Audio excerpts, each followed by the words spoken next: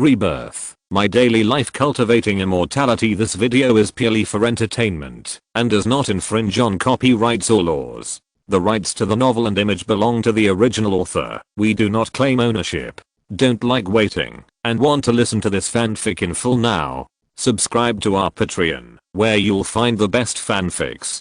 Chapter 526, Walking with You. Your home. Yao recalled a little. It seemed that except for the first time she met Jiang Ning, the other times, he was always accompanied by this little guy. She understood and was surprised. So you are relatives? Zhu Yuantang replied, no, he lives in my house. Since they are not relatives, they can still live together. Yao can't figure out the relationship between them. On the contrary, Yao's father over there, after thinking back, finally remembered the identity of the boy in front of him. Yao's father had seen Jiang Ning at Jiang Qishan's house. Later, Jiang Qishan introduced him to the Evergreen Liquid Company and specifically said that it was Jiang Ning's parents who acted as a matchmaker so that he could get part of the construction project of the Evergreen Liquid headquarters. Yao's father wanted to thank Jiang Ning's parents a long time ago, but it was a pity that he didn't have the opportunity to meet them.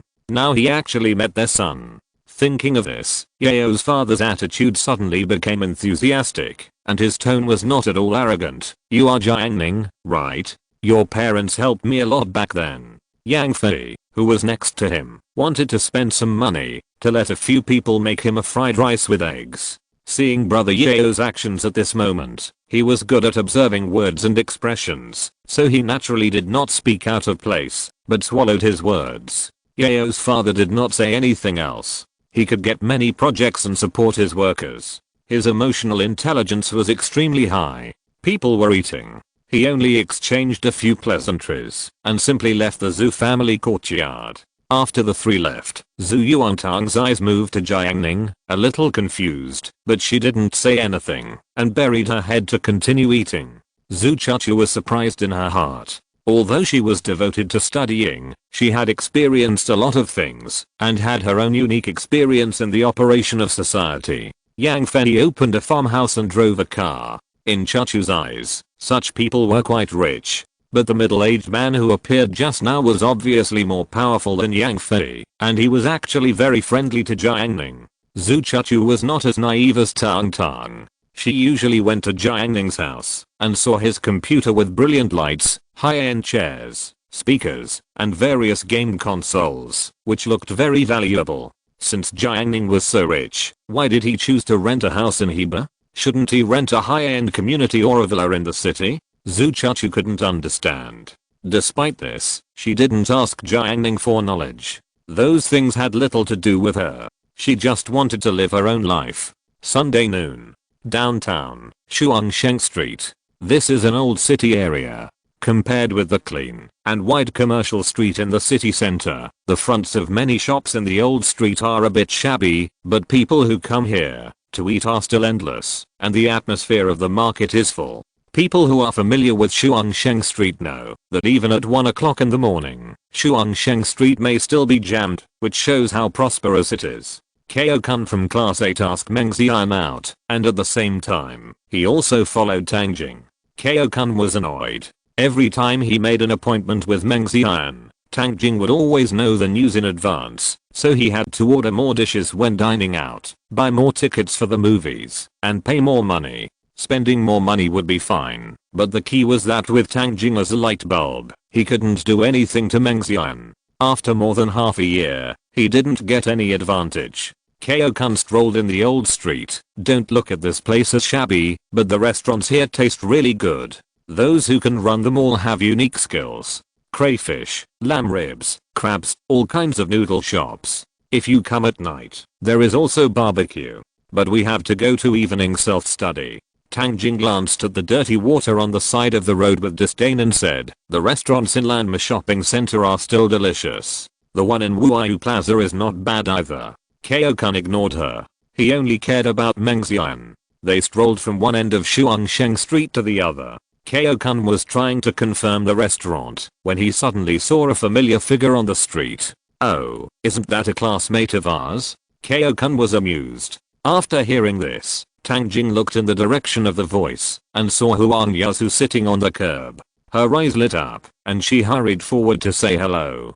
Huang Yasu was waiting for someone. He was sitting on the side of the road, holding the takeaway box with one hand and playing with his mobile phone with the other. Suddenly, it got dark in front of him. He looked up and saw Tang Jing in a short shirt. He could even see Tang Jing's belly button.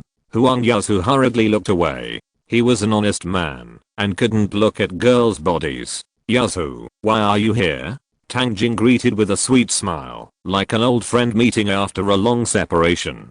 "Can I sit here?" She pointed to the curb next to Yasu, and she didn't even mind it being dirty. Huang Yasu was confused at first, then embarrassed, not knowing how to respond. He stammered, You sit down." After hearing this, Tang Jing actually sat down next to Huang Yasu.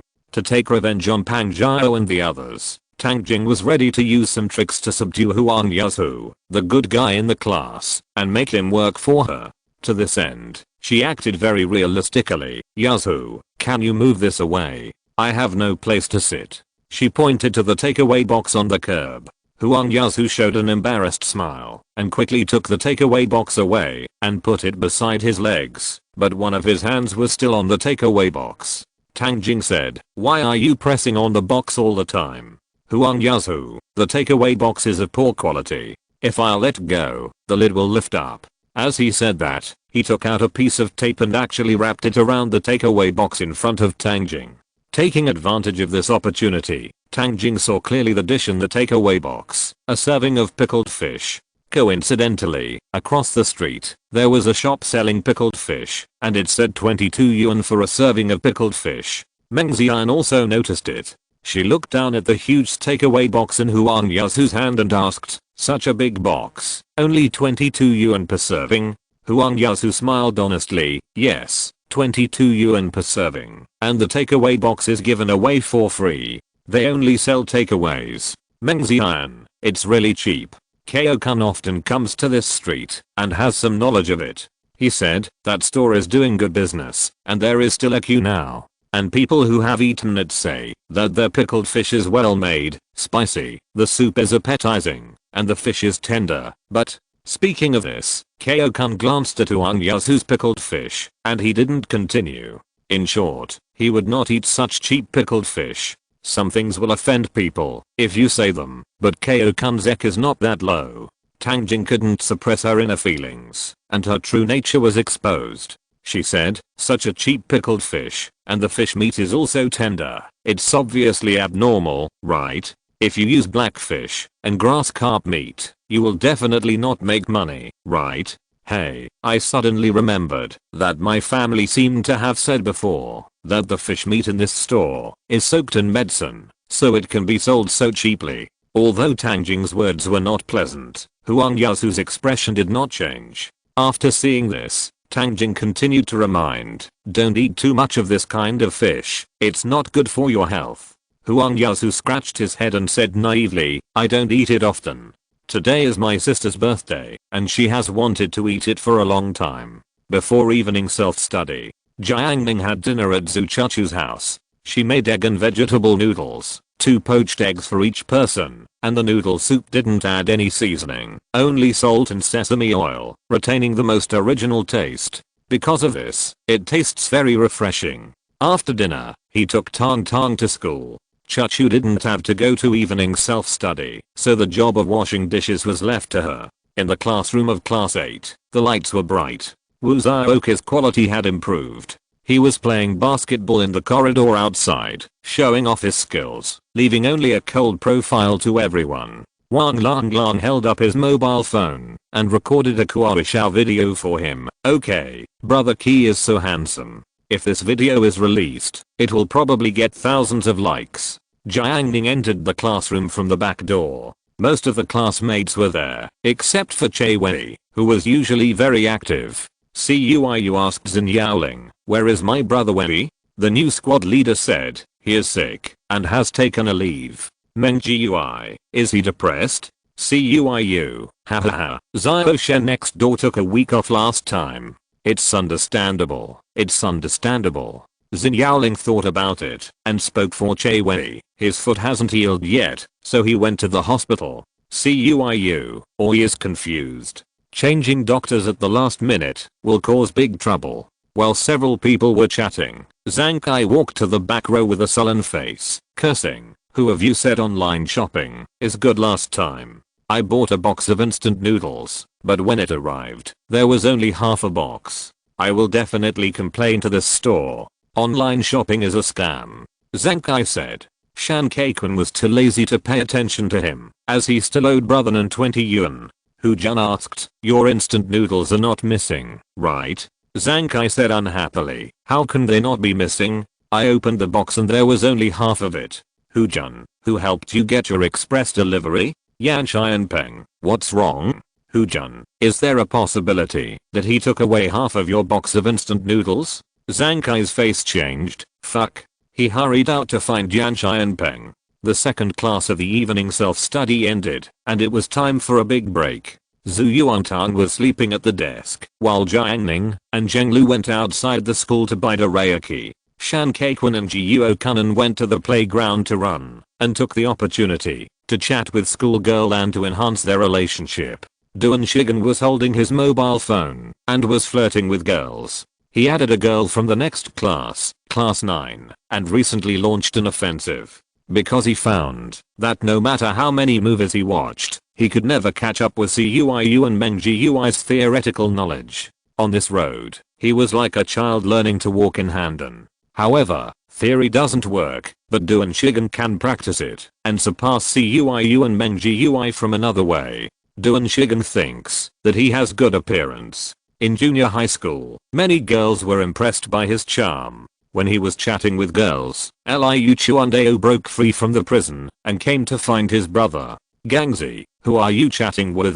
Liu Chuandao glanced at the female avatar. Duan Shigen, I've added a girl, and I'm going to ask her out. Liu Chuandao winked. How's the progress? Duan Shigen, it's okay, don't worry, just chat slowly. Upon hearing this, Liu Chuandao immediately taught him, when dealing with young girls, you must not chat slowly, you have to arouse their hearts, and make their emotions change for you, then you can pursue them. This thing can't be achieved slowly over time. As the saying goes, true love cannot be retained since ancient times, only routines can win people's hearts, and you must use routines. After listening to Duan Shigen, he felt that what he said made sense. He also felt that it was quite strenuous now, how to use routines. Do you understand? Liu Chuandao stretched out his hand, exuding unparalleled confidence. 3 sentences, no, 2 sentences, to make a girl fall in love with you.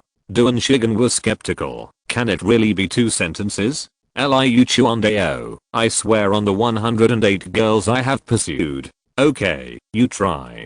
He handed over his phone. Boys of this age don't have a strong sense of privacy. Sometimes they are too busy playing games to reply to girls' messages, and they can even ask their brothers to help them deal with it. Duan Shigen is not particular about details. If he can succeed, he doesn't mind asking Liu Chuandao to help him in the process. Liu Chuandao received the phone and simply looked through the chat records before and after. Watch me operate. After that, he typed out the first sentence and asked straightforwardly, sister, do you have body odor? The girl from class 9, are you sick in the brain?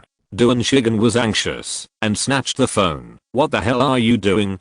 Liu Chuandao, don't worry, the reversal is coming. He typed out the second sentence, because you are like a vixen, you fascinate me. Look. Liu Chuandao showed the screen to Duan Shigen. Then Duan Shigen found that he had been deleted as a friend by the girl. At night, the moonlight is deep and the countryside is quiet. Jiang Ning's house is different from before. Before, only Tang Tang was fighting in front of the desktop computer. If you want to bring Jiang Ning with you, you can only play 43.99 small games, or connect to a game console. You can't play online games like LOL together. Today Jiang Ning brought a laptop and finally achieved double row. On this sacred day, Zhu Yuantang rejected Shang Keiwei's game invitation and played games with Jiang Ning. In the gold game, Zhu Yuantang chose Fizz and Jiang Ning casually chose Isaja. The lights in the room were not bright. On the wall opposite the desk, Jiang Ning pasted some light strips as atmosphere lights, which flickered. There was a plate of pistachios, crisp dates, and beef jerky on the table. In the low-end gold game, Zhu Yuantang played very easily. She ate snacks and strolled to the bottom lane from time to time to play with Jiang Ning, just like shopping in the canyon. Jiang Ning, yes. She picked up the jerky and put it in Jiang Ning's mouth. She stared at his eyebrows, eyes, and nose and watched him eat. Zhu Yuantang laughed twice. Jiang Ning peeled a pistachio, threw it into Zhu Yuantang's mouth, and rubbed her hair. Zhu Yuantang moved his chair closer to Jiang Ning. The atmosphere was particularly leisurely, without great ups and downs, blood and fire, life and death. But Jiang Ning felt a rare warmth. Jiang Ning ate a date, and the ice archer stood still and was dragged over by the robot on the opposite side. The opposite shooter, the male gun, dealt damage crazily, and there were dangers everywhere. It seemed that the ice archer was about to be killed. Zhu Yuantang's fizz jumped out, and with her super high economy, she killed the two opponents in seconds. Jiang Ning controlled the frost archer, entered the bushes, and began to return to the city to replenish blood. As a result, Zhu Yuantang's fizz also walked into the bushes, just like the two people in the room, and stuck closely together, starting the return journey. Jiang Ning was puzzled. You have a lot of blood. Drinking a blood bottle is enough. Why do you go back to the city? Zhu Yuantang thought of Jiang Ning sending her to school and coming home from school every day, and her mouth curved into a moving arc. I want to send you home too. Chapter 527, To Weigh Revenge. Monday. It was a long break before the first class in the morning. Many students came back from lunch and waited for the bell to ring. Che Wei, who used to arrive early in class every day, was nowhere to be seen again. He was mentally strong and only took a night self-study class yesterday. He came to class again during the morning self-study class today, but he arrived at the classroom close to the class time. Many students wanted to talk to him about their feelings, but there was no chance. Originally, CUIU planned to wait until the morning self-study class was over and call Meng GUI to ask about Oi's physical and mental condition. Unfortunately, Che Wei ran out again as soon as the bell rang. Chen Xiaoyu touched Jiang Ning. It seems that we don't have a holiday this week until the end of next Tuesday. Indeed, there will be a 7-day holiday for the National Day. Jiang Ning said. Are you going out during the National Day? Chen Xiaoyu asked. Last summer vacation, Jiang Ning took them to Xinjiang City. Although they were nervous on the road, the experience later made her and her sister unforgettable. Jiang Ning shook her head and denied. No, there are too many people going out on holidays. Even if they go out, it's crowded and boring. Then, if you don't go out, do you stay at home? Chen Xiaoyu continued to ask. Jiang Ning, probably, stroll around the area, maybe go boating, have a picnic or something. Oh. Chen Xiaoyu's ulterior motive was revealed. Then can my sister and I come to play with you? The back row of the classroom. Zhang Kai found the fourth seat. Brother Jun, do you have any money? He moved cement during the summer vacation and made a lot of money. Unfortunately, after he became rich, he spent lavishly, buying mobile phones, shoes, eating barbecue and hot pot, and soon almost spent it all. Hu Jun didn't even raise his head and replied, no money. Zhang Kai, how can you have no money? Today is only Monday. Didn't you just receive living expenses? Hu Jun asked back, yes, didn't you just receive living expenses? Why are you borrowing money from me? Zhang Kai smiled, I didn't ask for living expenses. Aren't I looking for you to make up the difference? Hu Jun ignored him. Zhang Kai had no choice but to look at Wang Lang again. Soon, he gave up on his own. If he asked Wang Lang to borrow money, he would definitely be lectured, which would be annoying. He skipped Shan Kaikun again. Kaikun was not a good person and never lent him money. Ma Shichen was not a good person either. If he asked Ma Shichen to borrow money, Ma would definitely treat him to steamed buns. Zhang Kai wanted to eat meat. Zhang Kai thought about it and wandered to Jiuo Kunan. Brother Nan, lend me 10 yuan and pay you back later. Jiuo Kunan, you should pay me the 20 you owe me first. Zhang Kai licked his face. I have no money to eat, and I will definitely pay you back when I have money. Jiang Ning was puzzled. Forget it. I don't understand why you like to borrow money from me. I'm not very rich. Huang Zhangfei and Jiang Ning are much richer than me. Why don't you lend me money? Zhang Kai glanced at Jiang Ning, who was chatting and laughing with Chen Xiaoyu, and an inexplicable awe rose in his heart.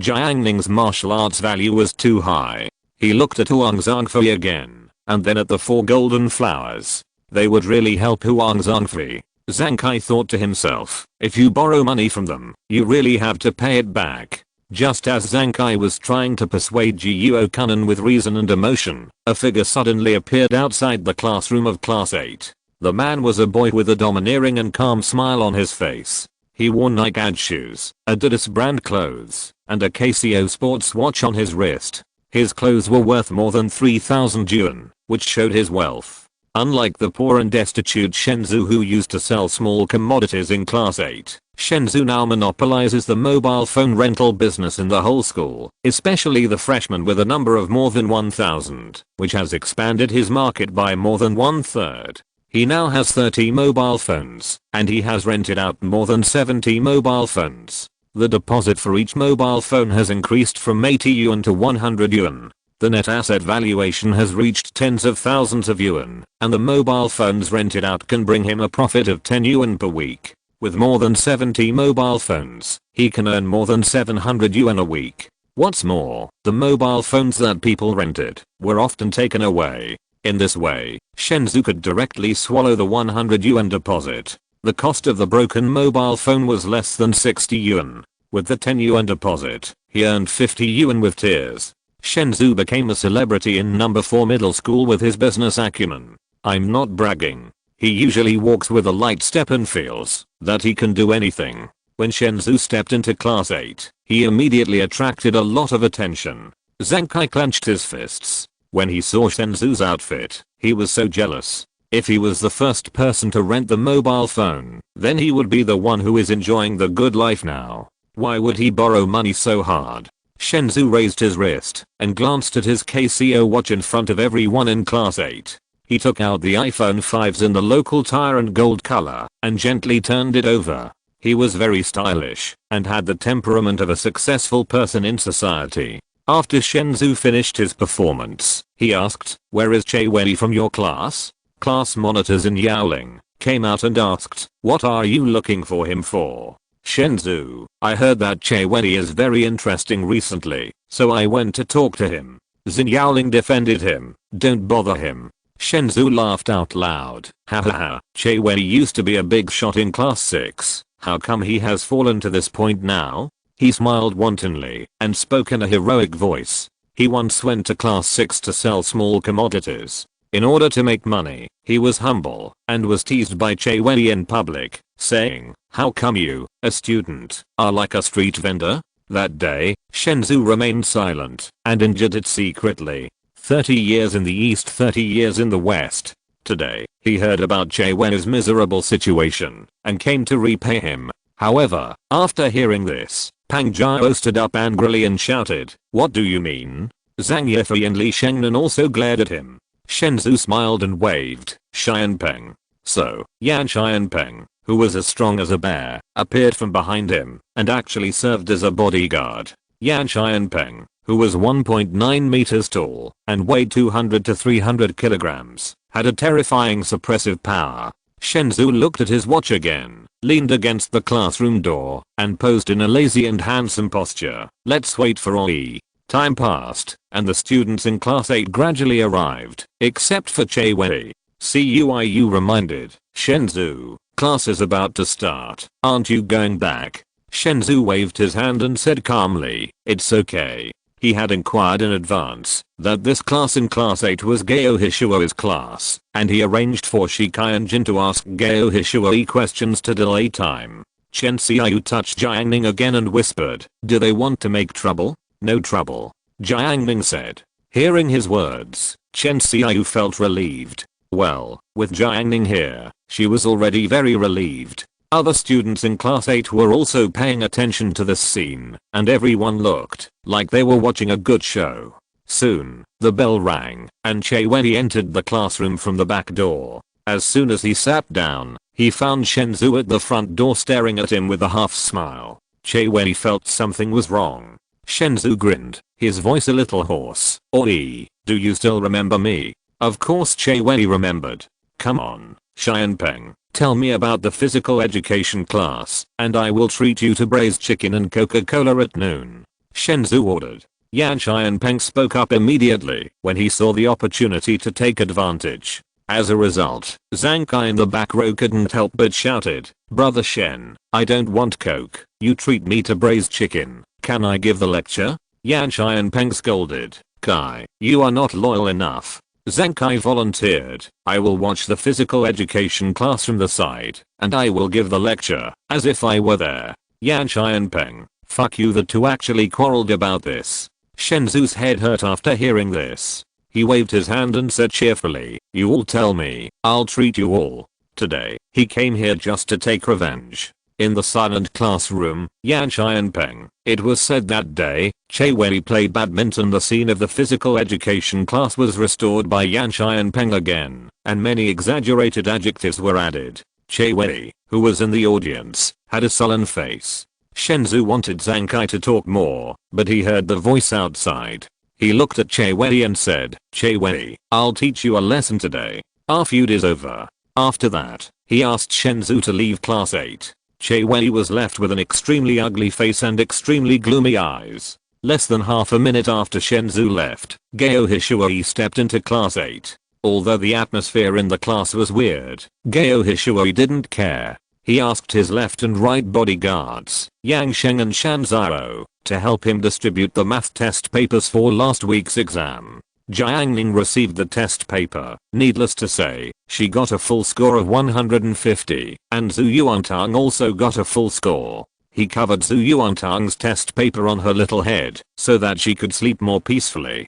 Gao Hishui first criticized the students who did poorly in the test, and then began to explain the test papers one by one. He had a loud voice and a fierce face, and the timid students were frightened and dared not to be distracted. However, there was one person who was different. Che Wei suffered a blow in the physical education class. He went home to rest on the weekend and barely recovered a little. Today, when he came to school for class, he was hit hard by Shenzhou, who used to look down on him. This made the petty Che Wei explode directly. He almost lost his mind. There were only two words in his heart: revenge. He wanted revenge. He wanted Shenzhou to pay blood debt with blood and make him as humble as he was when he entered the class 6 small commodity market. And Yan Xianpeng, who exposed his scars in public, he would never let go. They all paid the price. Thinking of this, Che Wei's eyes almost burst into cold light. When has he been humiliated like this? It's time to overturn the chessboard.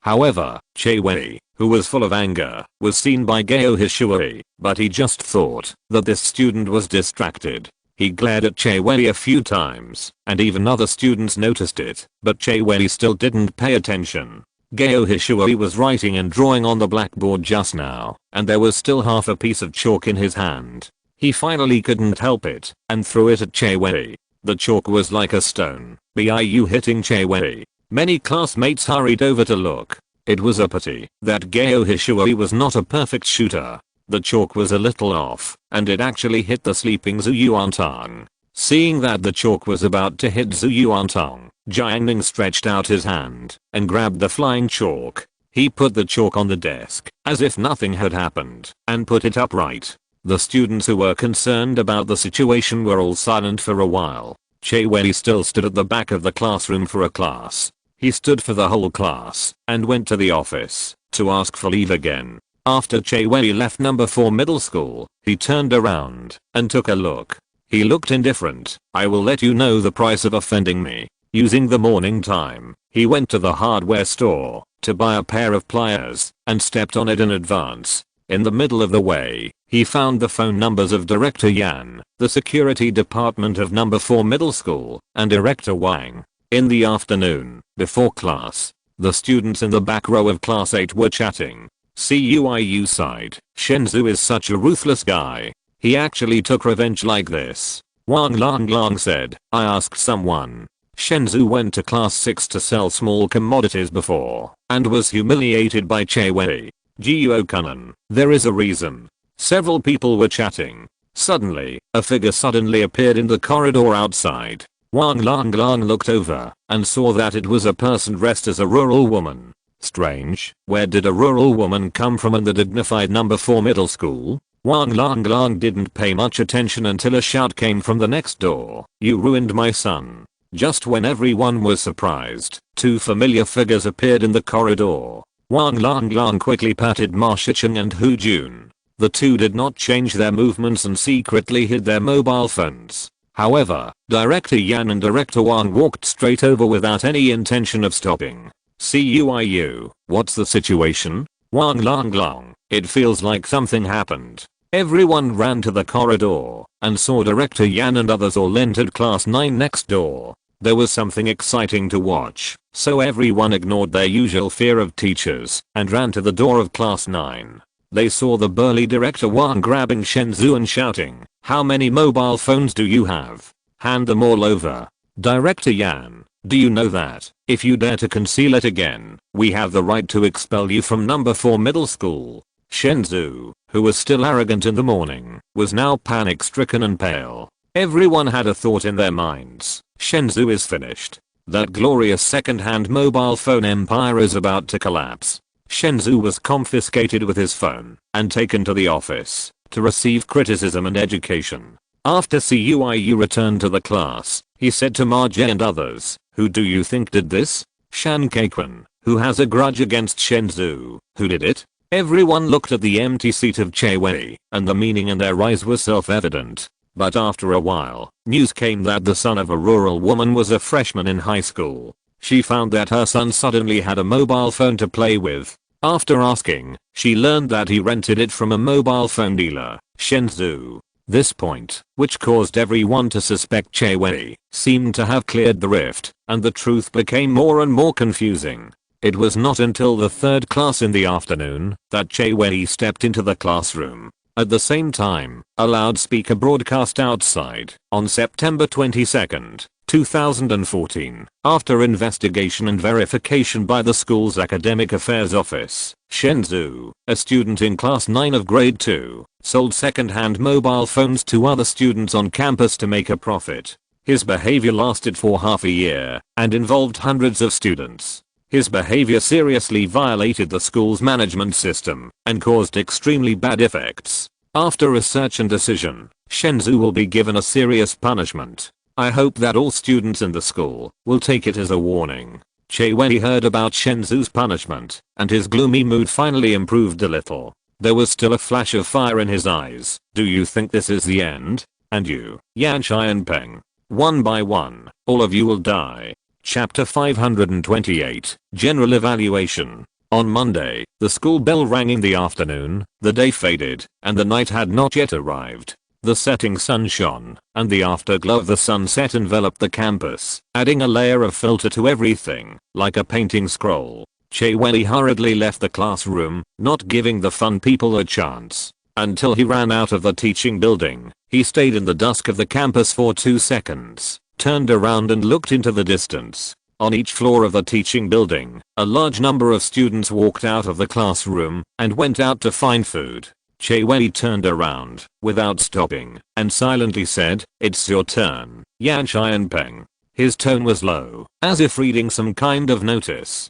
Shenzhou had suffered a serious injury, but it was far from enough. All those who angered him, no one would think of running away, and all blood debts would be paid with blood. Che Wei asked for a class leave in the afternoon, found the bicycle that Yan Xianpeng rode every day, cut the brake line, and made the bicycle lose its braking function. As for what consequences it would cause, Che Wei's face showed a sneer. That depends on Yan Xianpeng's luck. From the moment he offended me, he should have thought that he would pay the price. Che Wei thought of the scene after Yan Xianpeng suffered. He was happy and strode forward. Although school was over, at dinner time, there were still people in class 8 discussing the questions. At present, in terms of the number of top students, class 8 is second only to experimental classes 123. There is a strong learning atmosphere among the top students in class 8, and everyone often discusses questions. Chen Qian showed the draft paper to Song Sheng. Yes, the answer to this question is A. Song Sheng, forget it. Choose D for this question. You are wrong. Chen Qian's grades are in the top 10 of the whole grade, and Song Sheng is in the top 100 of the grade. On the surface, the gap between their grades is very large, but Song Sheng's physics is his strong point, and he can even tie Chen Qian. So when discussing, Song Sheng was not convinced by Chen Qian. Chen Qian, look carefully at the proof process. Look carefully. Song Sheng, no, I calculated it several times, and I have done similar questions before. The two had their own reasons, and they argued endlessly, and even skipped dinner. Jiang Ning did not go out to eat, because Deng Qingfeng brought her food. She watched the two top students quarreling, and was covered by the smoke of war. Song Sheng could not convince Chen Qian, so he tried to win over his teammates. Jiang Ning, did you choose A or D? Jiang Ning was stunned, and she silently covered the answer with her hand. She chose C. In the corridor outside, Shenzhou was leaning on the balcony, and next to him were Jihao and Deng Xiang, who were once good buddies in Tizhang. Jihao looked at Shenzhou's melancholy expression, and felt a little sorry in his heart. After all, Shenzhou's second-hand mobile phone empire collapsed, and a grand event came to an end. At the same time, he felt inexplicably happy. At the beginning, Shenzhou was so arrogant that he ignored his old brothers and thought they were two different people. Now, seeing that his building has collapsed, Jihao's thoughts of gloating over the misfortune accounted for most of it. Jihao comforted him superficially. Don't be sad, brother Zhu. At worst you can start over again. Start over again. Ha ha ha. Shenzhou laughed out loud, with endless sadness. It's easy to say, but he has spent countless efforts to operate the second-hand mobile phone market until now, not only in the school, but also outside the school. He personally opened up the way to obtain second-hand mobile phones, so that he can grow bigger and stronger. Deng Xiang pinched a cigarette, but didn't light it. He shook his head. The problem is not here. The main thing is that brother Shen is now on the school's surveillance list, so it's not good to do small things. Shenzhou's connections are still there, but does he dare to sell second-hand mobile phones again? The second-hand mobile phones were rented out, causing a commotion among students' parents, claiming that it affected their children's studies. What's more, it's not just one second-hand mobile phone, but hundreds of them. The students involved are so wide and the impact is so bad. If the school is determined to hold Shenzhou accountable, the punishment will not only be a serious warning, but at the very least, he will be kept in school for observation, or even directly expelled. Jihao patted Shenzhou on the shoulder. Don't worry, with your intelligence, you will definitely find a better way to make money in the future. We believe in you. Shenzhou was in a low mood. Let's wait and see. He looked at the vast campus from afar and felt a tightness in his chest when he thought that the channel for making a fortune was cut off. He looked at the two people. I'll treat you tonight. Let's go to Lobster City for a drink. Can you take a day off? When Jihao heard that Lobster City was full of lobsters and crabs for barbecue, he immediately decided, okay, I can definitely take a day off. Shenzhou, call 2 more girls. Speaking of girls, Deng Xiang promised, I'll arrange it right away. Gongzuan, Qiu Dai, and 2 more girls from vocational high school. Can I make a suggestion? Deng Xiang was entangled. Shenzhou had no objection. You say it. Let's go to Sister Ma's barbecue. Her barbecue is very good, and there is also a lobster barbecue next door. Deng Xiang smiled. Jihao, who was standing next to him, also showed a smile that all men would understand. Recently, my brother Xiang has taken a fancy to the daughter of Sister Ma's family. Do you know Pei Yujing? From class 3. Shenzhou nodded. He knew this. That girl is very pretty, but her face doesn't have much expression. Deng Xiang showed a smile that all men would understand. I tell you, this kind of girl is the most exciting. If you can catch her, she'll be so wild. He patted his thigh happily. She usually works as a waitress in a barbecue restaurant. It's a good opportunity to deepen our relationship. Jihao, brother Shen, you can eat anywhere. You can save some taxi money at Sister Ma's house. Shenzhou glanced at the two of them and felt helpless about their IQ. Have you ever thought that, if we skip class to eat, we won't meet Pei Yujing? Deng Xiang's smile froze. Jiang Ning went out to eat alone today. He ordered a bowl of chicken leg dry buckle noodles, which cost 16 yuan. The noodles were dry buckle noodles alone, and there was also a bowl of chicken soup with chicken legs and chicken blood. The soup was rich. After finishing the meal, Jiang Ning went out of the store directly without buying anything for Zhu Yuantang. She has been extremely lazy recently and doesn't even want to use chopsticks. She just likes to eat easily, such as cakes that can be picked up and eaten. Jiang Ning bought 2 yuan of egg and ham cakes and 3 skewers of grilled gluten to deal with her. Anyway, Zhu Yuantang is not picky about food and is easy to feed, so as long as she has something to eat, it's fine. He carried the packed food and walked slowly towards the school gate. On the way, he met Deng Qingfeng. He was carrying a lot of boxes and bags in his hands, which were filled with stir-fried vegetables, fried buns, fried skewers, wontons, bread, and peach gum stewed in milk. Jiang Ning, what a coincidence. Yes, it's a coincidence. Have you eaten? Jiang Ning asked. I just finished my work. I'll eat in the classroom later. In order to buy these things, Deng Qingfeng ran around in many places and enjoyed it. Who did you buy so many copies for? Deng Qingfeng read, Yuan, Jiang Yanan, Shen Qinj, Meng Xian, and Xin Yaoling. Jiang Ning, awesome. Deng Qingfeng didn't care at all. It's just a small thing. If Bei Yuxia and Yang Sheng hadn't been unwilling to take them, Deng Qingfeng could even buy 10 copies. For him, it was easy. Alas, there are still too few students transferring to our class. It would be great if there were more female students. I would let them feel the warmth of the big family of class 8. Deng Qingfeng was disappointed. Although a group of students transferred to the class, there were only 3 who caught his eye: Meng Xian, Xin Yaoling, and Shang Keiwei. Unfortunately, Shang Keiwei was too timid, and Deng Qingfeng couldn't warm her up. By the way, how did you do in the exam this time? Deng Qingfeng asked. He had just finished the monthly exam recently, and the results must be a topic that students could not avoid. I guess I'm still second in the grade. Well done, you suppressed 2 students from class 1 again. Deng Qingfeng was proud of it. In high school, students have a strong sense of class honor. If they can surpass the experimental class in terms of top students, everyone in class 8 will feel very proud. Jiang Ning said, Du Chuan from class 1 is okay, but he is a little behind me. Deng Qingfeng, don't ignore Ding Xuan. Her grades are improving very quickly. Jiang Ning didn't care. Huh? Her grades are okay, right? Deng Qingfeng, she has good grades in Chinese. In the last final exam, she scored 145 points, which is amazing. She must be very talented.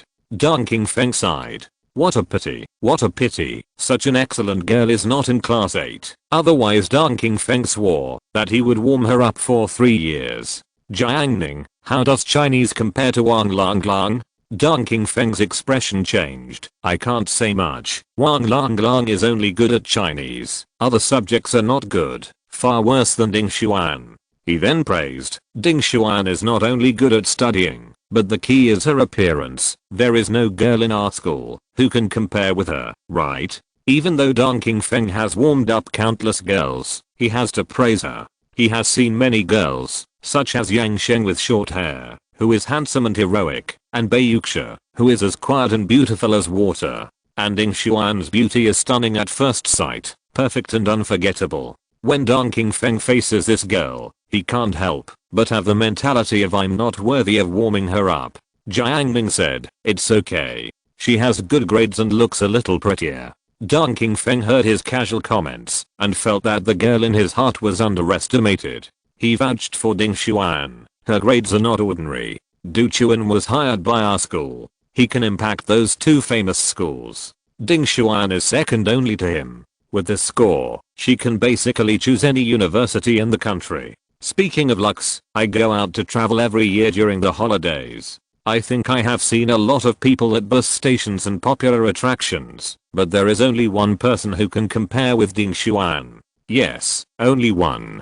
Deng Qingfeng thought of the girl next to Jiang Ning on the day of the small temple fair, and he was extremely envious. Besides, don't you find that she has a good temperament? Even if you look at her from a distance, you will feel inferior in your heart. Jiang Ning sighed. How could there be such a wonderful woman in the world? Jiang Ning, I don't think so. Jiang Ning kept walking and looked up and said, she is standing too high. Although we all study in number 4 middle school, we are destined not to have much intersection. However, Jiang Ning is already satisfied to be in the same school with such a girl. If he can bring her a loving breakfast, Jiang Ning will have no regrets. Jiang Ning, there are always surprises in everything. No one is perfect. She also has shortcomings, such as being too curious. Jiang Ning glanced at her a few more times and was confused. How do you know? Jiang Ning took 2 steps forward. Ding Xuan and Li Shi happened to be carrying fruits out of the roadside fruit shop.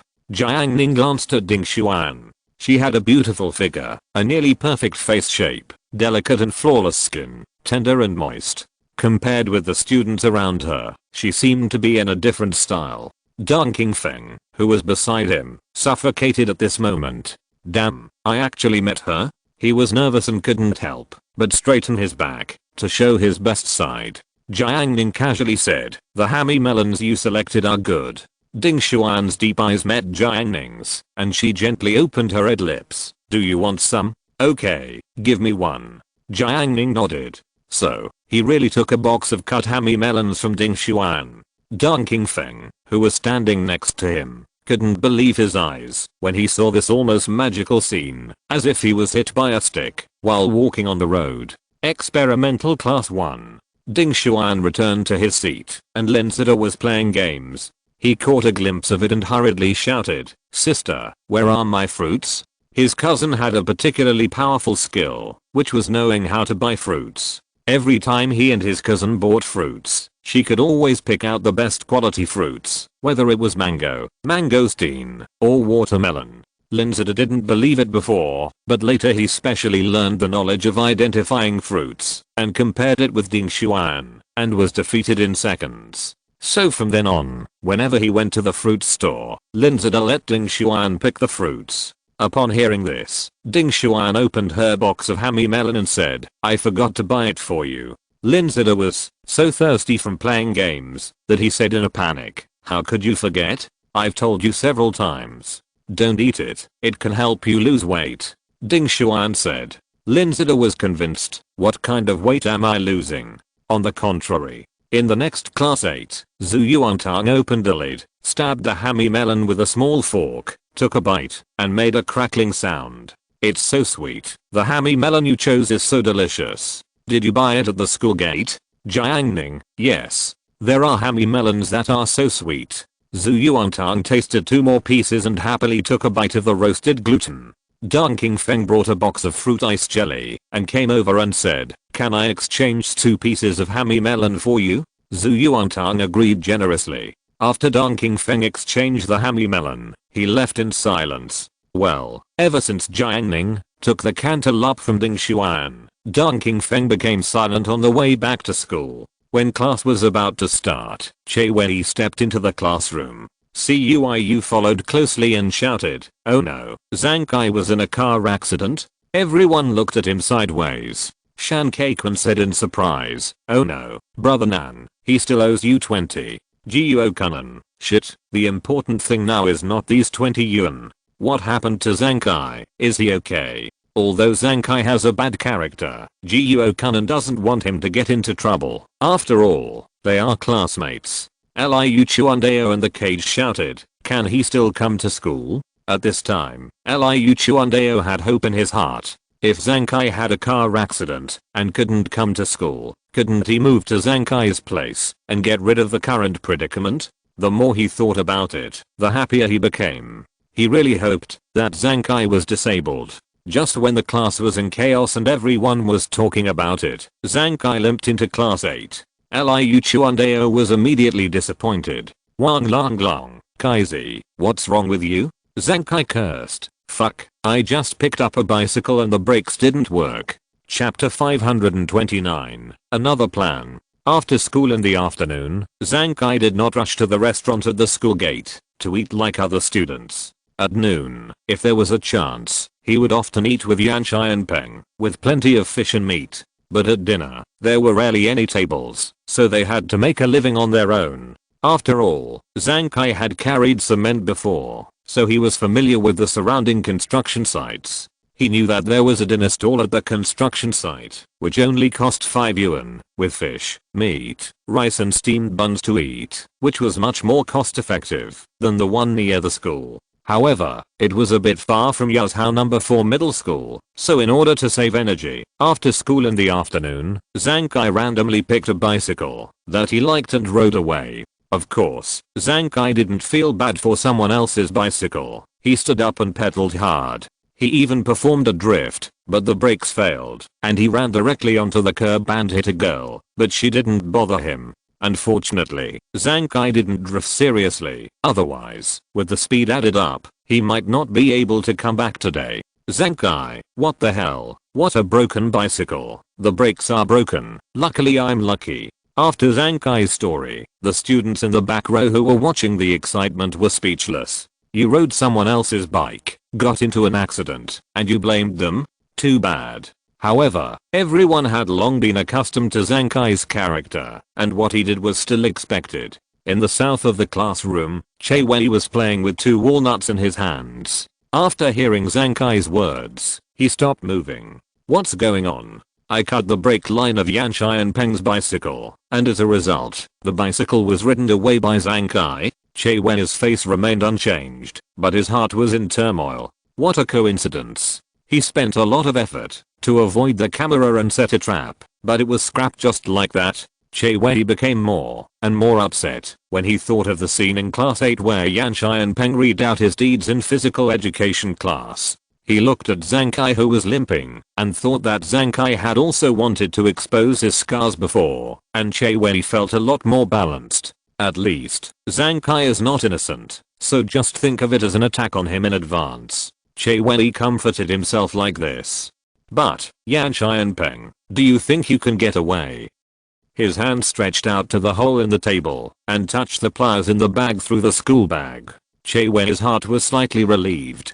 It doesn't matter, just wait until Yan Xianpeng fixes the bicycle and try again. Jiang Ning leaned against the windowsill, looking sideways at the campus at night. In his spiritual consciousness, he saw the pliers in Che Wei's backpack. In terms of tools, Huang Yazhu's bag is truly complete. But the things in Che Wei's bag make people know what he did with a little imagination.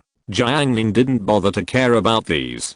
There are so many bad people and bad things in the world, just don't mess with him. During the break between evening self-study classes, Jiuo Kunan was about to go to the playground to be Shan Keiquan's wingman, and suddenly, a call appeared on the screen of his mobile phone. Hello, who are you? A soft female voice came from the other end of the phone. Hello, are you Jiuo Kunan? Just the voice made Jiuo Kunan feel good.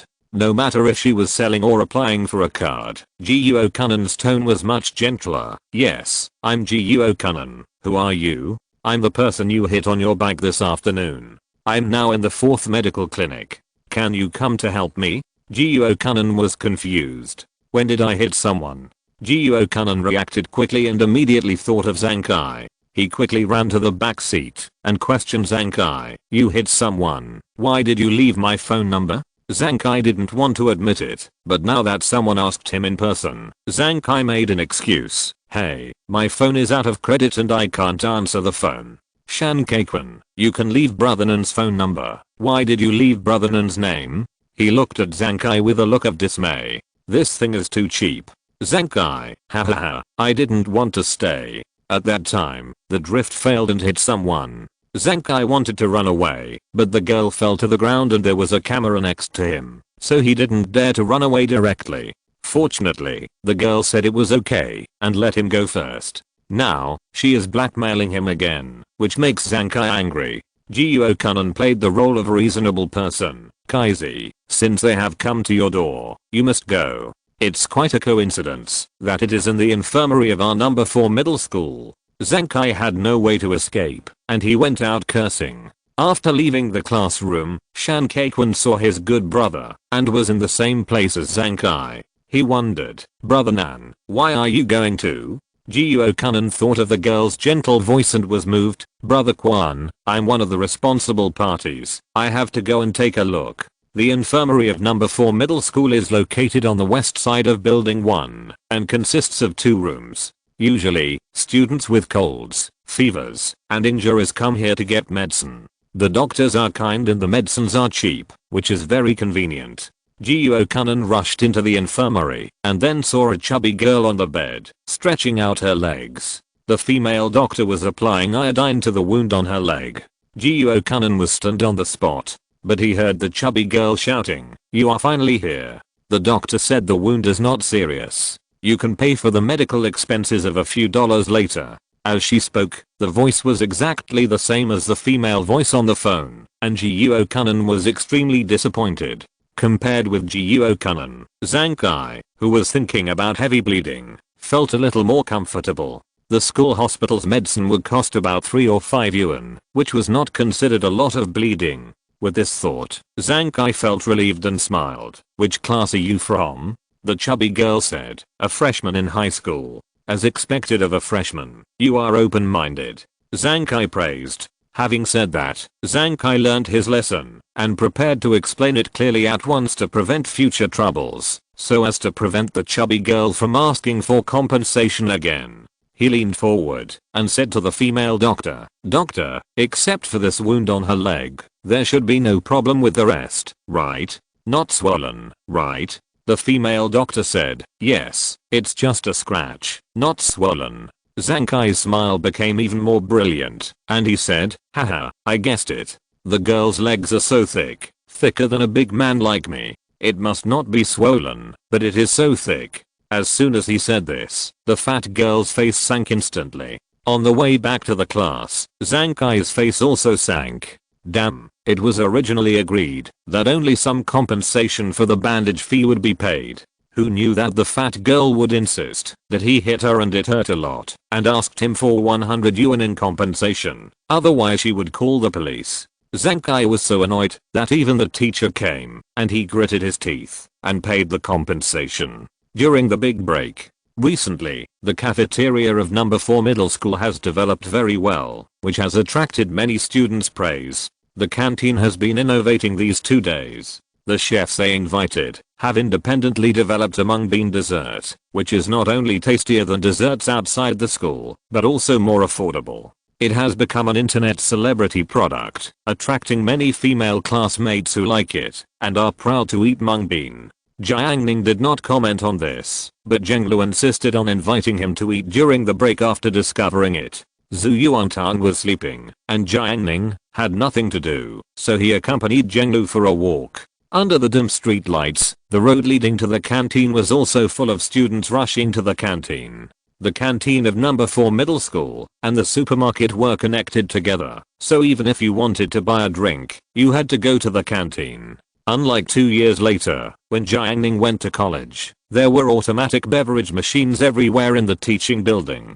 Zhenglu and Jiang Ning were very close, and their arms touched from time to time while walking, and occasionally, their hands touched inadvertently. But after all, high school students were not allowed to have early love on campus, so there could be no more intimate contact. Soon, they arrived at the cafeteria. A line formed in front of the window selling ice bean paste, and Zhenglu joined it. Jiang Ning found a seat and waited. He looked around the windows. Although the layout had not changed, the staff behind the windows and the various foods sold were obviously different from the cafeteria in his previous life. Thinking of the deserted cafeteria in the past, and then thinking about the prosperity of the cafeteria now, Jiang Ning nodded, barely looking like a cafeteria. He continued to scan with his spiritual sense, and suddenly found that there was a missing meal card next to the dining table stool not far away. Jiang Ning rarely intervened in such situations. When his consciousness carefully scanned the meal card, he found that the fingerprints on the surface were exactly the same as those of a classmate in their class. So he knew who had lost the meal card. Jiang Ning stood up, picked up the meal card, and prepared to return it to that person. After all, he was Tang Tang's game friend, and it was worth Jiang Ning's effort. It takes time to make mung bean paste. Zhenglu waited in line for 5 minutes before it was her turn. Jiang Ning walked to her side in time and helped carry 3 bowls of mung bean paste. When Jiang Ning was about to go back, a figure hurriedly ran into the cafeteria door. The girl's face was buried in her hair, making it impossible to tell what she looked like. However, this kind of concealment was clearly visible under Jiang Ning's consciousness. The delicate facial features, timid eyes, and thin appearance, but actually quite a good figure, all were exposed. The girl passed by sideways, and Jiang Ning suddenly said, "Shankei Wei." Shankei Wei fluttered forward 2 steps out of habit, and her body finally stopped. She raised her face slightly, but because of Jiang Ning's height, she didn't recognize Jiang Ning.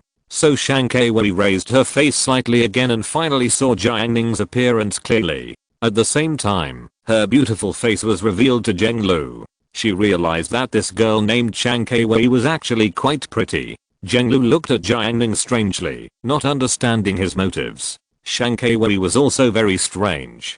Jiang Ning turned his palm over, and a meal card was pinched between his fingers. "Are you looking for this?" Shankei Wei recognized that it was her meal card at a glance, because there was a cute pink sticker on it. "It's mine, it's mine," Shankei Wei said hurriedly. Jiang Ning returned the meal card. "Okay, return it to its original owner."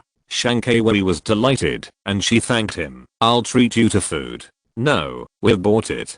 Jiang Ning showed the ice bean paste in her hand. Shankei Wei rarely insisted. "Yes, yes." She said it several times, but Jiang Ning couldn't beat her, so she went to the supermarket with her and took a bottle of Coke. Well, it was paid with Shankei Wei's meal card. When paying, Zheng Lu paid special attention to Shankei Wei's expression.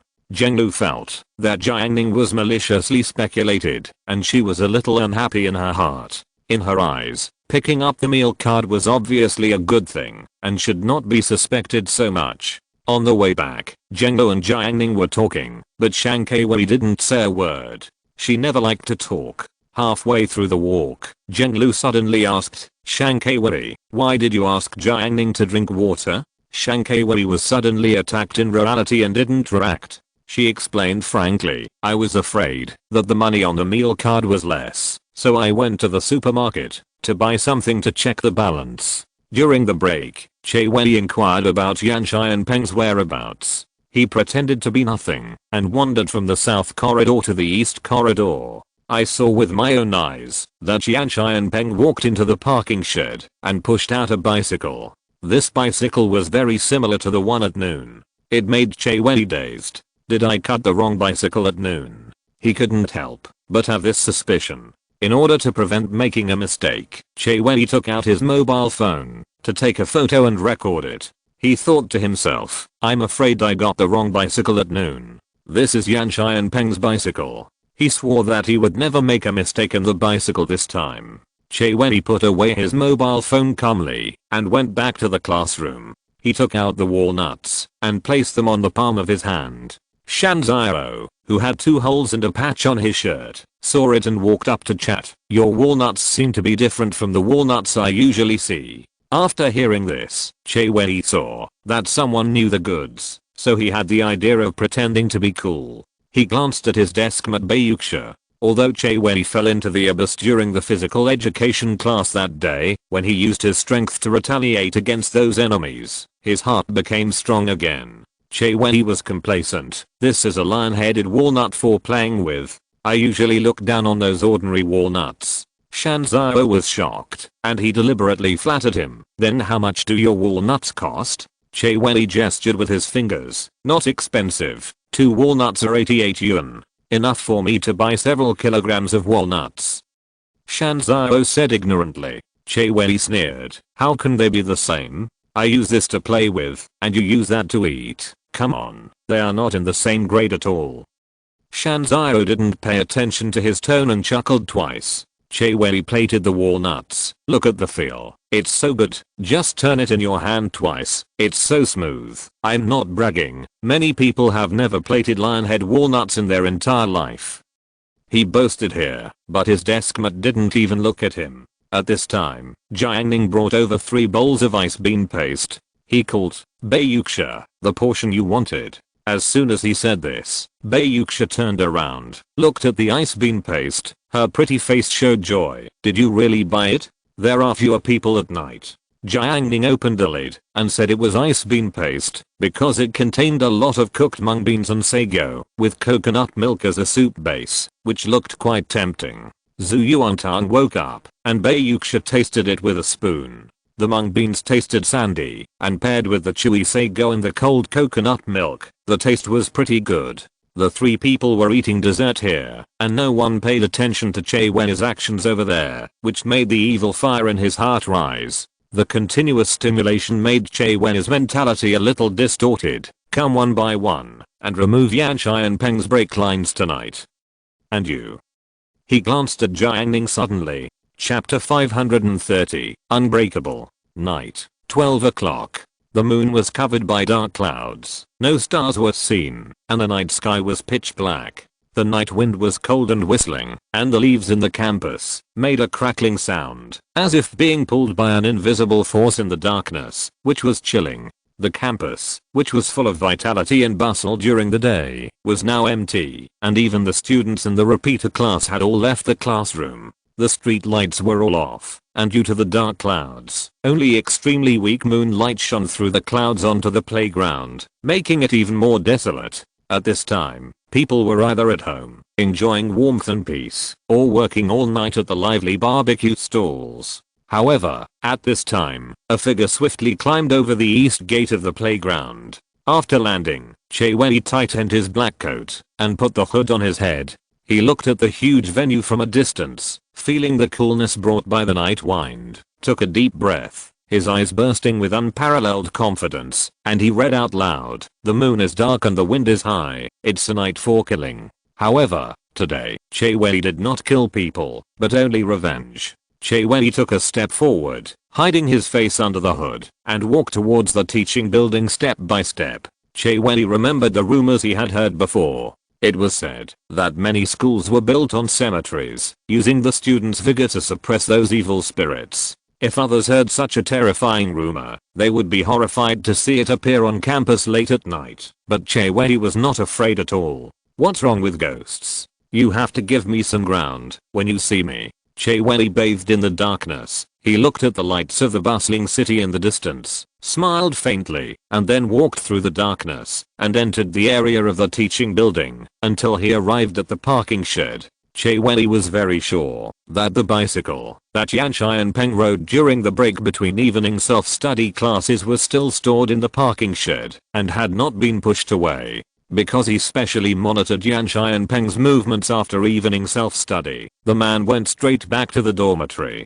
During the day, he cut the wrong bicycle, so it was wrong. Che Wei would cut it again at night. As for the camera in the parking shed, Che Wei sneered. When he was doing things in the afternoon, he turned the camera around. He walked to the carport, checked carefully, and found that the direction of the camera had not been corrected. Che Wei shook his head and said disdainfully, "It seems that the people in the security department are also a bunch of trash. Director Wang, who is said to be so awesome, has only this little ability. It's really laughable." Che Wei took out his mobile phone, opened the gallery, and turned to the secretly photographed bicycle of Yan Shai and Peng.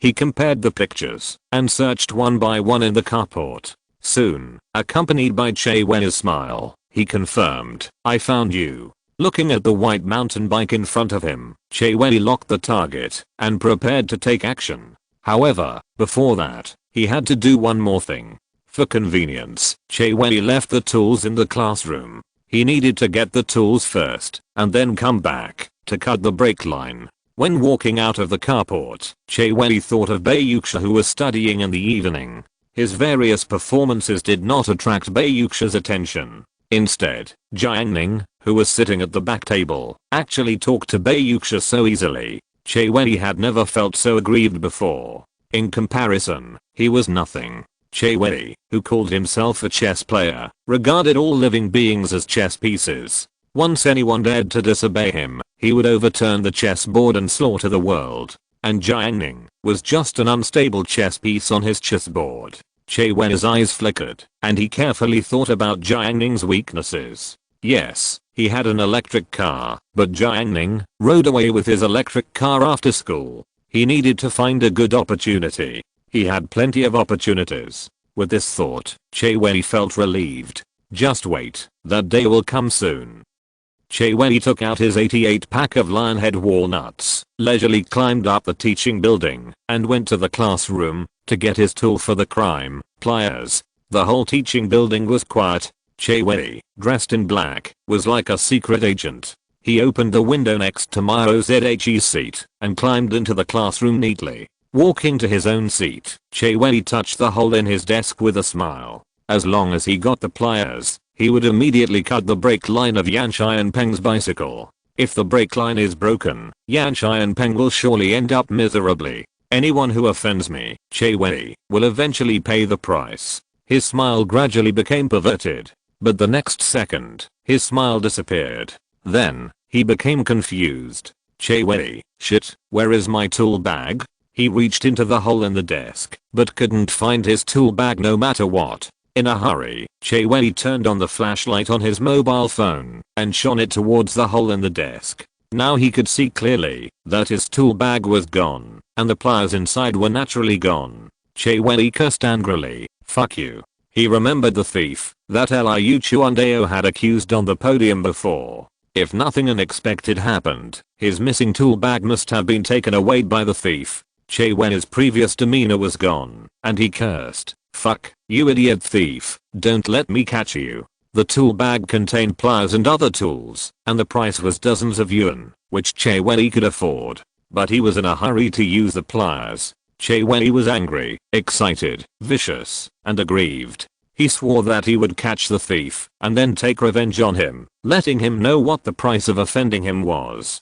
With hatred, Che Wei left the classroom, ran back to the playground, and climbed out of the east gate of number 4 middle school. He found a hardware store on the roadside that was not closed yet, bought a pair of pliers, and sneaked back into the campus. The rush along the way made Che Wei sweat, not only because of physical fatigue, but also because of the psychological blow. Che Wei's hatred for the thief was so intense that he wanted to kill him. Che Wei took a breath and slowed down his violently beating heart. He entered the carport and found the bicycle, his eyes full of fire. He wanted to use Yan Xianpeng's bicycle to vent his anger. It's all because of you. Che Wei picked up the pliers. Die. Che Wei opened the pliers, clamped the brake line, and pressed hard. However, the familiar feel did not appear. The brake line of this bicycle seemed to be unusually hard. His pliers didn't move at all when he cut it. Che Wei used his tiger's mouth to forcefully squeeze the pliers, but it still didn't move.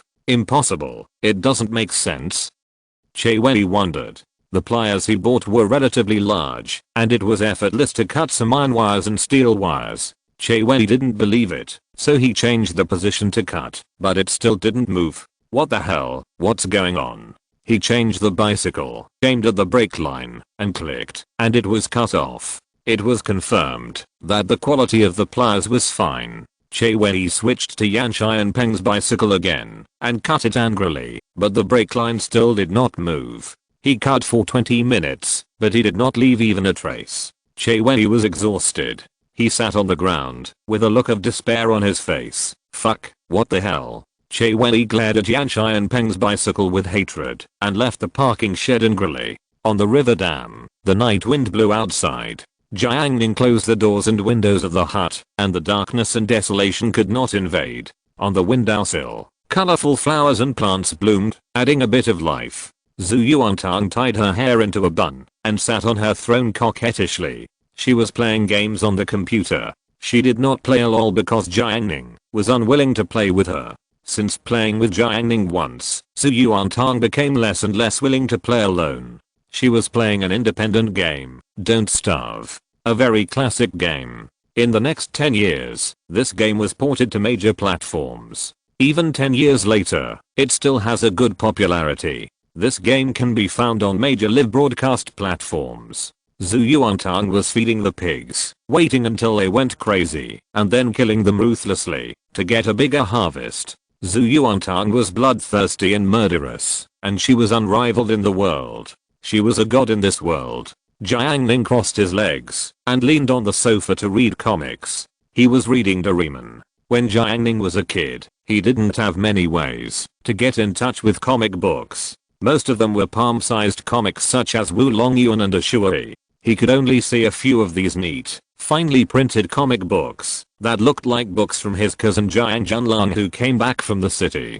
Jiang Ning read with great interest. At this time, his spiritual sense was slightly fluctuating. Jiang Ning knew that the things he had laid out had been moved. Did he really go? Jiang Ning was amused. During the evening self-study, his spiritual sense scanned Che Wei and noticed the abnormality of this person. After finding the clues, Jiang Ning cast a spell on the brake line of the bicycle that Che Wei was observing to temporarily strengthen it. As a result, as he expected, Che Wei did take action. Jiang Ning thought, if you can cut it off. It was just a casual fun. Jiang Ning no longer paid attention to it. He looked at the fruit plate on the computer desk and called, Tong Tong, bring me my grapes. Zhu Yuantang was immersed in her invincible world, but was brought back to reality by Jiang Ning. What was even more hateful was that he dared to order her around. The fruit plate was so close to him, but he insisted on letting her take it. Did he treat her like a maid? Zhu Yuantang said dissatisfiedly, TSK, remember your identity, don't order me around like that, okay? You should ask me. Jiang Ning, oh, bring my grapes here. Campus. Che Wei worked until more than 1 in the morning, but it was all in vain. The brake line was not cut, the toolkit was lost, and he was sweating all over. For the first time, Che Wei realized why it was so difficult to be a bad guy. He carried a pair of pliers, dragged his tired body, and walked towards the east gate of the playground in a panic, ready to go home, to take a shower and sleep. He must buy a pair of big pliers tomorrow, the kind that can cut steel bars. He didn't believe that he couldn't cut a mere brake line. The playground was as dark as usual. The night wind blew away the sweat and Che Wei became much more sober. He climbed over the east gate again, but when he landed, he found something wrong. 2 dim lights appeared in the darkness. With the help of the faint moonlight, Che Wei recognized that it was a wild dog.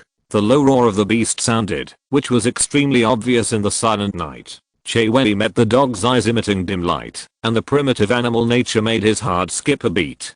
Trouble. Che Wei blindly turned on the flashlight on his mobile phone. When the light shone, he could see the dog clearly. It looked like a small wolf dog, with brown hair and a scar on its body. It was grinning, and its eyes were green, as if it was going to pounce on its food in the next second. It took me as prey. Che Wei felt a chill on his back, rushing straight to the top of his head, and his hair stood up. Che Wei does bad things every day, and has rich experience. He knows that when seeing a wild dog, he must not be timid or afraid, otherwise the dog will smell the fear and arouse its animal nature. Che Wei took a deep breath, and looked directly at the wild dog.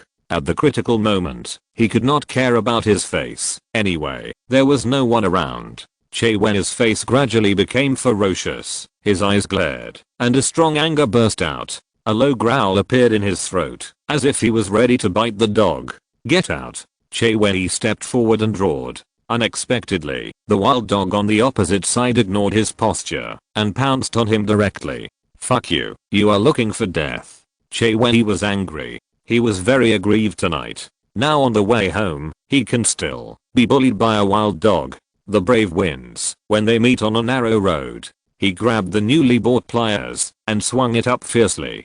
Heba bungalow. Zhu Yuantang was very unhappy when she was ordered around. She didn't even play the game. After clicking pause, she ran to the sofa to educate Jiang Ning, and her little mouth kept talking.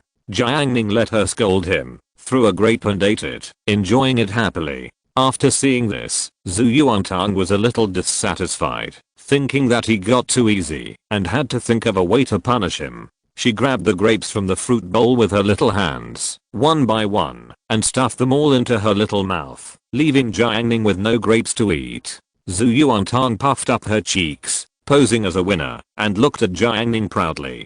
Jiang Ning picked up another lychee and ate it. Zhu Yuantang made a fuss for a while, looking at the sky outside. It's so dark today. Yes, this kind of dark sky is the scariest, especially in the wilderness, where there is no one.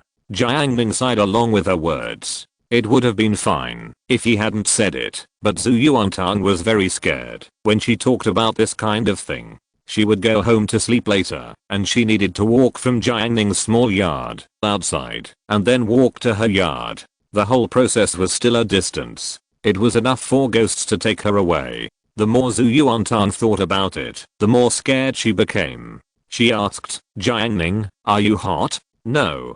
Of course you are. I'm hot too. Let's go out and get some fresh air later. It will be so cool. It will be so comfortable." "No, I'm afraid of catching a cold." Jiang Ning refused.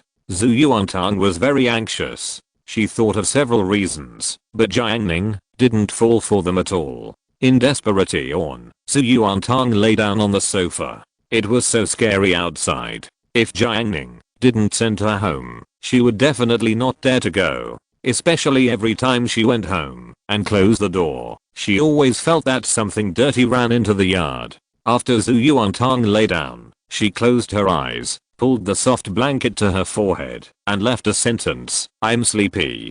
Good night, Jiang Ning." As long as she fell asleep, she would always appear in her room the next day. Seeing her like this, Jiang Ning teased, "Why, are you afraid of the dark and dare not go home? So you plan to sleep with me?"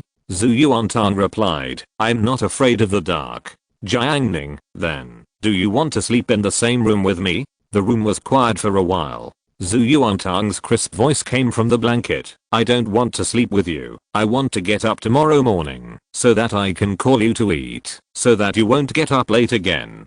Chapter 531 Realm.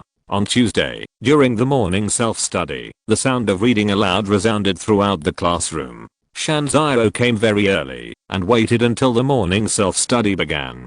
He looked back frequently, but still did not see Che Wei. In the past, every time he finished his work, there would always be someone cursing on the podium, which always made Shanzio twice as happy. Now that this link is missing, his happiness has been weakened a bit, and he can't help but feel a little regretful. Until the first class was about to start, Che Wei limped from the back row into class 8 with a gloomy face. When Cuiu saw it, he was amazed. He teased, "Oi, I told you that you should let Pang Zhao give you a massage. Look, your old illness has relapsed now." Che Wei was in a very bad mood. He came to school late last night to cut the break line. Not only did he work in vain, but he was also bitten by a wild dog in the end. Fortunately, Che Wei had a vice in his hand at the time, and he hit the hunting wild dog with one pliers, otherwise the consequences would be unimaginable. Even so, Che Wei was bitten on the calf. The stray dog ran away after being bitten, but Che Wei was bitten and could not simply end it. He ran to the hospital for emergency treatment in the middle of the night to clean the wound and bandage it, and also got a rabies vaccine. The fatigue from not getting much sleep all night, the injury, the bleeding wallet, and the accumulation of various setbacks almost ruined Che Wei's superficial image. He said coldly, "I advise you not to meddle in other people's business." Cuiu didn't say anything after hearing this, but his good friend Meng Jiui said, "If you don't listen to the old man, you will suffer in the end." Che Wei ignored him and walked to his seat with a gloomy face. His eyes were full of coldness, an eye for an eye, a tooth for a tooth. The stray dog last night angered him. Che Wei swore that when his leg injury healed, he would poison all the stray dogs around him. Not one would be spared. Che Wei straightened his body and opened the math textbook. The next class was Gao Hishuo's class. As a former top student in class 6, he would preview the textbook before every class. But today, he couldn't calm down no matter what. Just because he was so badly injured, his deskmate Bayuxia didn't even ask about it, which was too cold. Bayuxia saw Che Wei limping and was ready to ask. After all, he was her deskmate. But Che Wei had a gloomy face, as if he was holding a lot of resentment, so Bayuxia didn't ask. She knew very well that it was best not to offend him at this time. Until the end of the big break, many classmates went out to get some fresh air. There was also a pervert like Duan Shigang, who went to the corridor outside and admired the little sister from a high position. He used to like to whistle, but later he was warned by the school and became much more honest. And the news that Che Wei's injury had not healed and even worsened, somehow, reached Pang Zhao's ears. Pang Jiao led her good sisters, Li Shengnan, Zhang Yifei, and Wang Yan'an, to the south of the classroom. Che Wenyi panicked. He looked at the mountains and said in a terrified tone, "What do you want to do?" Pang Jiao's big face was shy, and she made a low and hoarse voice like heavy metal music. "Che Wenyi, I heard that your leg is not healed yet, so I came to see you." Zhang Yifei's square face came closer, and she yelled, "Che Wenyi, why don't you let us continue the treatment? Don't you believe in our technology?" Li Shengnan also approached, full of oppression. At the critical moment of life and death, Che Wenyi was in despair. Cuiyu suddenly stepped forward and complained, "How is it possible? Or his leg is healed." Che Wenyi was like seeing a savior, and hurriedly said, "Yes, yes, I'm fine, I'm cured." Pang Jiao slammed the desk with her strong palm and said word by word, "I don't believe it. Cuiyu, what a joke, or he can still lie to you? I swear on Zankai's life that Che Wenyi will never lie. Or show me." Che Wenyi ran out of his seat, jumped twice on the spot, and proved himself. "Ha ha ha, look, I'm not sick, I'm not sick. See, I'm not sick." Che Wenyi jumped and accidentally pulled the wound on his calf. The pain distorted his facial features and even made him look a little hideous. He performed so hard that he finally got rid of Pang Jiao, and Che Wenyi felt relieved. The day passed quickly until school was over in the afternoon. Che Wenyi used a sad trick to get a female classmate he knew in class 6 to bring him dinner. Che Wenyi used to be in class 6. He was handsome, had top grades, and was good at sports. All these factors made him very popular with girls. What's more, he was very scheming and good at hiding, which was beyond the average person. However, Che Wenyi had high standards and did not look for a partner easily. He knew the importance of reputation. Once in junior high school, he abandoned someone because of love and almost had his reputation ruined. Fortunately, he was one step ahead and slandered his ex-girlfriend first. Not long after, a girl with a cute appearance appeared at the door of class 8 and brought him dinner. Che Wenyi's gloomy mood finally improved a lot. Liu Chuandao came to ask, "Oi, who is that girl?" Che Wenyi regained his former pride. Facing the ugly Liu Chuandao, he replied with a sense of superiority, "My good friend, we used to play together." Liu Chuandao rubbed his hands. "Can you introduce her to me?" Duan Shigen put his hands behind his back. He wanted Che Wenyi to introduce her, but Liu Chuandao got there first. Che Wenyi took a bite of the cold noodles and smiled. "Even if I'm willing to introduce her to you, she may not be willing to pay attention to you, don't you think?" Liu Chuandao, "Then give me her questions, I'll try." Che Wenyi, "Forget it, people should know themselves." After that, he started eating directly, pretending to see the guests off. Liu Chuandao was very unhappy. He complained to Duan Shigen privately, "This dog is really pretentious. Isn't it just a girl? What's wrong with introducing her to me? It doesn't matter. He will get his comeuppance sooner or later for being like this." Duan Shigen asserted. "What retribution?" Duan Shigen said calmly, "Of course it was the torture of Pang Jiao and the others." Liu Chuandao, "Ha ha ha, this child is so pitiful." Thinking of the scene described by Yanshai and Peng in class 8 before, Liu Chuandao couldn't help but say, being entangled by Pang Jiao is the biggest disaster in his life. However, when he said this, Liu Chuandao remembered that he seemed to be tortured by Pang Jiao. Suddenly, he stopped laughing, and his expression became heavy.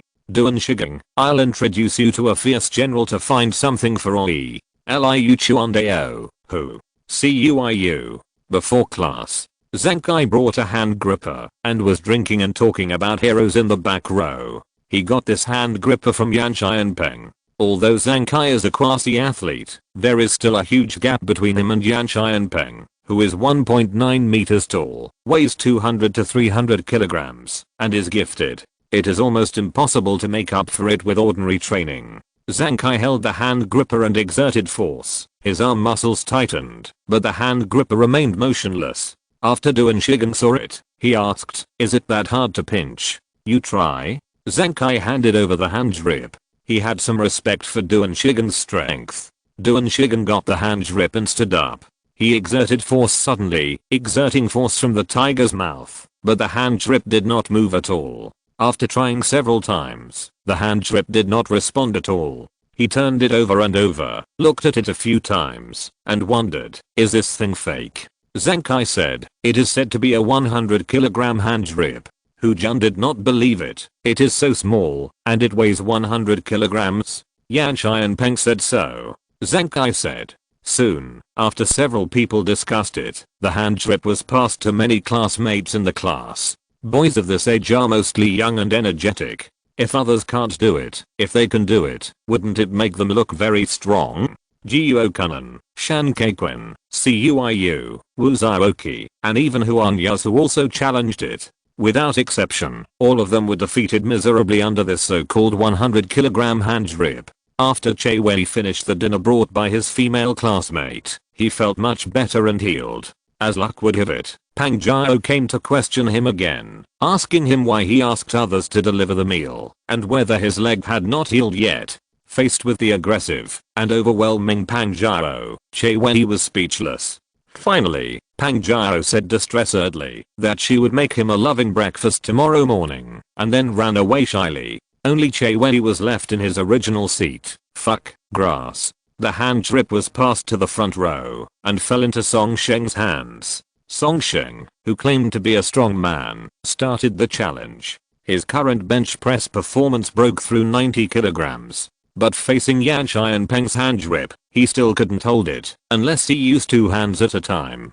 Deng Qingfeng, Chen Qian, and Wang Yang all failed in the challenge, but Shan Zhao, who looked honest, was able to hold it a little, which caused everyone to exclaim. In this chaos, Zhu Yuantang's area was peaceful and quiet. The preparation bell rang, and it was time to go to bed again. She nudged Jiang Ning with her elbow and said, shoot me now. Jiang Ning raised his right hand, made a pistol gesture with his thumb and index finger, and shot Zhu Yuantang in the head. Zhu Yuantang fell asleep after being shot. Jiang Ning blew away the smoke from the gun. Bei Yuxia was amused by their interaction. Didn't she go to bed a little early? Let her be, I can't wake her up anyway. Bei Yuxia called, Tong Tong, Tong Tong. Zhu Yuantang fell into a deep sleep and didn't respond. She fell asleep quickly. Bei Yuxia whispered to herself. Seeing this, Jiang Ning said, you can't wake up someone who pretends to be asleep. After saying this, Bei Yuxia's cold face narrowed, her eyes slightly. She took out a box of dessert from the hole in the table, gently opened the lid, and the fragrance of osmanthus wafted out. Bei Yuxia smiled, squinted at Jiang Ning, and replied, I don't believe it. As she spoke, her eyes moved, her eyebrows slightly raised, and there was a mist in her eyes, with a kind of soul-stirring charm. Zhu Yuantang was immediately lured. Jiang Ning, what a loser. The 3 of them were fine, just daily interactions, but Che Wei at the front table was fascinated by Bei Yuxia after seeing her. In his 16 or 17 years of life, this was the first time he had seen a girl of Bei Yuxia's level.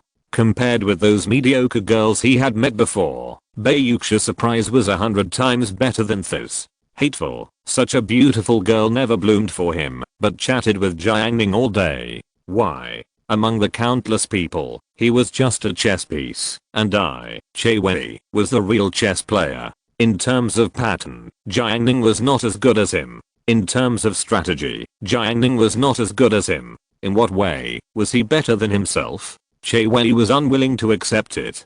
Just when he was extremely angry, Shan Zhao came with a hand gripper, and he smiled honestly. We played it once. It seems you haven't tried it yet? Che Wei paid attention to the hand gripper. Shan Zhao explained, at present, there is no one in our class who can conquer the hand grip with one hand, and it is said that there is 100 kilograms. Song Sheng cast a look, and he paid special attention to the strong people in the class. No one in the class can do it? Che Wei asked again. Song Sheng glanced at Che Wei's body and said contemptuously, you can't do it. The angry Che Wei was furious by Song Sheng's attitude and words. I can't do it? He held the hand grip tightly with his right hand. In his rage and frustration, he swore to prove himself and shocked everyone. He whispered, I'll show you. After that, Che Wei squeezed it hard, and the next second, it was like holding a steel block. Obviously, a person in extreme anger can't squeeze a 100 kilogram hand grip. Che Wei's face flushed, but he still couldn't do it. Songsheng, change someone else. Che Wei humiliated himself. Zhu Yuantang tasted the osmanthus yogurt given by Bai Yuxia and watched others perform. Bai Yuxia was curious. Jiang Ning, can you pinch it?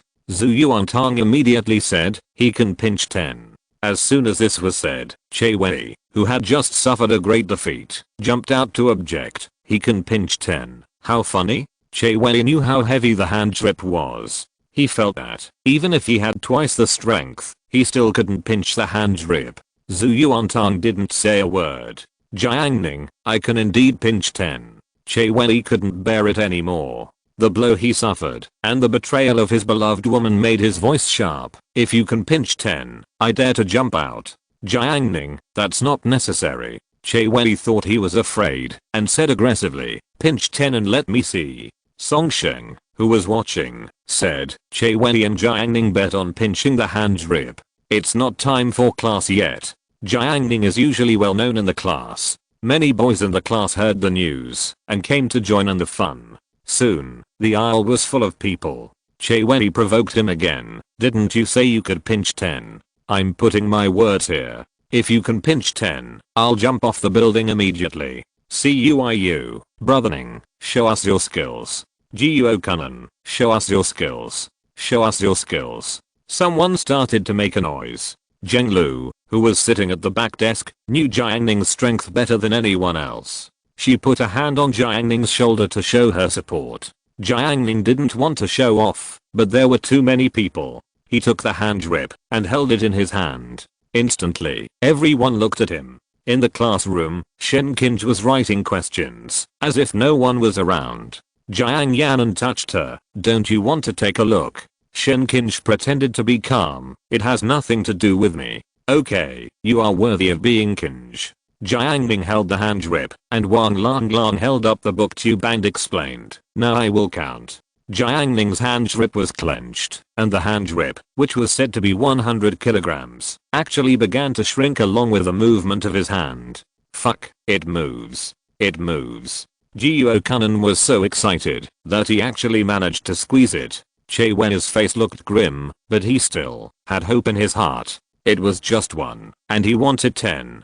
Jiang Ning began to squeeze the gripper, and Wang Langlang counted 1, 2, 3, 4, 5, 6. At this point, not only Wang Langlang, but also CUIU and the others began to shout, and the voices mixed together, making a huge momentum. 7, 8.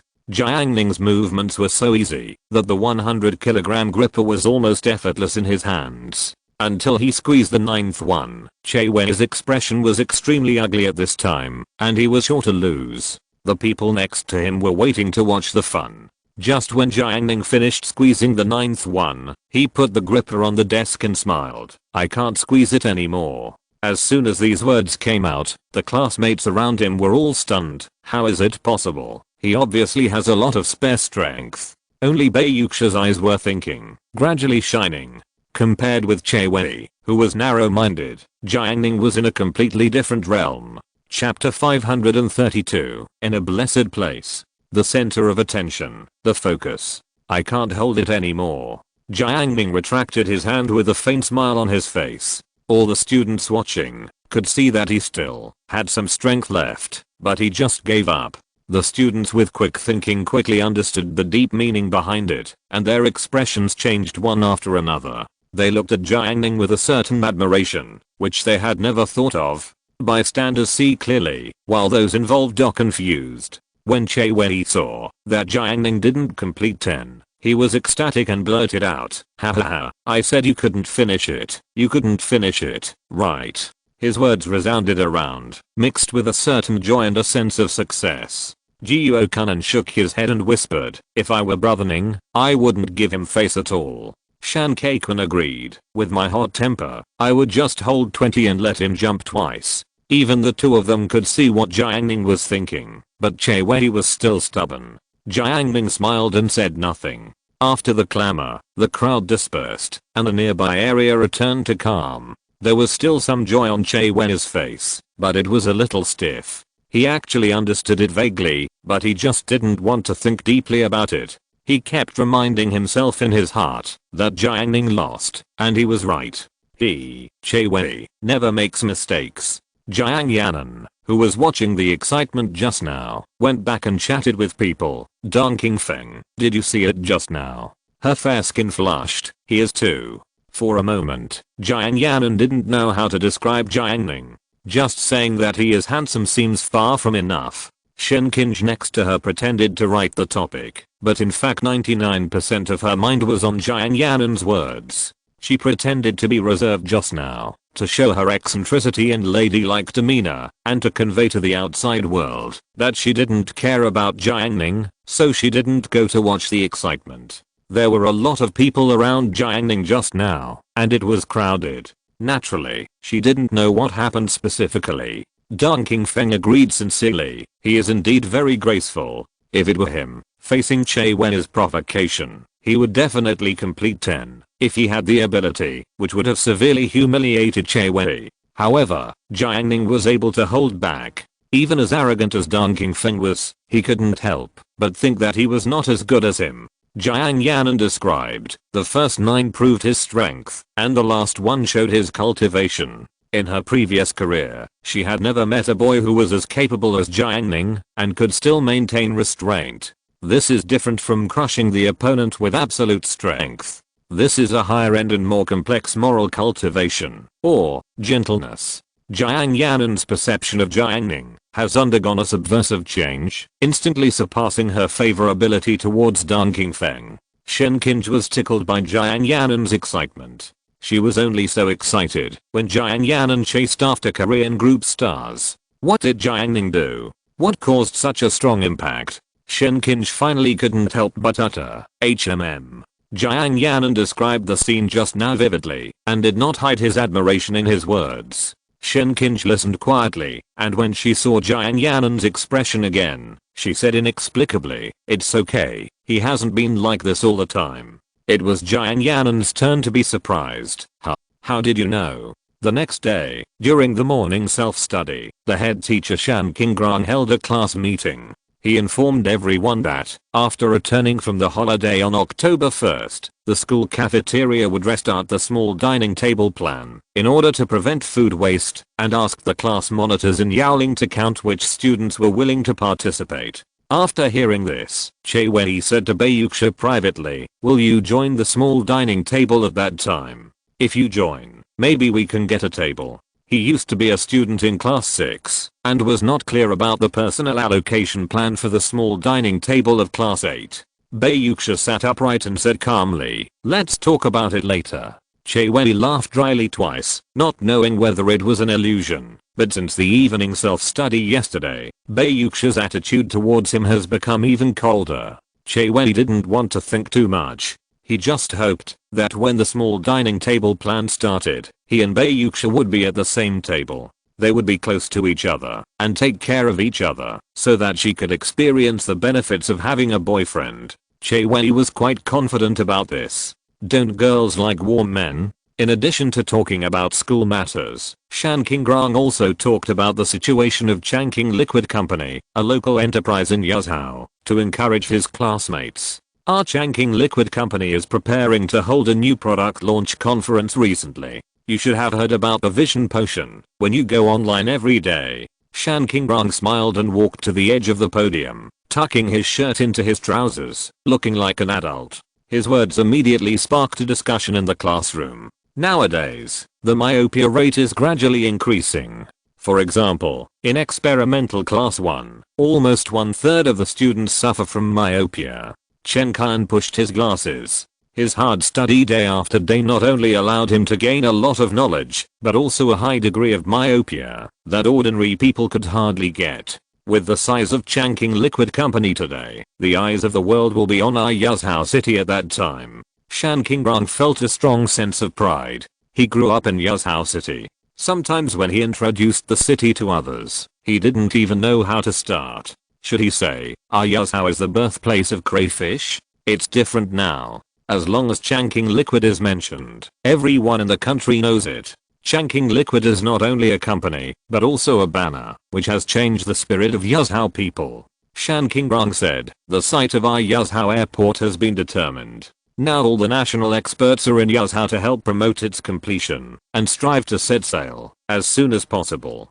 Jiang Ning, who was in the audience, couldn't help but feel a little dazed when he heard this. He remembered that in his previous life, the site of Yuzhou airport could only be determined 2 years later, but it was still not built until 10 years later. As Mr. Shao's alma mater, number 4 middle school will have a few tickets for the press conference. Students may be able to personally experience the world's top biopharmaceutical company. Jiang Yanan was shocked. Really? Class teacher? Yuan was excited. Can we attend the press conference of Changqing Liquid? Not to mention them, even Dong Qingfeng and Wang Yang, students with outstanding family backgrounds, were also shocked. The scale of Changqing Liquid is so large that many locals in Yuzhou feel it is unreal. Changqing Liquid usually keeps secrets very well, especially Huqi Mountain and Qinggaiu Lake, which are completely closed. In the eyes of many people, it is full of mystery. Even the top rich circle in Yuzhou before was not qualified to know, but now the class teacher said that they are qualified to visit.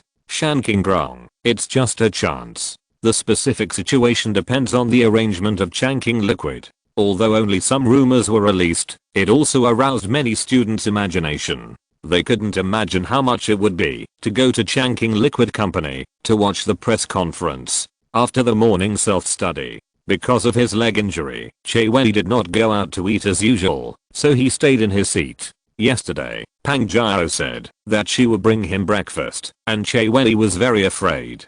But he didn't sit there and wait for death. He asked a female classmate he knew to bring him breakfast, so that he could get rid of Pang Jiao. However, Pang Jiao, who was extremely vigilant by Che Wei, actually went out. He was glad in his heart. Hey, she probably forgot. Time passed by minute by minute. 20 minutes later, Pang Jiao and Wang Yanan returned to the classroom. Pang Jiao brought a lunchbox and put it in front of Che Wei. Haha, Che Wei, try the dumplings I made by myself. Che Wei looked down and saw a pile of dumplings stuck together through the plastic box. Many of the dumplings had cracked skins, revealing coriander leaves and a black, meat-like filling. Che Wei's hair tingled. He refused again and again. No, my classmate brought me breakfast. Pang Jiao approached, carrying a huge momentum, glaring. Are you lying to me? Che Wei's heart was mixed, and at this moment, a girl appeared at the door of the classroom. She put a bag of buns and soy milk on Che Wei's desk. Che Wei felt relieved. Thank you, I'll give you the money later. It's okay, you eat. The girl glanced at Pang Jiao and turned to leave class 8. He was about to grab the buns, but the bag was taken away by Wang Yanan. Oh, Fifi and Shengnan haven't eaten yet, so I'll give them this. Che Wei, you don't mind, do you? Pang Jiao grinned. Haha, why should he mind? I have coriander and duck dumplings made by myself, so why should I eat other people's food? Oi, try it. Pang Jiao opened the lid for him. Che Wei panicked and waved his hands. No. Pang Jiao, try it. Che Wei, no. The two of them pushed and refused back and forth. Cuiu came over to join in the fun, and seeing this scene, he beat his chest and sighed. Oi, you really don't know how lucky you are. Wang Yanan said on the side. That's right, Che Wei. Jiao made it yesterday, and it took a lot of effort. Cuiu, do you want my sister Jiao to feed you? After hearing this, Pang Jiao's favorability towards Cuiu increased significantly. She picked up the chopsticks. Oi, you are a patient. It's my turn to feed you. Che Wei was really panicked when he thought of that scene. No, I'll eat it. He didn't even take the chopsticks, stretched out his hand to pinch half a dumpling and put it directly into his mouth. What did it taste like? It was salty, bitter, and fishy. Che Wei will probably never forget it in his life. In order not to be humiliated by Pang Jiao, he endured the strong discomfort and ate several dumplings. Pang Jiao's big face was full of smiles. Oi, is it delicious? Che Wei said against his will. It's delicious. I'll make it for you tomorrow. Pang Jiao held her face with both hands and made a cute expression. Che Wei felt sick. Ugh. He felt like he was going to die. Why could life be so painful? Pang Jiao completed the loving breakfast plan. Wang Yanan made a plan. Jiao, don't be happy too early. You can't take it lightly. Remember the girl who brought food to Che Wei in the morning? Hearing this, Pang Jiao clenched her fists and growled. She dared to snatch a man from me. She must be tired of living. I really want to slap her to death. Oh, Jiao, a lady. We want ladies. Wang Yanan advised. You have to rely on your own charm to win Che Wei's heart for a long time. Otherwise you can only get his body. Pang Jiao was troubled. How can I get his heart? Defeat other competitors. Wang Yanan said. Pang Jiao, I'll beat them to death. Wang Yanan stopped her. First of all, violence is not advisable, and that girl is not from class 8. No matter how much trouble they make in class 8, Huang Zhongfei is there to protect them, and everyone has long been accustomed to it, so it's not easy to cause problems. But the environment in the grade is different. If something goes wrong, it will be really troublesome. As the think tank of the Golden Flowers, Wang Yanan is quite scheming. Pang Jiao, ho, what should I do? She will come to deliver breakfast tomorrow. Wang Yanan, Jiao, it's okay, I'll handle it. Leaving this sentence, she led Pang Jiao to the 4 rows of seats in the back row. Wang Longlong, who was in charge of keeping watch, quickly discovered the two and shouted, our sister Jiao is here. It's really a great honor to be here. Wang Yanan's flatfish eyes looked at the plain looking Wang Longlong and said, Wang Longlong, we need to find you to check someone. Wang Longlong is not in the same circle as them, and it is hard to say whether he is an enemy or a friend, so naturally he will not help easily. I do things, but I get paid. Pang Jiao rushed for love. How much? Wang Longlong hesitated. Wang Yanan said, if you help us, we will owe you a favor in the future. Wang Longlong considered it and nodded. Okay. In the morning break, in a small shop outside, in front of a public phone, Wang Yanan got a piece of paper with the information of the girl who brought food to Che Wei in the morning marked on it, including name, age, height, phone number and other basic information. There was even an emergency contact number she left, which was her mother's number. Pang Jiao was full of energy, according to the plan. Okay. Wang Yanan picked up the phone and dialed the number of the girl's parents. Soon, the call was connected. Wang Yanan took a deep breath, lowered her voice, and asked, are you Chen Meng's mother? A voice came from the other side. Hello, who are you? I'm Che Wei's mother. I warn you, tell your daughter not to harass my Wei. School is a place for learning, not a place for love. If I find your daughter approaching my son again, I will immediately notify the class teacher and let them deal with it. Take care of yourself. Wang Yanan spoke like a barrage, and then hung up the phone heavily. Pang Jiao, haha, Yanan, you are so smart. Wang Yanan, okay, from now on, Chen Meng will never dare to bring lunch to Che Wei. School was over at noon. Che Wei waited for Chen Meng in the corridor, ready to tell her about his current predicament, hoping that she could give him some advice. However, when the classroom was almost empty, Chen Meng lowered her head and passed by class 8. Che Wei, Chen Meng, thank you for this morning. Chen Meng suddenly raised her head and looked at him directly. Che Wei, let's not contact each other again in the future. Che Wei. Chen Meng quickly left class 8, as if avoiding something dirty. Seeing this scene, Che Wei was confused. What's going on? He stood there for a long time, and was finally forced to accept reality. But, without Chen Meng, Che Wei still has other girls. He took out his mobile phone, and sent a message to the female classmate in class 6. Li Yi, are you free at noon? I'll treat you to dinner at the S restaurant. If you're listening to this novel on a channel other than Fanfic World, it means they downloaded and uploaded it without effort. We cordially invite you to visit our channel, Mundo Fanfic Novelos. There you'll find the original version of this story and you can explore many other novels of various genres. We're waiting for you to immerse yourself in a world of incredible novels. Chapter 533, The Tempering Man. This week was particularly long. In the blink of an eye, it was Sunday, September 28th. To the surprise of the students, there was no holiday this Sunday. The holiday will be on October 1st, and classes will continue until next Tuesday. In the morning, the bright sunshine shone on the teaching building, dyeing the building bright and contrasting with the green trees on the campus. Jiang Ning put his arm on the windowsill. Because of the warm sun, the wall was a little warm. Chen Xiaoyu, who was sitting at the back desk, said confidently, "The next physics class, I guess the teacher will definitely not come, and another test paper will be handed out." Zheng Lu opened the physics textbook. "How do you know?" "Because every weekend before, he went to the tutoring institution in Anqing to make extra money," Chen Xiaoyu said. This kind of thing has become a consensus among the students in class 8. Since the beginning of their second year of high school, every Saturday when they have classes, the physics teacher has never left a test paper and disappeared directly. Hearing this, Zheng Lu closed the physics book and took out the sketchbook. "It's just right for me to draw." Although the physics teacher's behavior is irresponsible, it also gives everyone freedom. Many students hope so that they can get a self-study class. Chen Xiaoyu, indeed, it's better not to show up than to show up. The physics teacher has the ability, but he is perfunctory in teaching. He also has a habit. His son is studying in number 4 middle school and is now in the 3rd year of high school. His grades are consistently in the top 3 in the grade.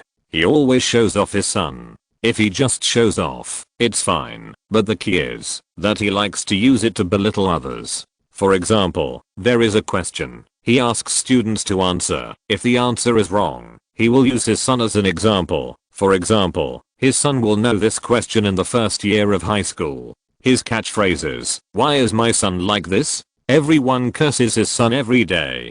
Zheng Lu opened the sketchbook and prepared to draw, but the physics teacher actually walked in from outside. Chen Xiaoyu was surprised. "Huh? What's going on?"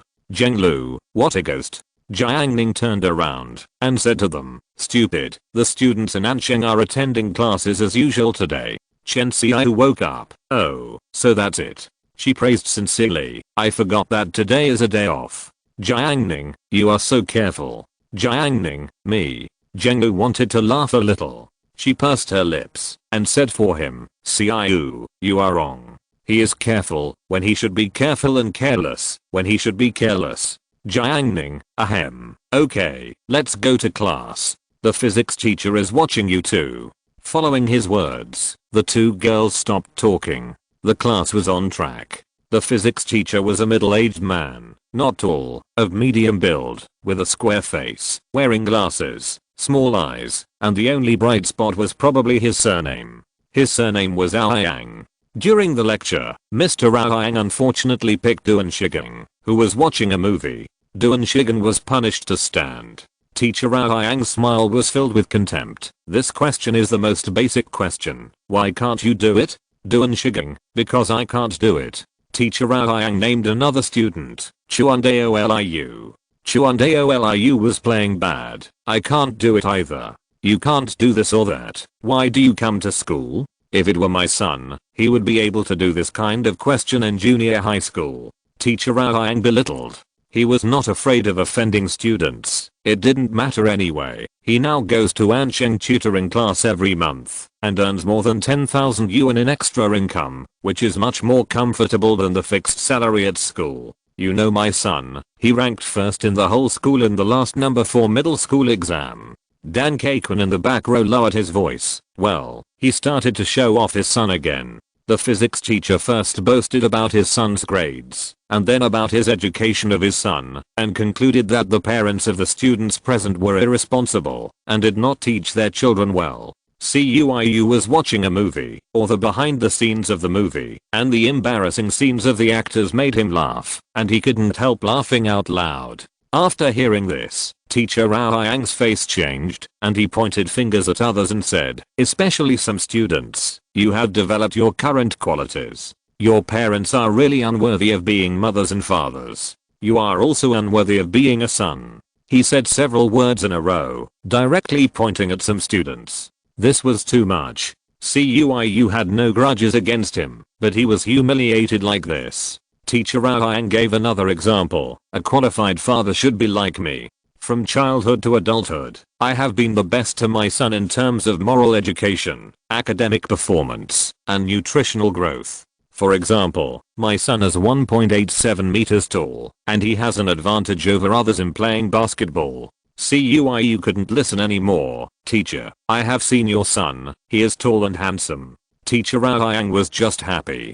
Meng Gui added, teacher, your son is really tall, but it's unscientific. You seem to be only more than 1.6 meters tall. As soon as this was said, the classroom suddenly became quiet. Cuiu followed suit and scolded. What do you mean? Are you saying that the teacher's son doesn't look like the teacher? The classroom became even quieter, and teacher Rao Yang's face turned green. Meng Gui finally realized that he had said something wrong, and he quickly explained, no, I mean that the teacher is lucky. The wife he married must be tall, so that he can have such a son.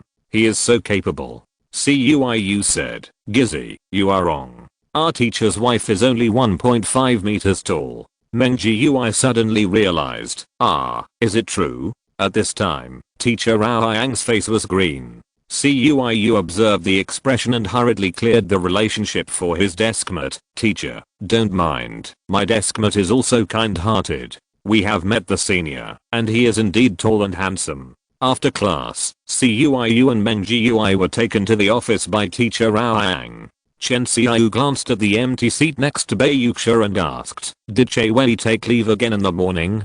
Jiang Ning, yes, I heard that he had a stomachache. The whole class knew that Pang Jiao made nutritious breakfast for Che Wei in different ways every day, and Chen Xiaoyu was no exception.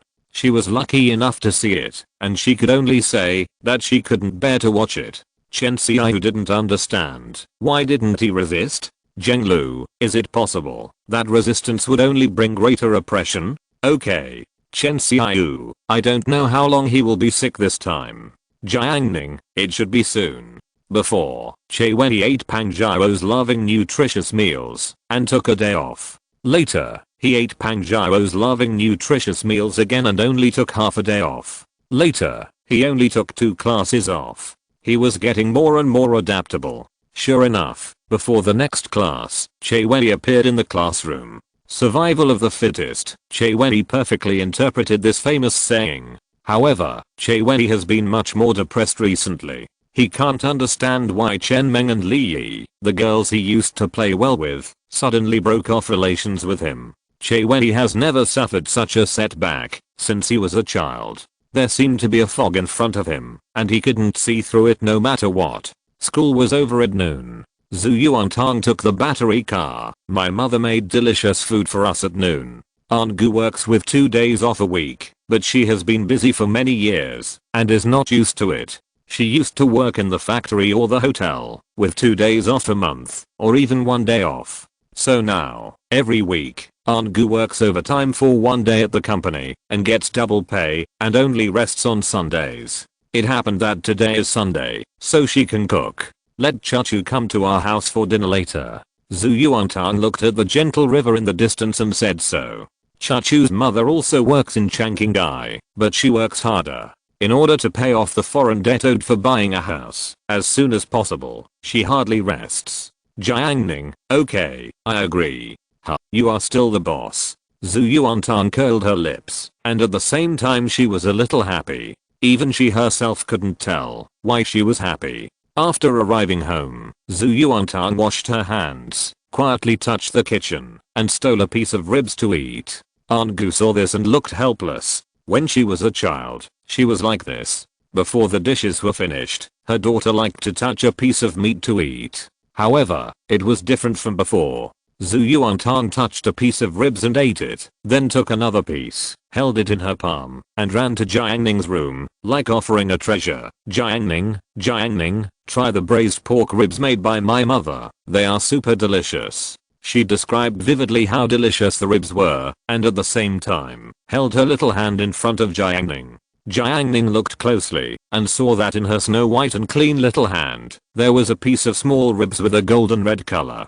Her white hands made the ribs stand out, and at the same time, the spices and oil made her hands shine. Zhu Yuantang almost fed Jiang Ning. The braised pork ribs not only look good, but are also soft and tasty, and the meat is very satisfying to eat. Zhu Yuantang blinked his black eyes. Is it delicious?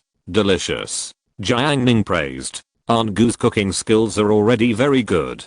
He was amazed when he was invited to Zhu Yuantang for dinner for the first time. The native chicken and dried beans are better than many restaurants. Now Aunt Gu is a chef and Changqing guy. Cooking has become her main job. She often exchanges and learns with chefs from all over the country, and her cooking skills have reached a higher level. At lunch, Zhu Yuantang ate heartily.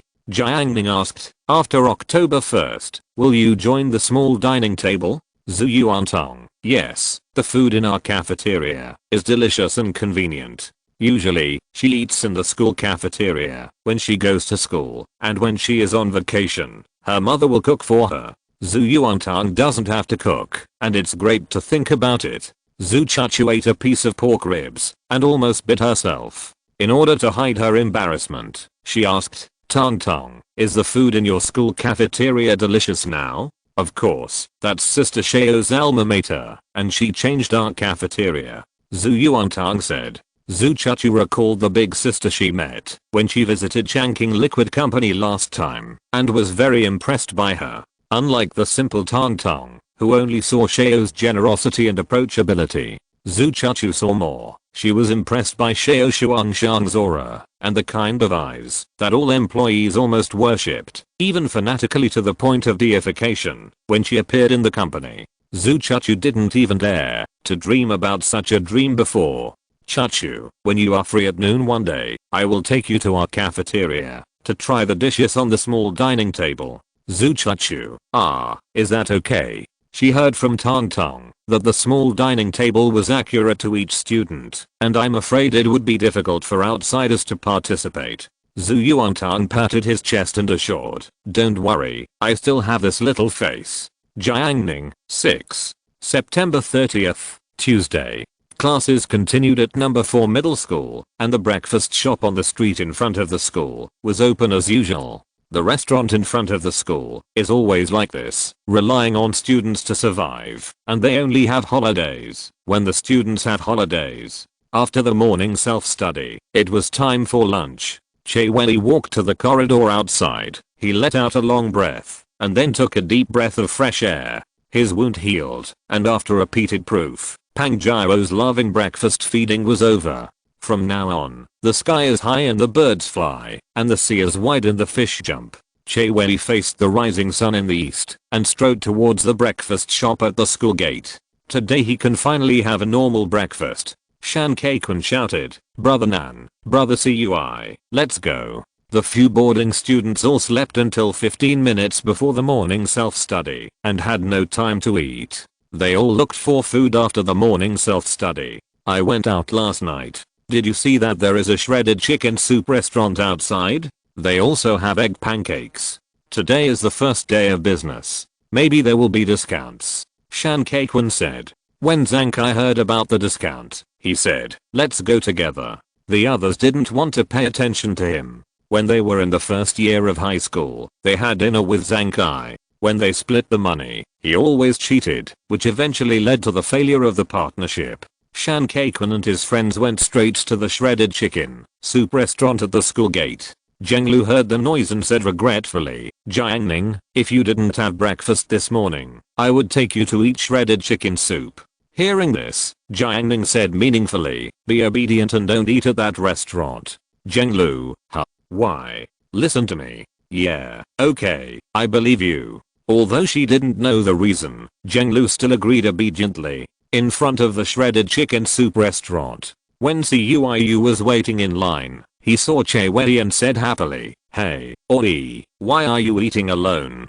They had seen Che Wei at the door before. At that time, Che Wei always had 1 or 2 girls around him. The key was that his appearance was above average, which made several people jealous. Che Wei, who was alone, had a gloomy face. He now knew what kind of person Cuiu was. It was not an exaggeration to describe him as insidious and cunning. Although Che Wei was also cunning, it did not mean that he was willing to make friends with cunning people. If he had not ordered chicken soup, Che Wei would even turn around and leave. Boss, 3 bowls of shredded chicken soup, and 5 yuan of pancakes. Ko-kun shouted. In the bustling crowd, the male boss shouted, okay. Oh, brother KO is here too. There are quite a lot of people in our class 8 today. CUIU said. This store had just opened, and it was lunchtime.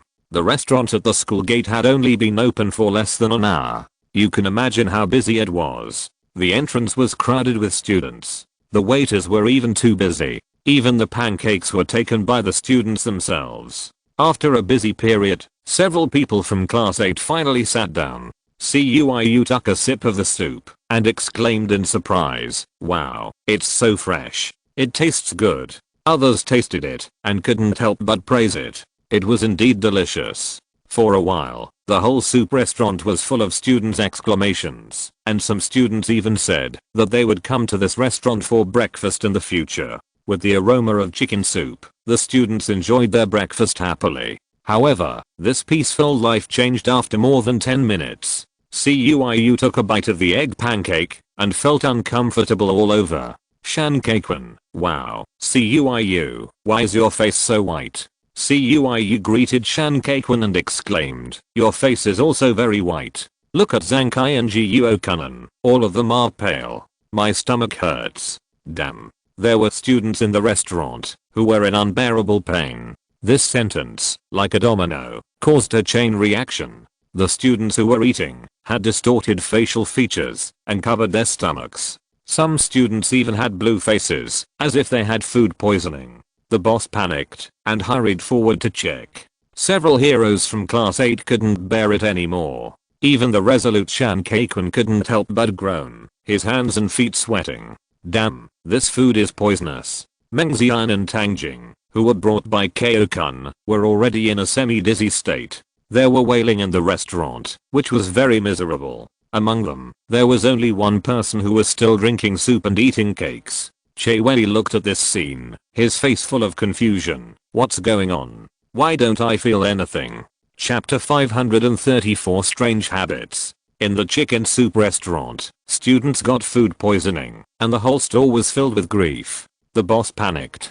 He had no experience in rescue. Due to the instinct of a small boss to seek profit and avoid harm, he didn't even dare to speak out. He ran to get the teapot and poured boiling water for everyone. The students couldn't drink it at all. After a brief moment of confusion, Che Wei finally reacted. Fuck, are you poisoned? CUIU's face was pale, and he was shaking all over. He trembled. Brother Che, are you okay? Che Wei was puzzled. I'm fine. Why are you poisoned? Drink this soup. CUIU complained. Luckily you didn't drink it. Che Wei frowned. I drank it. I finished it all. As he said, he brought the empty bowl to CUIU. CUIU was stunned on the spot. What's going on? Is Che Wei's grandson immune to all poisons? Shan Kaikwan held the table, dizzy. He took out his mobile phone, resisted the dizziness, and called an emergency number to explain the situation on the scene. Then he lay down on the dining table to rest. 10 minutes later, an ambulance drove into the street in front of the number 4 middle school, startling countless students. This is an ambulance. Although many people have encountered it on the road, they have never looked at it so closely. Doctors and nurses in white coats rushed into the chicken soup restaurant to help treat students, especially those with poor physical fitness who were unconscious at this time. Che Wei was even able to run around to help doctors rescue students. The news at the school gate spread very quickly, and it was passed to class 8 before class started. Wang Lang shouted, "It's not good, it's not good." Shan Zhao smiled and said, "What's the matter?" Wang Lang said, "There was an accident at the chicken soup restaurant at the school gate, and several ambulances came." So serious? The discussions echoed in the classroom, and almost all students were discussing this matter. After Zheng Lu returned to the classroom, she looked at Jiang Ning, who had a calm expression, and hesitated to speak. Out of concern for Chen Xiaoan Beiyuxia, she held back from asking, and instead sent a message to Jiang Ning on her phone. How do you know that the newly opened chicken soup restaurant outside will cause problems? When Jiang Ning saw it, he tapped the screen to reply. The boss put some technological products to enhance the flavor of the chicken soup. After receiving the message, Zheng Lu was even more puzzled. Logically, shouldn't the boss keep such a thing a secret? Why did Jiang Ning know about it? Zheng Lu didn't ask in detail, hiding it in her heart.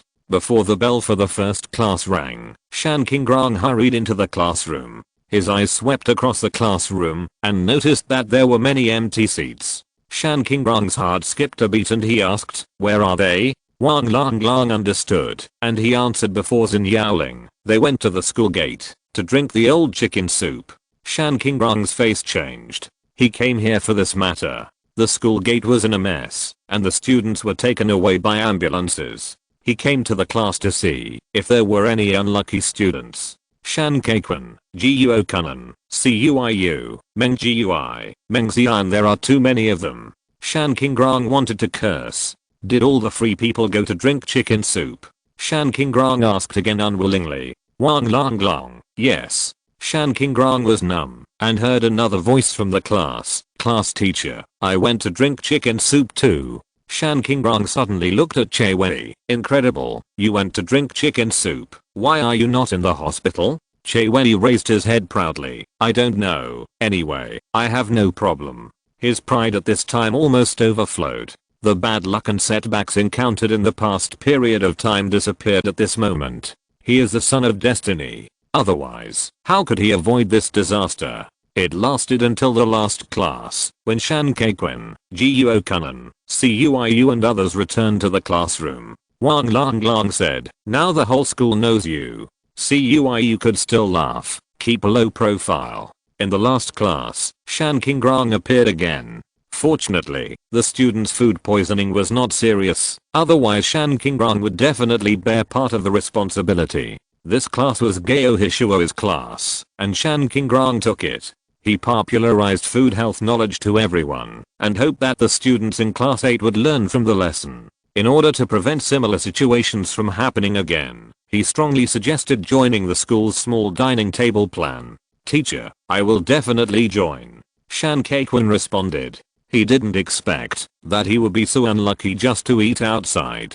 Many students had planned to join long ago. After all, they were tired of eating outside. Besides, the food in the small dining table plan was delicious, and they could eat with their classmates, which was very lively. Shan Qingrong was popularizing knowledge on the podium, but not all the students below were listening. After this class, the National Day holiday would be over. Zhu Yuantong, my deskmate, was sleeping, while Jiang Ning was holding an eraser and using a mechanical pencil to draw on the surface. The already broken eraser became even more worn out. Shan Qingrong's voice was in my ears, talking about the days when he brought steamed buns to the cafeteria to roast in the winter. How difficult it was to get through those difficult years. Jiang Ning listened to Shan Qingrong's story and played with an eraser. Bei Yuxia turned around and stared at the eraser in his hand. Jiang Ning understood what she meant. She wants it. So Jiang Ning handed the broken eraser to her. Their fingers touched accidentally. Bei Yuxia took the eraser and erased the answers written on the test paper like a normal eraser. Shan Qingrong kept talking until Zhu Yuantong opened his eyes. He looked at the watch and saw that there were still 2 minutes before the end of the get out of class. He finally left the classroom. After he left, the countdown to the end of school entered its final stage. Damn it, it's finally a holiday. Liu Chuandao cursed. It was a pity that the 4 golden flowers next to him didn't even look at him. Liu Chuandao was filled with hatred. He was now ignored, and there was no one to talk to. Even if he was in prison, at least there were cellmates to relieve his fatigue. However, here, he experienced the true loneliness firsthand. Facing this short holiday, Liu Chuandao was furious and put all the textbooks of various subjects into his school bag just to go home and study hard, wait until the midterm exam, and get out of the devil's cave. When the bell rang, Duan Shigang, who was empty-handed, saw Liu Chuandao's bulging school bag and was surprised. Brother Liu, you are still studying at home. Liu Chuandao, I'm bored at home during the holiday, so I'm just studying. After hearing this, Duan Shigang was alert in his heart. Brother Liu started to work hard, so what qualifications does he have to slack off? He, who has always been a mess, actually took a few textbooks. Heba.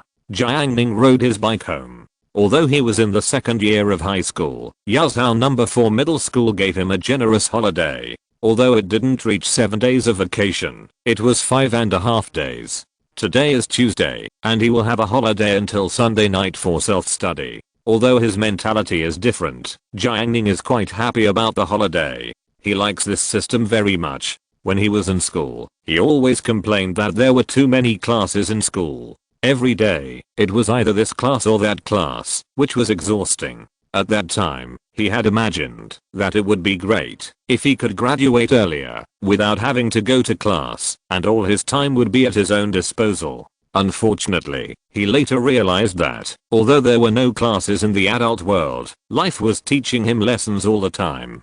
Zhu Yuantang sat in the backseat of the electric car, riding the wind and drifting home. She raised her little head and looked up at the sky. Suddenly, she found something interesting, and she quickly shared it with Jiang Ning. Look at that cloud. Doesn't it look like a little rabbit?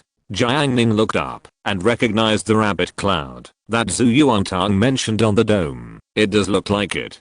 Zhu Yuantang opened her mouth and wanted to speak again, but Jiang Ning took the initiative. It's a pity that you can't eat it. What she wanted to say was preempted by Jiang Ning, and Zhu Yuantang felt a little unsatisfied. She shared other things with Jiang Ning. For example, eating in the cafeteria in the future. There are so many people in the school now, will the cafeteria not be able to accommodate them? Jiang Ning said that the cafeteria was more than 1,000 square meters and should be able to accommodate all the people. At worst, they could implement a time-sharing dining system. Zhu Yuantang praised him for knowing so much. She also talked about how Chachu had 2 jars of succulents and a jar of cactus, and imagined what would happen if the thorns of the cactus were pulled out and inserted into the succulents. Would the succulents turn into cacti, and would the cacti turn into succulents? She chatted about countless trivial things, both interesting and boring, and told him all at once.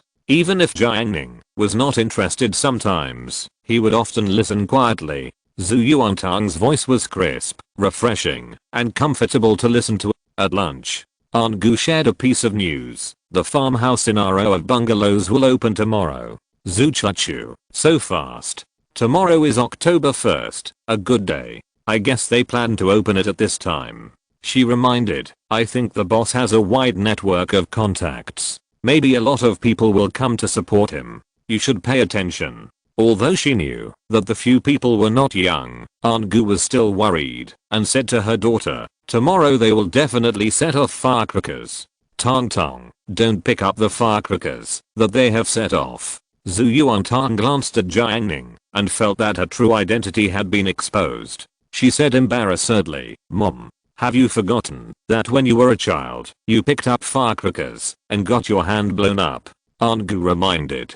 Just picking up firecrackers is not a big deal. In the past, during the new year in the village, someone set off fireworks, and they stopped halfway through. Tong Tong ran to pick up the fireworks, but just as she rushed to the side, the fireworks exploded. Aunt Gu scared her. Zhu Chachu's mouth was curved, and Jiang Ning's eyes were also playful. Zhu Yuantang felt that she had become the lowest class in the family, and she just buried her head in eating. Aunt Gu saw her like this and put her chicken leg in Zhu Yuantang's bowl. Zhu Yuantang picked up the chicken leg and took 2 bites. Seeing that Chachu's mouth was still curved, she felt that she couldn't be the only one to embarrass herself, so she told her childhood. Chachu, look at this chicken leg. Zhu Chachu, Do you still remember the feast we had in the village before? Zhu Yuantang said. This evoked Zhu Chachu's memories. In the past, the conditions of the rural family were relatively poor. Usually, the family mostly fried vegetarian dishes, potatoes, beans, eggplants, and only had meat dishes every few days. Unlike now, every meal is fish and meat. At that time, eating a feast was a very happy thing.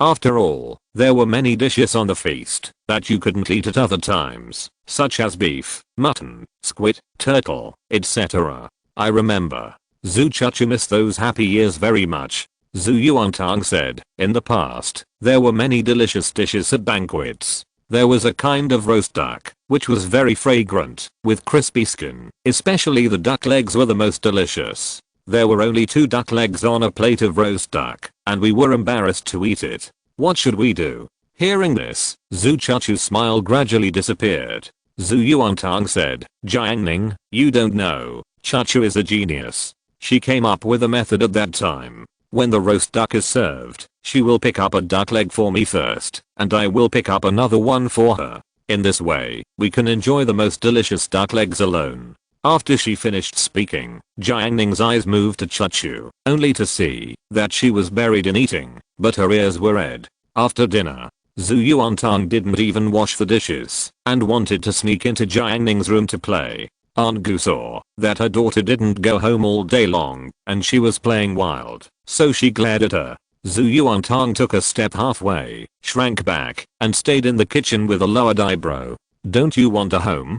Aunt Gu said to her. Zhu Yuantang whispered, "Isn't it a holiday? I'm going out to play. You only know how to play every day. Do you still know how to study?" After Aunt Gu finished speaking, she felt that this sentence was not very lethal. After all, her daughter always got the first place in the exam. Aunt Gu changed her mind. "You only know how to eat every day, and you went to Jiang Ning's place to eat secretly, right?" Zhu Yuantang argued. "I didn't." Aunt Gu couldn't understand whether her daughter ate or not. She said, "You are not allowed to go anywhere this afternoon. Stay at home and study." Zhu Yuantang's freedom was restricted. She sent a message, sadly informing Jiang Ning that she could not meet him. If he was really bored, he could go to Chachu to play, but remember to leave one snack for her. Jiang Ning said, "I'll eat 2 today." As he said that, he patted the grapes, strawberries, and grapefruits on the table. Zhu Yuantang was anxious, but her mother was watching her outside the door. If she dared to violate it, she would definitely be severely punished by her mother, and the consequences would be disastrous. In a hurry, Zhu Yuantang thought of her best friend Chachu. She sent a message to Chachu. "Chachu, my mother has locked me up. Go to Jiang Ning's house and take back my share of the fruit. After the matter is done, I will give you 1/3. Half a minute later, Zhu Yuantang did not receive a reply from Chachu. She was anxious and sent, "After the matter is done, I will give you half." This time, Chachu replied quickly, "Sorry, I didn't see it just now. I'm going over now." Jiang Ning sat on an ergonomic chair. He held the mouse in one hand and browsed the web. His spiritual sense monitored Chachu's movements. He didn't care and continued to browse the web as usual. He was looking for spiritual objects to assist in his practice. Jiang Ning clicked the mouse and poked. There were a lot of small advertisements on the website. Even though he was a cultivator, he was also fooled. He directly clicked on a small website. In an instant, a soul-stirring gasp came from the speaker. Jiang Ning instantly cast a spell, locked the volume, and clicked the mouse at the same time to switch the page back to the home page. Zhu Chachu happened to come in at this time and saw Jiang Ning looking at the empty Windows 7 desktop. He turned around and met Zhu Chachu's cold eyes. Immediately, the introverted Chachu's cheeks flushed, and she remembered a joke she had seen on the internet before.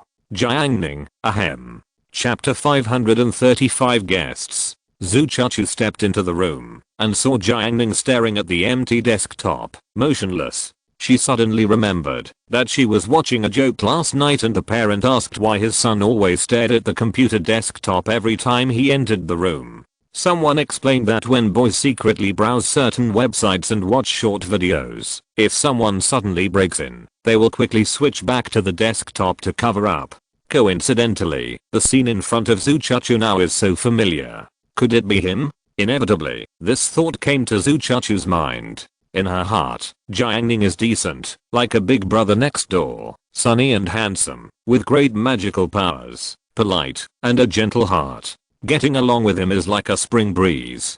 But, could he really be like what netizens said? When she thought of that scene, Zhu Chachu's face not only turned red, but also her eyes were stained with blushing, and the charming coldness completely melted.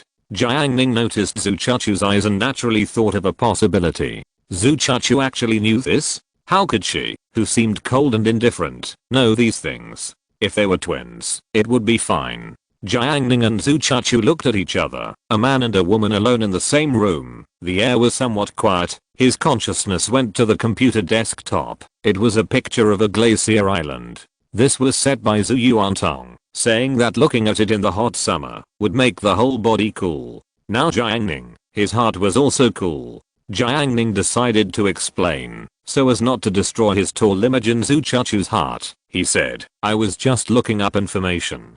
Zhu Chachu was confused, and her usual self-cultivation made her say something nice. "It's okay, you can do anything." After this, the atmosphere became awkward again. Jiang Ning was puzzled, but he was a cultivator after all, always keeping calm. He casually said, "Chachu, you know, Tang Tang often plays with my computer." The implication of this sentence was that he couldn't be so careless. It was impossible for him to use this computer to do such an immoral thing.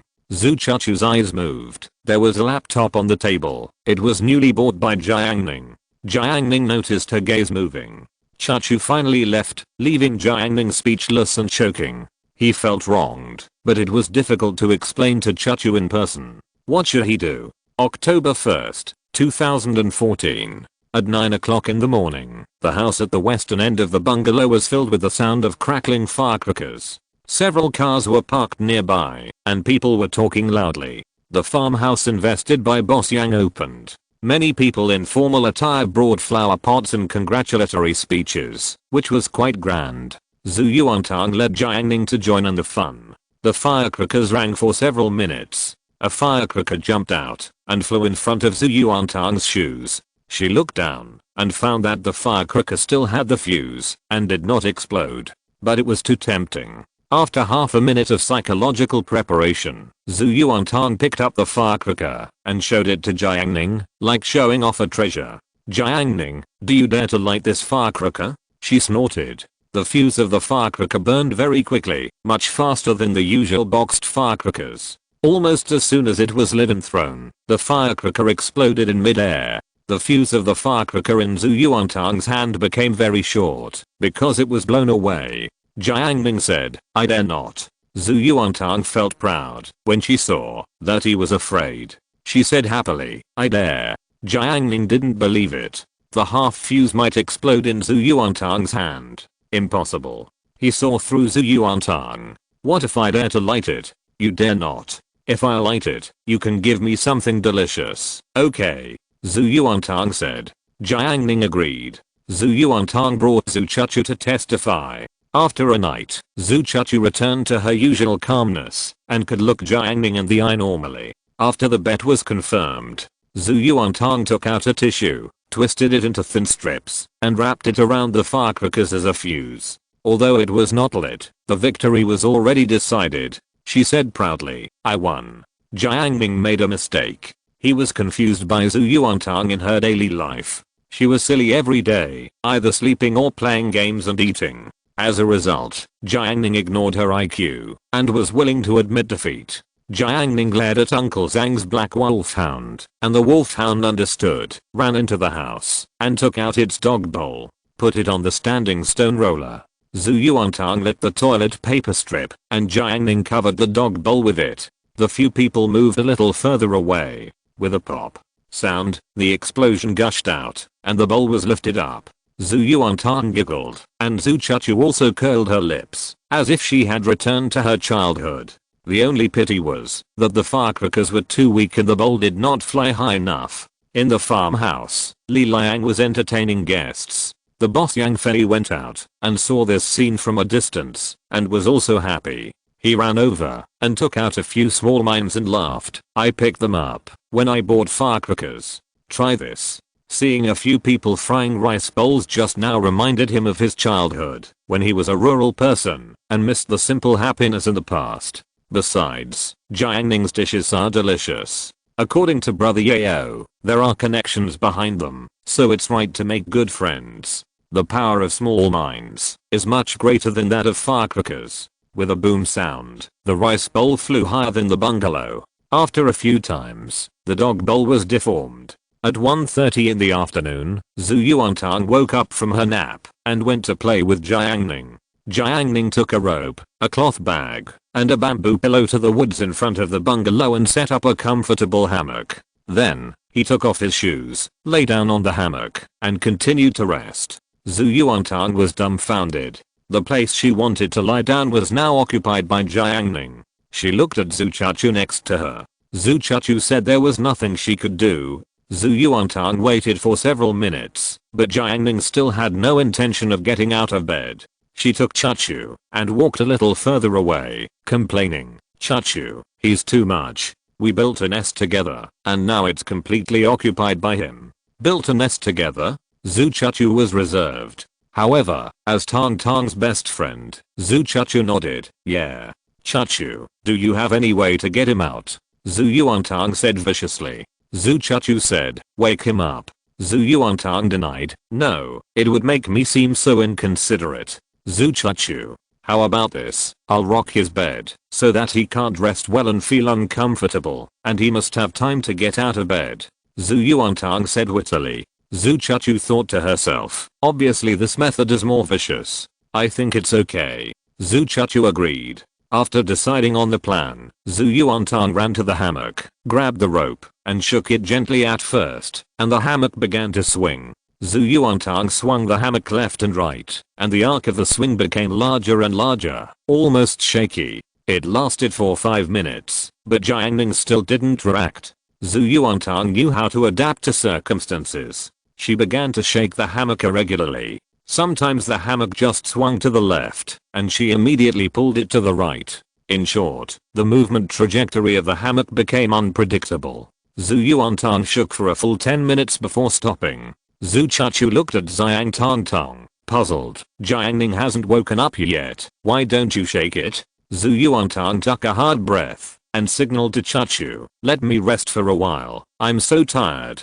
Jiang Ning monitored her reaction with his spiritual sense, opened his eyes and said, "Go on, shake for another 2 minutes, maybe I'll fall asleep." 5 o'clock in the afternoon, Huqi Mountain. The mountains were dyed red by the sunset. The setting sun passed through the treetops, through the gaps in the sparse branches and leaves, and fell on the grass at Jiang Ning's feet. There was a rustling sound from the grass. These sounds were drowned out by the sound of the gurgling stream nearby. Jiang Ning walked out of the woods, walked to a huge rock halfway up the mountain, and looked down. A red sun set in the sky, and the dense rays of light fell on the surface of Qinghai Lake in the distance, making the lake's surface shine. The breeze blew, the water rippled, and the light trembled. Jiang Ning continued to go up.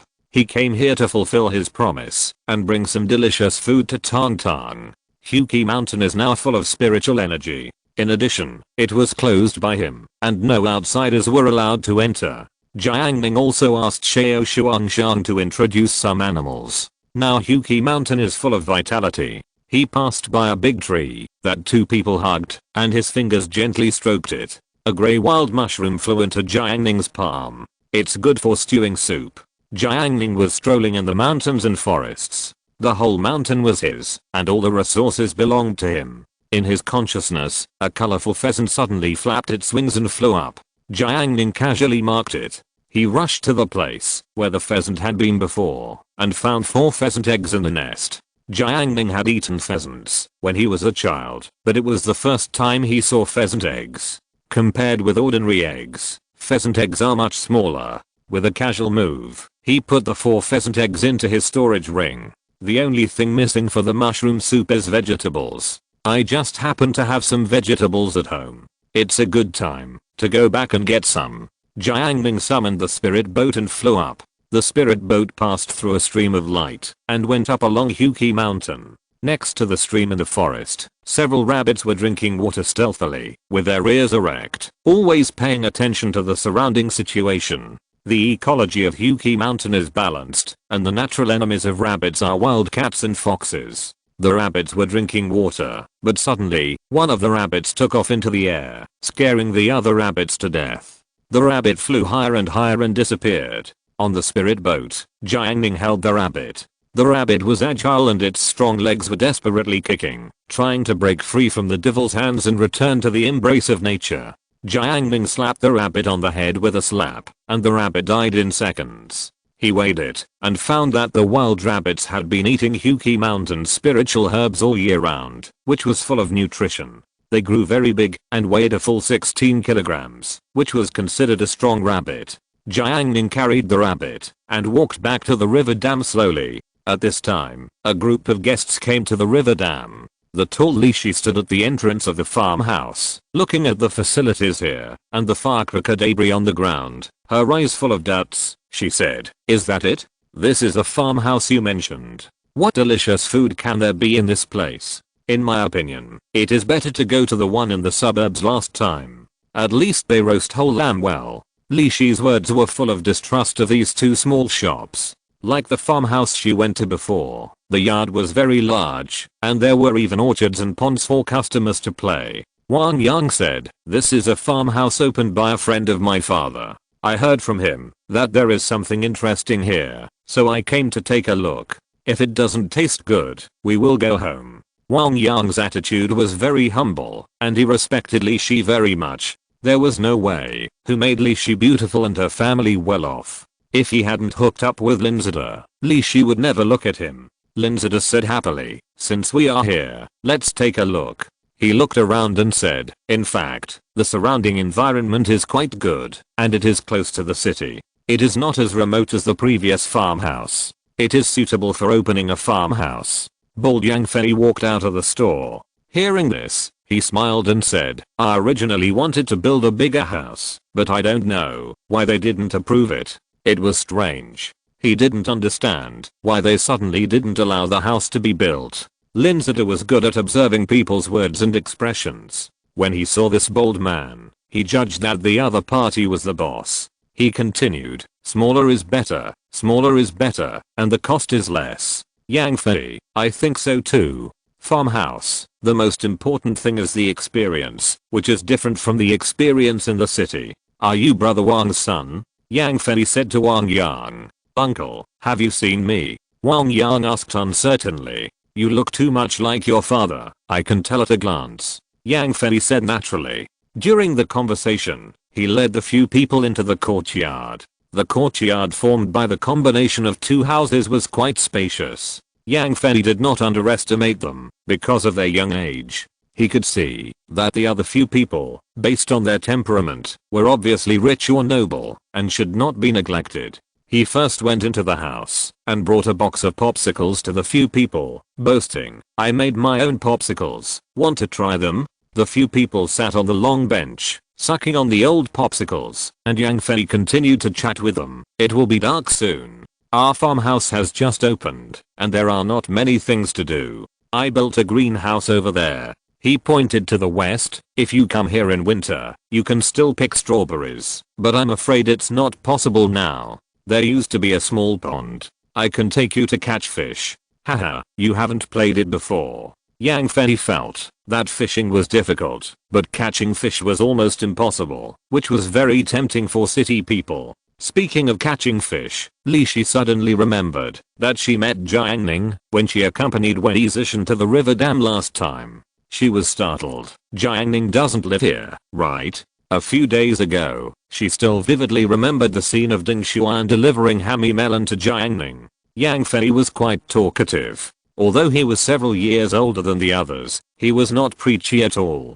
Finally, he asked, "For a farmhouse, the most important thing is to eat. Earth pot chicken, mutton pot, barbecue, lobster, crab, which one do you want?" "I suggest crabs, and some self-service barbecue. All kinds of meat and ingredients are the best," Yang Fei said. Linzida listened to his advice, and they did not choose to stay in the yard. Instead, they ran outside. At this time, the sun was setting, the heat of the day faded, and the sky and the earth were filled with coolness. Yang Fei and two employees prepared the ingredients, while Zhuang Jianhu, Linzida, Wang Yang, and Li Shi strolled around. Zhuang Jianhu walked to a distance, and was lucky enough to pick up an egg on the ground. Even though they were from high-class families, they were still youthful at this age.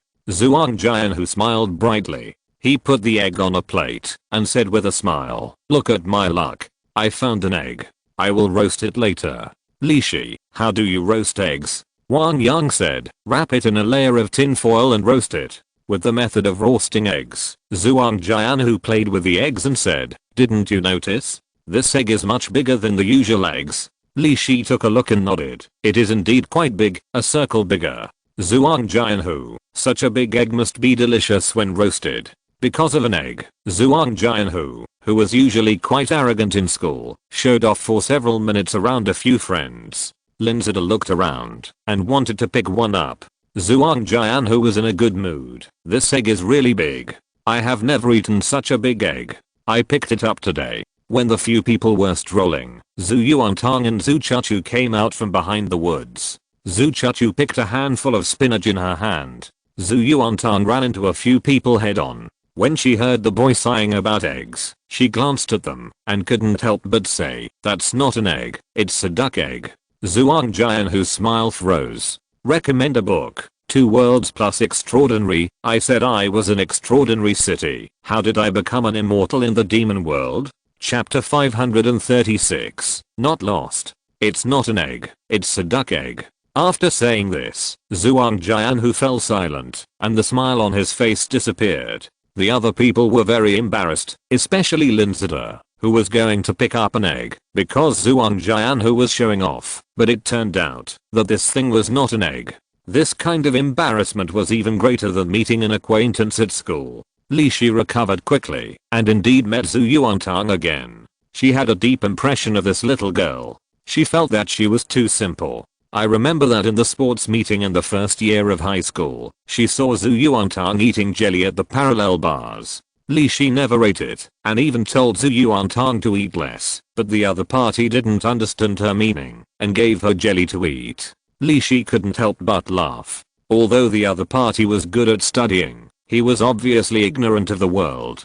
For such a person, even Li Shi couldn't hate him. Besides, Li Shi was only targeting Jiang Ning. She couldn't stand the fact that Jiang Ning, who had an ordinary family background, could actually get along with Ding Xuan and be on an equal footing. Li Shi was tall, more than 10 centimeters taller than Chachu, who was 1.66 meters tall, taller than many boys. She looked down from above, and her eyes and eyebrows revealed not the beauty of a beautiful girl, but a kind of arrogance. She asked, "Where is Jiang Ning?" Linzida thought that she was too aggressive and a bit of a spoil sport. Most of the peers he met were from wealthy families, which always made them feel superior. But Linzida knew better that, not to mention Zhu Yuantang, who had outstanding grades. Even the girl next to him, who looked like a cousin, would have a great future. What's more, there was also his half-friend Jiang Ning. Linzida smiled and said gently, "Every time I saw you, you were with Jiang Ning.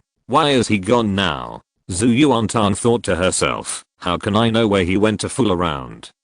But she would not say this in front of outsiders, because she didn't want others to underestimate Jiang Ning. He went out to do something. Zhu Yuantang said. She guessed that Jiang Ning should have gone out to buy groceries, but she never said anything. That was not certain. Linzida, oh, okay. He wondered whether he should invite them to the farmhouse next door for a meal when Jiang Ning came back. After all, the two of them often talked about games in the school corridor. He thought of the 3 people around him. Linzida gave up. If he added someone in the middle of the conversation, it might be unpleasant and affect the relationship. Linzida thought again. Last time I heard Jiang Ning say that he got the latest GTX 980 graphics card. I'll go see his game room later. The game room that was popularized by the public in later generations was already a must-have in the eyes of people with Linzida's family background. He not only has a game room, but also a figurine room, a video room, a study, and a gym that he never uses. It was getting dark, and the river dam was paved with asphalt. Jiang Ning held a plastic bag in his left hand, which contained wild mushrooms and pheasant eggs produced in Huqi Mountain, and a huge wild rabbit in his right hand. Neighbor Mr. Kine was sitting in front of a small stall by the dam, facing the Hushu River, drinking tofu pudding, and living a comfortable life. He saw Jiang Ning passing by, and then noticed the furry rabbit in his hand. The 16-gen rabbit looked very big, which was quite shocking. He stared. "Zio Jiang, where did you get the rabbit? It's bigger than my dog." "Jiang Ning, I bought it." Mr. Kine stopped drinking tofu pudding, and came over to watch. Pedestrians who were walking or eating around also cast their eyes. "How much is such a big rabbit?" Mr. Kine asked. Jiang Ning said, "A few hundred." "So expensive?" Mr. Kine smacked his lips. After chatting for a few words, Jiang Ning walked towards a row of bungalows in the twilight of the fields, which was the direction of his home. After Jiang Ning returned home, Zhu Yuantang's reaction was even greater. Rabbit. What a big rabbit. Zhu Yuantang was shocked. Zhu Chuchu's shock was no less than Tang Tang's, but she concealed it well on the surface, and only her eyes showed some surprise and excitement. Jiang Ning picked up the dead rabbit and shook it. Isn't it cute? If you think it's too cute, you don't have to eat it, Jiang Ning said. Zhu Yuantang shook his head. Small rabbits are cute, big rabbits are not cute. Braise, stir fry, cold salad, grill. Zhu Yuantang began to decide on the rabbit's second death method. After voting, the plan of grilling the rabbit was unanimously passed. Zhu Yuantang had a barbecue grill at home, but lacked charcoal. This was simple. The two girls processed the wild rabbit at home, and Jiang Ning went to the farmhouse and asked Yang Fei to borrow some charcoal. The people in Hebei were simple and honest, and the neighbors had exchanges with each other. It was normal for someone to borrow something when they were short of something. Sometimes Aunt Gu would give it away when she made something delicious. Unlike the cold neighbor relationship in the city, Yang Fei was a righteous man. Without saying a word, he packed several kilograms of charcoal for Jiang Ning for free, which was enough for him to use. Jiang Ning was not stingy and gave a piece of wild mushroom to the owner. You bought too much, and you can't use it up for stewing soup. Yang Fei couldn't help but laugh when he saw the mushroom. He didn't dislike it either. Okay, I forgot to buy mushrooms today. This piece you sent is just right for grilling and eating. In summer, barbecue is suitable for outdoor use. Jiang Ning turned on the headlights at the door and moved the barbecue grill outside. The charcoal scattered in the furnace, and a spiritual flame covered it, instantly igniting the charcoal, which was much more effective than a blower. The black charcoal suddenly turned red. At this time, Jiang Ning was not the only one working on the barbecue grill in the open space outside. There were also 3 tables of guests at the door of the farmhouse at the westernmost side of the bungalow. One table was for 3 middle-aged men, and the other table was for a family of 6, 2 elderly people, a couple, and 2 children.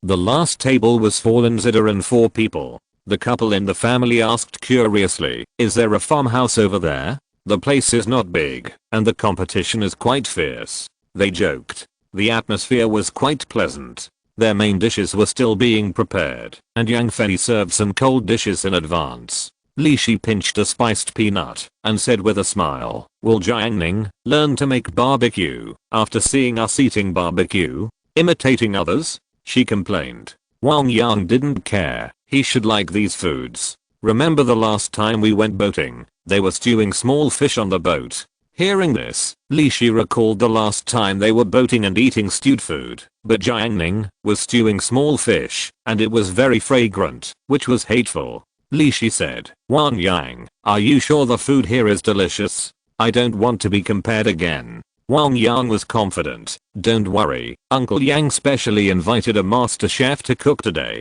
Smell it. Can you smell the aroma of mutton? The little goat that jumped up and down in the morning. It was killed and stewed. The taste is indescribable." Wang Yang was very young and enjoyed it. "The mutton we will roast later is also the freshest. Definitely better than what you eat in Ansheng. Last year, I went to Ansheng and went to a store, and it was synthetic mutton." Wang Yang sighed. Li Shi, that's fine. She wanted to enjoy the meal and also wanted to get back to the place she had last time. When she thought of Jiang Ning's dusty barbecue, which turned out to be half cooked, and her delicious roast lamb, she felt a kind of happiness that came naturally. It's a pity that Xuan didn't come. Li Shi couldn't help but regret. She hasn't been with us for a long time. Linzida, there's no way. She's learning skills from the old woman.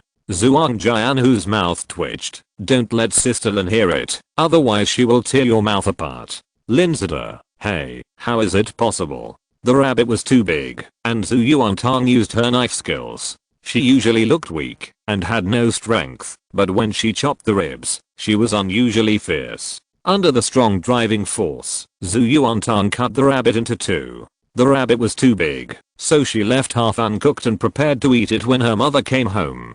Add salt, light soy sauce, pepper, star anise and a series of ingredients to marinate.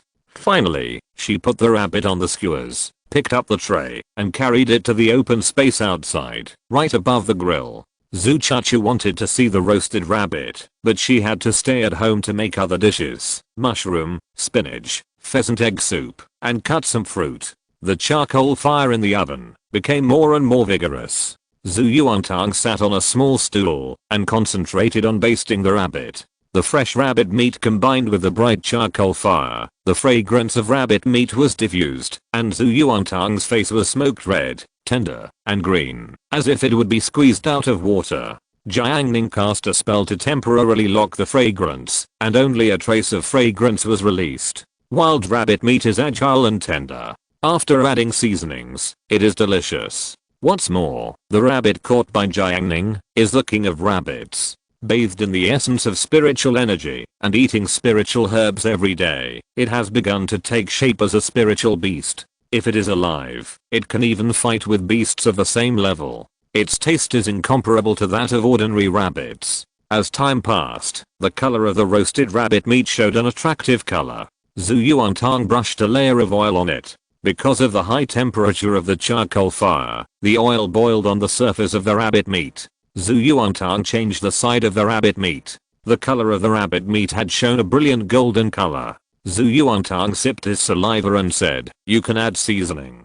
"I don't know when Chuchu came." She responded, "Yes, you can add it." Jiang Ning commanded, "Chuchu, don't look at it. You clean up the dining table and other things." After hearing this, Zhu Chuchu said nothing and turned back to the house. In the past, Jiang Ning was responsible for all these things, but today, he actually commanded her. Zhu Chuchu guessed. He was afraid that Tang Tang would steal food, so he stayed to watch. Zhu Chuchu was very virtuous. She moved a small dining table, brought a soup pot, put in cut fruits, squeezed sugarcane juice, and added ice cubes. Finally, everything was ready. At this time, the boundless earth fell into darkness. This was the world at night, but the headlights at the door still illuminated this place brightly. In the light, Zhu Yuantang sprinkled the last seasoning, then sprinkled a layer of sesame seeds, and then served the roasted rabbit meat on the table.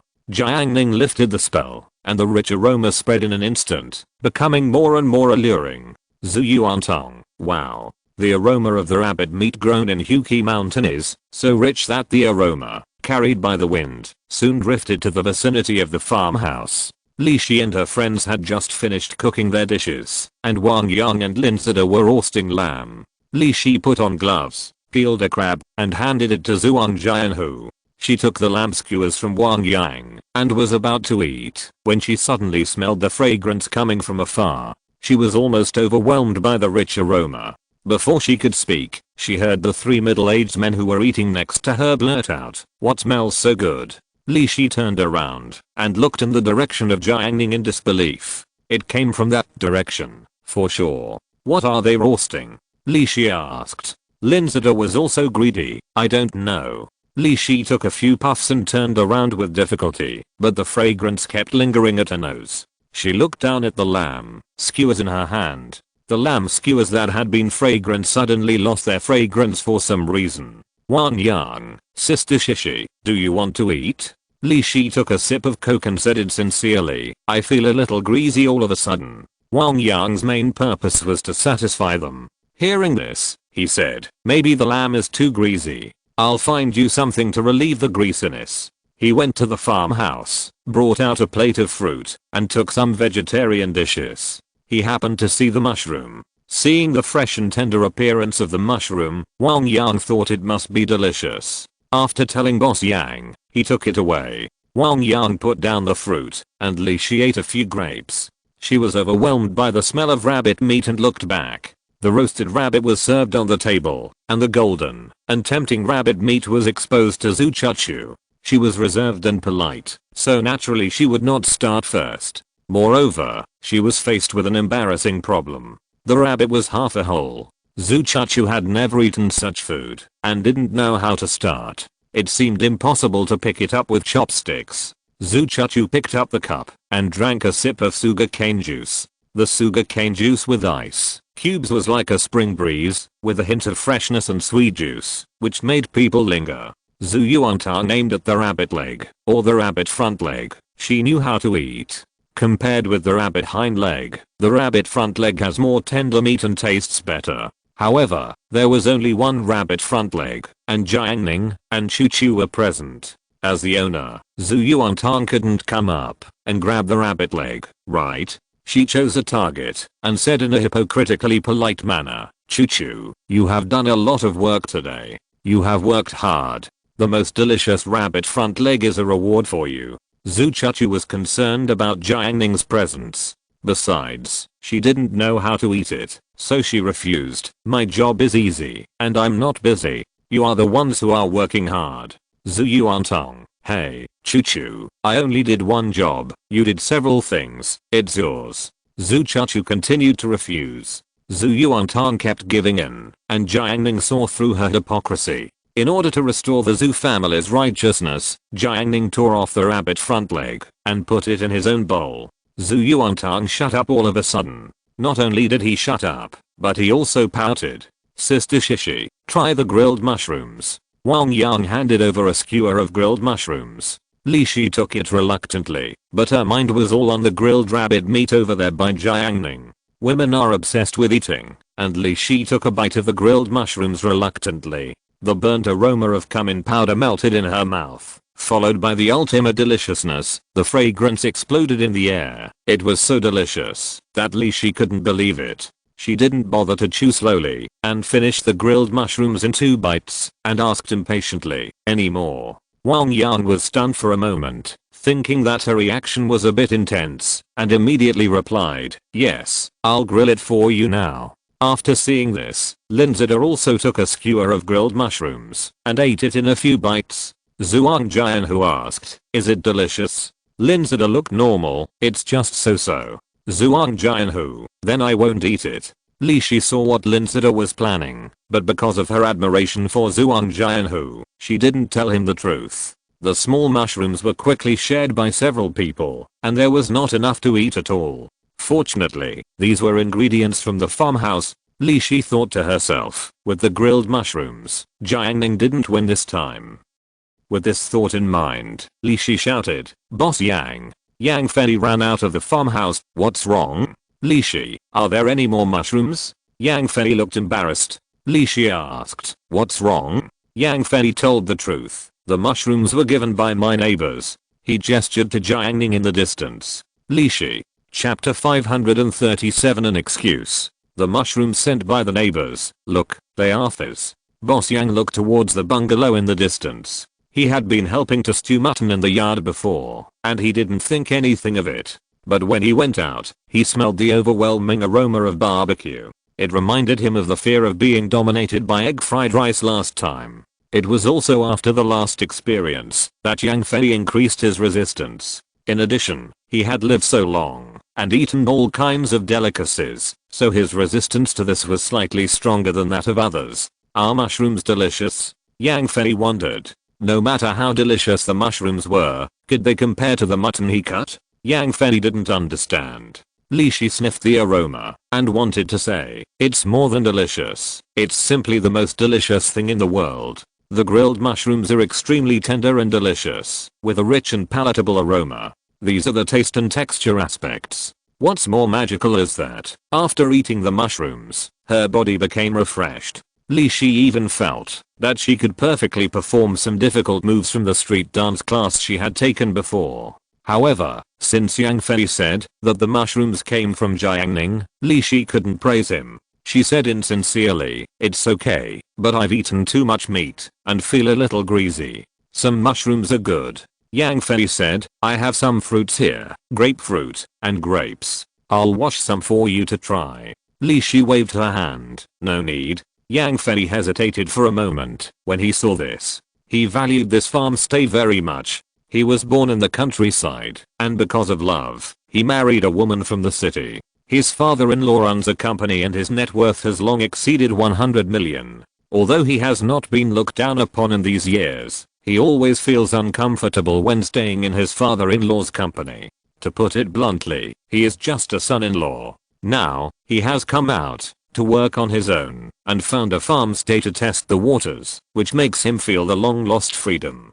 Today is the first day of business, and it is time to make a good start. He can't help thinking, should I borrow some mushrooms from Jiang Ning? Jiang Ning said before that there are too many mushrooms at home, and they can't use them all, so he gave him one. Yang Fei felt it was inappropriate. After struggling, Yang Fei decided to give it a try. They are neighbors, so there is no harm in asking. Yang Fei took a step and walked towards Jiang Ning's dining table. Li Shi said no, but when she saw Yang Fei's back, a hint of joy appeared in her originally arrogant eyes. However, Li Shi would not express such expectation in public. It was just a mushroom. Li Shi sat down again, picked up a grape and tasted it. Zhuang Jianhu, who had been watching coldly, had a speechless look on his handsome face and teased, "You two have been to all kinds of high-end restaurants, so what's the big deal about a mushroom? Is that all you can do?" Lin Zeta explained, "It's mainly because I eat too much mutton, and it's really greasy." "Okay, you guys eat." Zhuang Jianhu didn't care. He picked up the grilled mutton skewers, which were sprinkled with spices. He took a bite, and it was really good. Boss Yang's farmhouse is good. It's fun to do it yourself, and the taste is no worse than that in the city. The meat is also cleaner. What's more, it's not as noisy as in the city. It has a kind of transcendental artistic conception. Zhuang Jianhu commented. Usually in class 8, Wang Yang's family background is considered good, but at this moment he can only barbecue bitterly. He changed the surface of the skewers and wiped the sweat off his face. "Hey, brother Hui, as long as you like to eat it." Zhuang Jianhu is not just good at commanding others.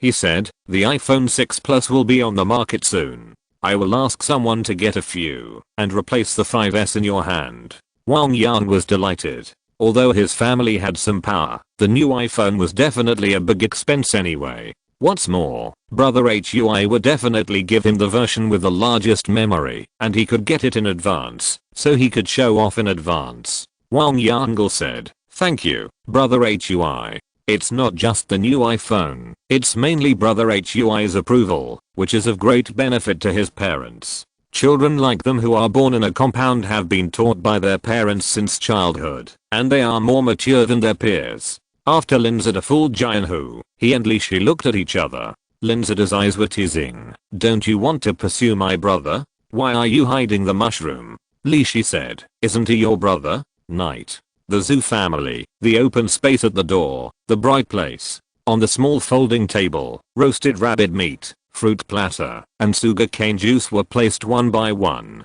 3 people sat around the table, full of warmth. The barbecue grill was almost flush with the tabletop, and the red charcoal in the furnace had not yet burned out.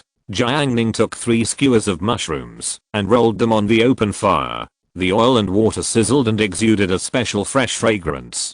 Zhu Yuantang sat on a small round stool, tearing off pieces of rabbit meat, eating meat and drinking sugarcane juice. Although he was small, his behavior was very heroic, just like a hero in the martial arts world. In comparison, Zhu Chuchu was much more reserved. She did not learn from Jiang Ning and Tong Tong to tear the rabbit meat with her hands. She thought that was too ungentlemanly. When Zhu Chuchu couldn't help it, she used chopsticks to poke and poke, but the meat couldn't be poked off. She felt sad and had to put the chopsticks back. Jiang Ning sprinkled cumin and chili on the grilled mushrooms. He handed Chuchu a string and warned, "Be careful of the heat." Zhu Yuantang, huh? Jiang Ning gave her another string, and Zhu Yuantang was satisfied. Zhu Chuchu's greed was cured by the mushrooms, but she still wanted to eat meat. Her pair of bright eyes always glanced at the grilled rabbit meat in the stainless steel tray. Due to her family education and the dignity of an adolescent girl, Zhu Chuchu really couldn't tear the rabbit meat with her hands in front of Jiang Ning. Jiang Ning saw her embarrassment. He reached out and tore off a piece of spiced rabbit meat and handed it to the girl. After Zhu Chuchu noticed it, her eyes became reserved again. Then, she saw Jiang Ning's hand turned and handed the piece of rabbit meat to Tong Tong. Zhu Chuchu, Tong Tong has taken so much meat, won't she choke? Zhu Yuantong, Jiang Ning, you are so nice. Zhu Chuchu saw the joy between her good sister's eyebrows, and she rarely felt envious if she just let it go. She thought so. Unexpectedly, Jiang Ning actually tore off another piece of rabbit meat and handed it to her. "It's grilled well, try it." Zhu Chuchu was startled. She met Jiang Ning's face, as warm as ever, like the warm spring sun and the cool summer breeze. She looked down and saw Jiang Ning's slender bony fingers and inexplicably thought of the scene of him staring at the empty computer desktop yesterday. After returning home yesterday, Zhu Chuchu learned more knowledge. Jiang Ning deliberately said, "Don't worry, I didn't use this hand." The effect of this sentence is comparable to that of a strong medicine. In an instant, Zhu Chuchu's face turned red, just like the dancing flames in the barbecue grill next to her. Zhu Yuantang drank a sip of sugarcane juice and shook his head. "Chuchu, what's wrong with you?" "Jiang Ning, she's hot." When Yang Fei arrived, he saw the picture of the three of them living a peaceful life. Yang Fei saw Zhu Chuchu's slender figure and smooth and cold profile, and couldn't help but recall his student days. At that time, what he cared about every day were the white clouds in the sky, the games and the internet cafe, and the celebrities in the next class.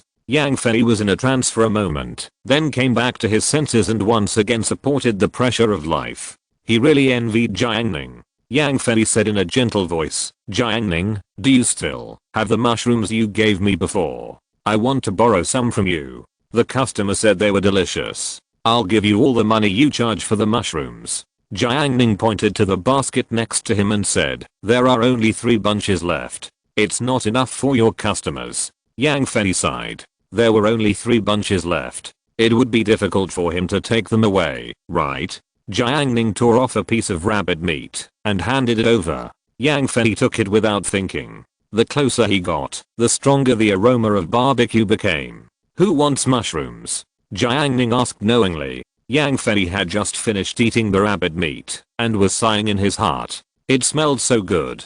Hearing this, he replied, "A few young guys, probably students." Jiang Ning said, "They are from the same school as me, and I know 2 of them." "Well, the mushrooms are gone, but I have stewed mushroom soup here. We can't finish it. Tell them that, if they want to drink it, they can serve it themselves." After getting this answer, Yang Fei left with satisfaction.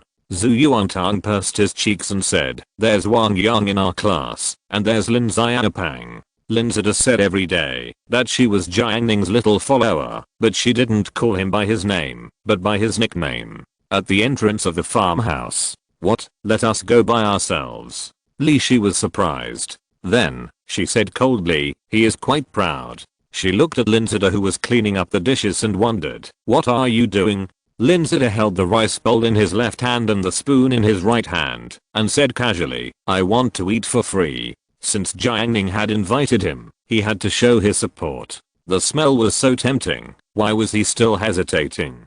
Li Shi held her breath in her heart. If the person who went was Wang Yang, she would definitely scold him directly to stop him. But the other party was Lin Zida. He was on the same level as her, or even a higher level. Lin Zida packed up his things and asked, "Jian Hu, Yangzi, are you going?" Zhuang Jian who didn't know how delicious mushrooms were, so he didn't care. "I won't go." "He won't eat for free." "Wang Yang, I'll stay to accompany brother Hui." "What about you, Shishi?" "Our brother Ning has spoken directly," Lin Zida said, winking. Li Shi wanted to refuse, but a voice in her heart shouted, "Go quickly." If eating desserts can make girls feel extremely happy, then the happiness brought by mushrooms is more than 10 times. Li Shi is a girl after all, and with Lin Zida first, she finally couldn't resist the temptation and thought of an excuse. That mushroom just now seemed a bit unique. "I'll go and verify it." After saying this, she packed up and set off with Lin Zida. The journey was short, and soon they arrived at the gate of the Zhu family compound. Lin Zida greeted, "Jiang Ning, I'm here to eat." Jiang Ning pointed to the soup pot. "It's mushroom and pheasant soup in it, you can serve it yourself." Lin Zida was not polite either. He directly served a bowl and drank it. The natural freshness entered his stomach, diluting all the greasiness of the lamb skewers just now. "Comfortable," he praised. Lin Zida was so busy drinking his soup that he completely forgot about Li Shi who was traveling with him. Seeing Lin Zida's reaction, Li Shi finally couldn't hold back any longer. She raised her chin, looked down at him with a posture like a white swan, and aloofness in her eyes. "I just ate grilled mushrooms, and I thought they were very similar to the mushrooms I had before, but I'm not sure. I'll try it again to verify it." She also deliberately laid the groundwork for the reason, meaning that I came to eat for a reason. After saying this, she calmly waited for Jiang Ning's reply, and at the same time, in her heart, haha, don't think I came here for a bite of food. As a result, Jiang Ning added, you are planning. Li Shi's arrogant face was swallowed at that time, and then swept by Jiang Ning's leisurely eyes, as if she was seen clearly from the inside out. It turned out that her little plan, the other party actually Li Shi's heart tightened, as if she was electrocuted. She bit her lip and stood there at a loss. At this moment, she was extremely embarrassed, and her smooth and delicate forehead was covered with fine and crystal beads of sweat. Jiang Ning said happily, are you sweating profusely? 5 minutes later, Li Shi left in embarrassment. She took away a bowl of soup and a piece of roasted rabbit meat. After being teased, Li Shi could no longer maintain her innate arrogance. She simply broke the jar and broke it. Anyway, her face was lost. It wouldn't be too much to eat another piece of meat. Zhu Yuantan covered her mouth. Hehe. Zhu Chachu, Tong Tong, you look like a bad guy when you laugh. At this point, she couldn't help but curl her lips. The girl just now, how proud she was when she came, how funny the contrast was when she left. Jiang Ning had barbecue and fruits, and he was very happy. And in the class group, a comparison was also launched. Since Jiang Ning posted a photo of his dinner, the students in class 8, encouraged by the former monitor Huang Zhangfei, posted their dinners one after another. Meng Xian posted the exquisite western food she had today, and then it was instantly killed by the Japanese food feast found on the internet by Lu Kiki. Meng Xian felt depressed. In the past, she was the representative of fashion and trends in class 5, but she didn't expect to meet a rival today. Meng Xian posted a circle of friends. Is Japanese food really that delicious? Kyo-kun, who had been pursuing Meng Xian for more than half a year and had paid countless sunk costs, immediately started chatting privately. When everyone was vying to show off their dinner, only Pang Jiao was very different. She showed off a basket of corn and said, oh, in order to lose weight today, I only ate 15 corns. I wonder how much I will lose tomorrow. Wang Yanan immediately supported her good sister. Corn is a crude fiber food, easy to digest, and the calorie and fat content are almost negligible. I will definitely lose weight tomorrow. Zhang Yifei, Jiao Jiao, you are so determined. You can resist not eating meat and only eat corn. Li Shengnan, I'm so envious. Your efforts today will definitely be rewarded tomorrow. Pang Jiao, thank you sisters for the compliments. I will eat corn tomorrow. Several girls flattered each other. Duan Shigen couldn't stand it anymore. Damn, you disgusted me in school before, but now you are on vacation, and you are doing this? Duan Shigen, this is not called losing weight, it's called grain feeding. Zhang Kai came to laugh at him. 15 corns are beaten into cornmeal, and an old sow can eat it for a day. CUIU, at Chen Kan, please analyze how much cornmeal a sow's in a day. Chen Kan quickly calculated in his mind that a corn weighs 200 g to 300 g, of which 46% is corn kernels. Chen Kan has figured out the answer. However, he chose to remain silent. The wise man does not speak, and the master does not talk. Chapter 538 A comb. At night, 9:30, the moon was bright and the stars were sparse. A meal of roasted rabbit meat, slowly eaten until now.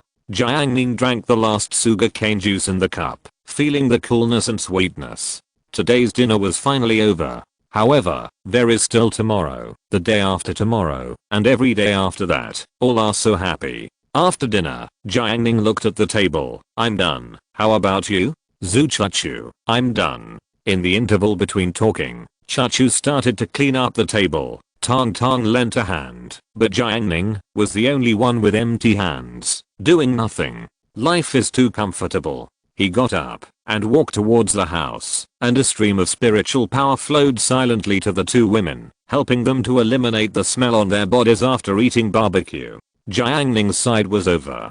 Boss Yang's farmhouse was still in full swing. Although it was late, another table of guests came in halfway. 3 or 5 friends sat around the table, blowing the night breeze, and the smoke from the barbecue rose. Zhuang Jianho said, Xiaopang, when are we leaving? He was going to call the driver to come to the river dam to pick them up and take them home. Li Shi took out a wet tissue and wiped the oil stains from the corners of her mouth. It's over. After she finished eating Jiang Ning's dishes, the food at the farmhouse had no appeal to her. However, when she thought of the humiliation she suffered when she asked for mushrooms before, Li Shi felt extremely ashamed and angry.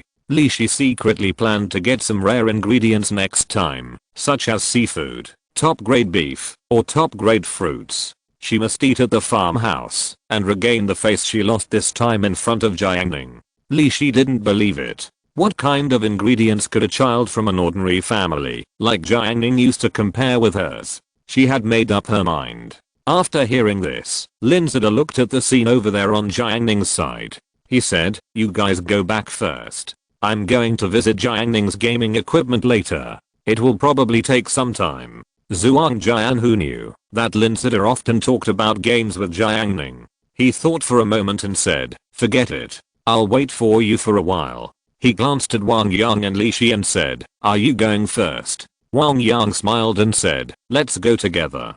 Jiang Ning is my classmate." Li Shi said, "No need." She wanted to see what Jiang Ning's living environment was like. After confirming, Linzida called Boss Yang and settled the bill. The meal cost 587 yuan, including spicy crab, lamb skewers, other grilled skewers, drinks, etc. Yang Fei rounded off the bill and charged 580 yuan and gave each person a can of Wang Laoji. There were only 4 of them, and the average cost was 150 yuan per person. In today's era, in the small city of Yazhou, this price is definitely not affordable. Linzida didn't care. He had tens of thousands of pocket money every month, which he couldn't spend. Li Shi's family was no less well off. She came from the most prominent family in Yazhou. Her father had investment companies in Ancheng, Lincheng, and Nation City, and had held talks with the most powerful people in Yazhou. With just one word from Li Shi, it would be easy for her to transfer to the capital to study, not to mention that she was the only daughter in the family. Linzida walked to the door of Jiang Ning's house and shouted from outside, "Jiang Ning, are you in the house?" Jiang Ning was controlling the flying sword in the yard, cutting off the wings of mosquitoes, having a lot of fun. Hearing the shout, he waved his hand, and the hidden flying sword escaped into the storage ring. Jiang Ning took a few steps forward. "I'm here." Linzida smiled and said, "Last time I said I would come to your house to see the gaming equipment. Now it's a coincidence. Can I see your 980 graphics card?" "Okay, come on."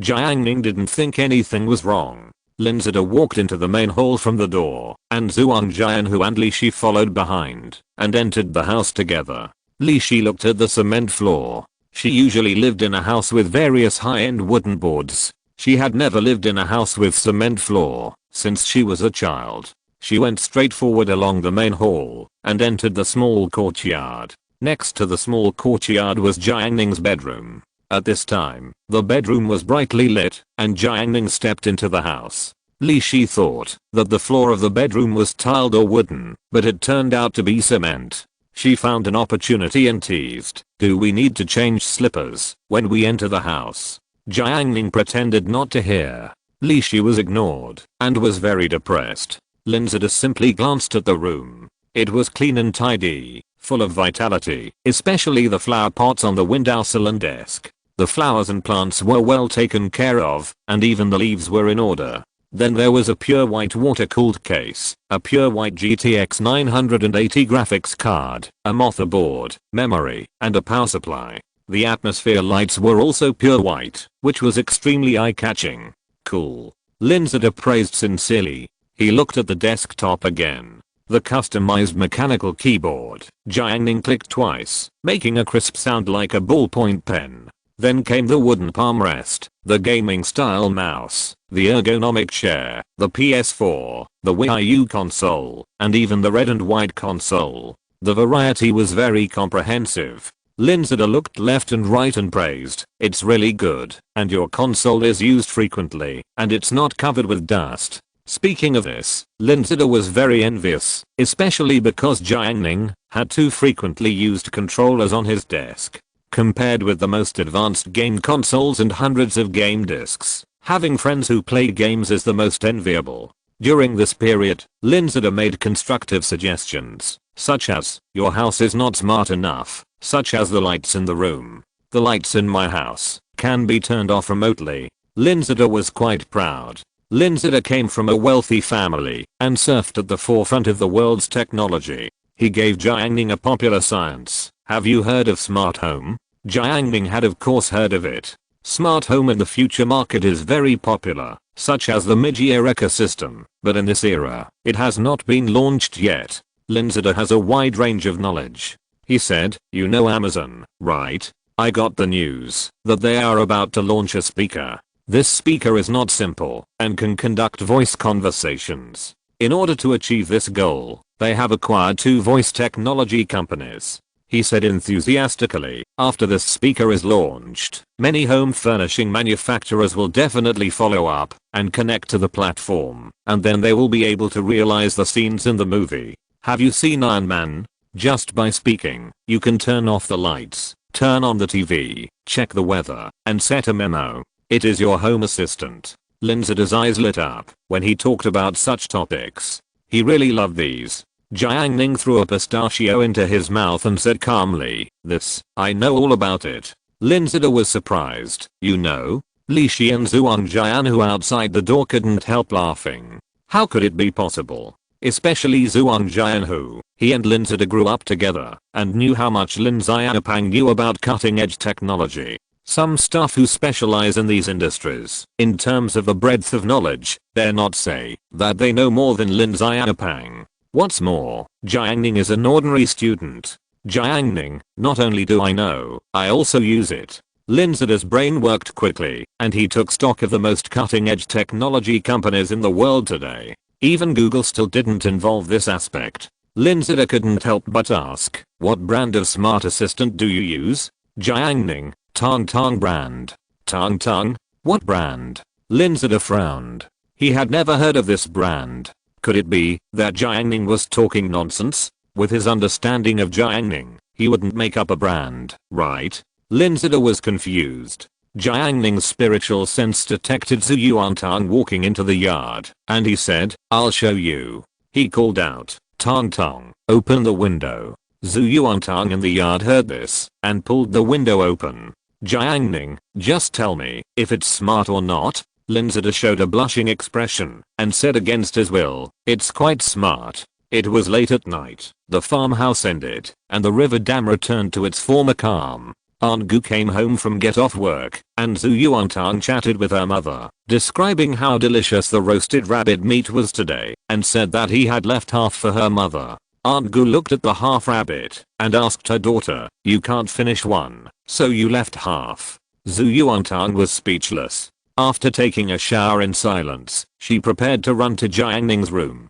Aunt Gu took a comb and looked at her daughter's wet hair. Comb your hair before you leave. Unexpectedly, the daughter took the comb and said, I'll let Jiang Ning comb it. Zhu Yuantang ran into Jiang Ning's room. Jiang Ning was watching anime on the sofa. She threw off her shoes, sneaked into the sofa, and stuck to him. Her pair of sparkling eyes stared at the 27-inch monitor. The two were very close. Jiang Ning saw the surface of Zhu Yuantang's pink skin, condensed with the freshness of water vapor. Her long hair fell naturally, and her white dress stuck to her petite body, exuding a faint fragrance. Zhu Yuantang thought of the most delicious rabbit front legs, and she still couldn't forget it. She looked up and said dissatisfiedly, Jiang Ning, you ate the rabbit legs alone, and Chachu was sad. Jiang Ning held the mobile phone. Really? Yeah. Zhu Yuantang nodded her head. Jiang Ning turned the screen of her mobile phone towards Tong Tong, and on it was a message from Chachu. Thank you for today, the rabbit is delicious. Zhu Yuantang was shocked. Why are you chatting with Chachu? She took the initiative to send it. Jiang Ning put the phone aside. Zhu Yuantang's excuse was exposed in front of her. She sat up straight again, without saying a word, with a serious face, and I don't know what bad idea she was thinking. Jiang Ning took the comb she brought, and played with it in her hand. Zhu Yuantang suddenly turned her head and said formally, Jiang Ning, this time. She had just started to speak, when Jiang Ning reached out to comb her hair. Zhu Yuantang was stunned, and as if by instinct, she suddenly became obedient and sat still. Mom said before, that you can't move when combing your hair. Jiang Ning combed Zhu Yuantang's beautiful black hair, and a spiritual power moistened it. She couldn't help twisting her body in comfort, and two cute snow white little toes pointed out from the white skirt. Jiang Ning combed gently a few times, and prepared to change positions. Zhu Yuantang closed his eyes and hummed softly, "Don't take it away, leave it for a while." Chapter 539, a great way to pick up girls. Time flies, and years go by in a hurry. In the blink of an eye, the happy days are about to say goodbye. There are gains and regrets, reluctance, and sadness, but I still remember them. Wang Lang spoke with emotion in the class group.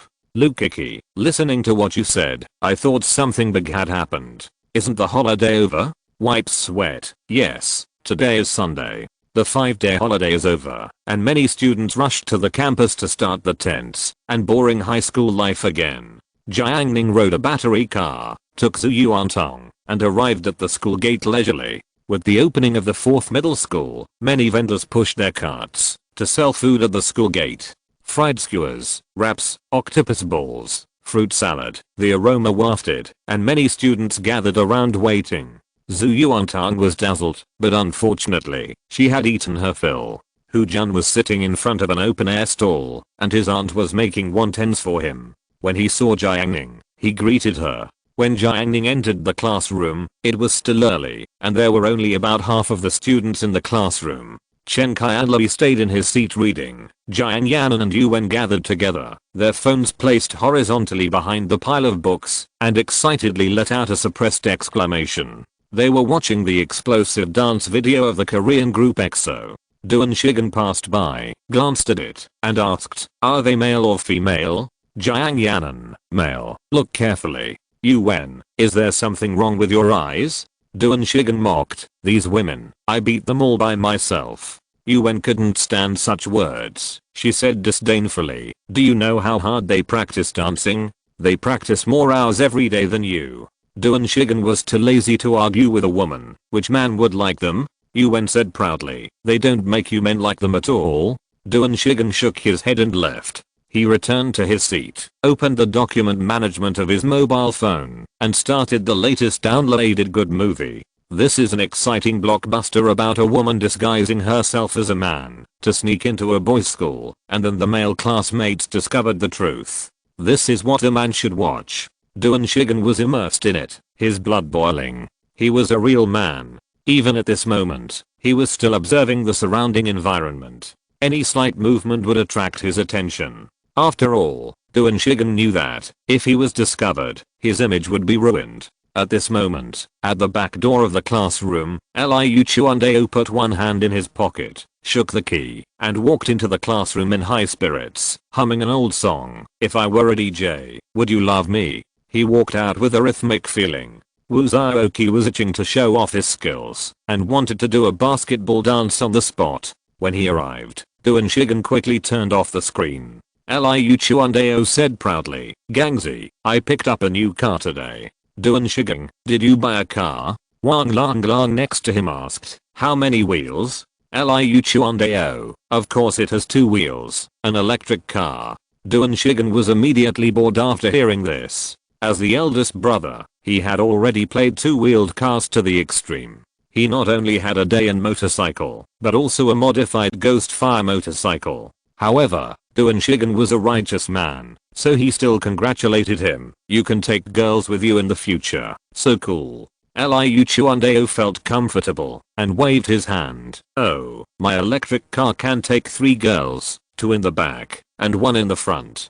Duan Shigen continued to support him. "Brother, you are great. Wang Lang, you are worthy of being my brother Liu. You are more comprehensive than most people think, and you are prepared for a rainy day." Liu Chuandao was flattered by the 2 people, and his steps became more and more floating. When people float, they like to think about random things. Liu Chuandao returned to his seat. Among the several golden flowers, only Wang Yanan came. The few days of vacation and the current situation made him forget the hardships in the past. Liu Chuandao could see Yang Sheng from his position. Occasionally, Yang Sheng turned her head, and he could see her handsome face with heroic spirit. After buying a car, He naturally wanted to take a beautiful girl in the car. Just think about it, and you will know how cool that scene is. He said action, and then took action. Liu Chuandao adjusted his collar, lifted his hair, rubbed the corners of his eyes, and showed his most handsome side. He stood up and walked to Yang Sheng, saying with a smile, "Yang Sheng, what are you doing after the evening self-study?" Yang Sheng felt puzzled and replied with 2 words, "Go home." Liu Chuandao turned the brand new car key. "Haha, I'll take you home." "Yang Sheng, why take me home?" Liu Chuandao's round face, with a pair of small eyes, looked at him affectionately. "Because I want to go home with you." Yang Sheng was not at all impressed and said calmly, "Oh, don't you have a home?" After Jiang Ning entered the classroom, Zhu Yuantang took out a rag and wiped the dust on the desks and chairs. When Zhu Yuantang wiped it clean, he was ready to take a step and sit down. At the back table, Zhenglu had not come yet, and her seat was occupied by the twins. Chen Xiao and her sister Chen Xiqing, wearing the same exquisite standard skirts, saw this scene, looked at each other, and greeted each other solemnly. "Master, it's time to go to bed." At this point, they also winked playfully. Jiang Ning's steps rose. Seeing Jiang Ning's reaction, the twins burst into laughter. Jiang Ning finally took a seat. Chen Xiao said, "Jiang Ning, have you heard that our Yazhou is going to hold a marathon at the end of the month?" Chen Xiqing, "This is the first marathon in Yazhou. There has never been one before." They had seen marathons on TV before, but for a small city like Yazhou, there was no chance to hold one in the past. The sponsor of this marathon is Changqing Liquid. The prize money must be very high. "Jiang Ning, do you want to participate?" Chen Xiao asked.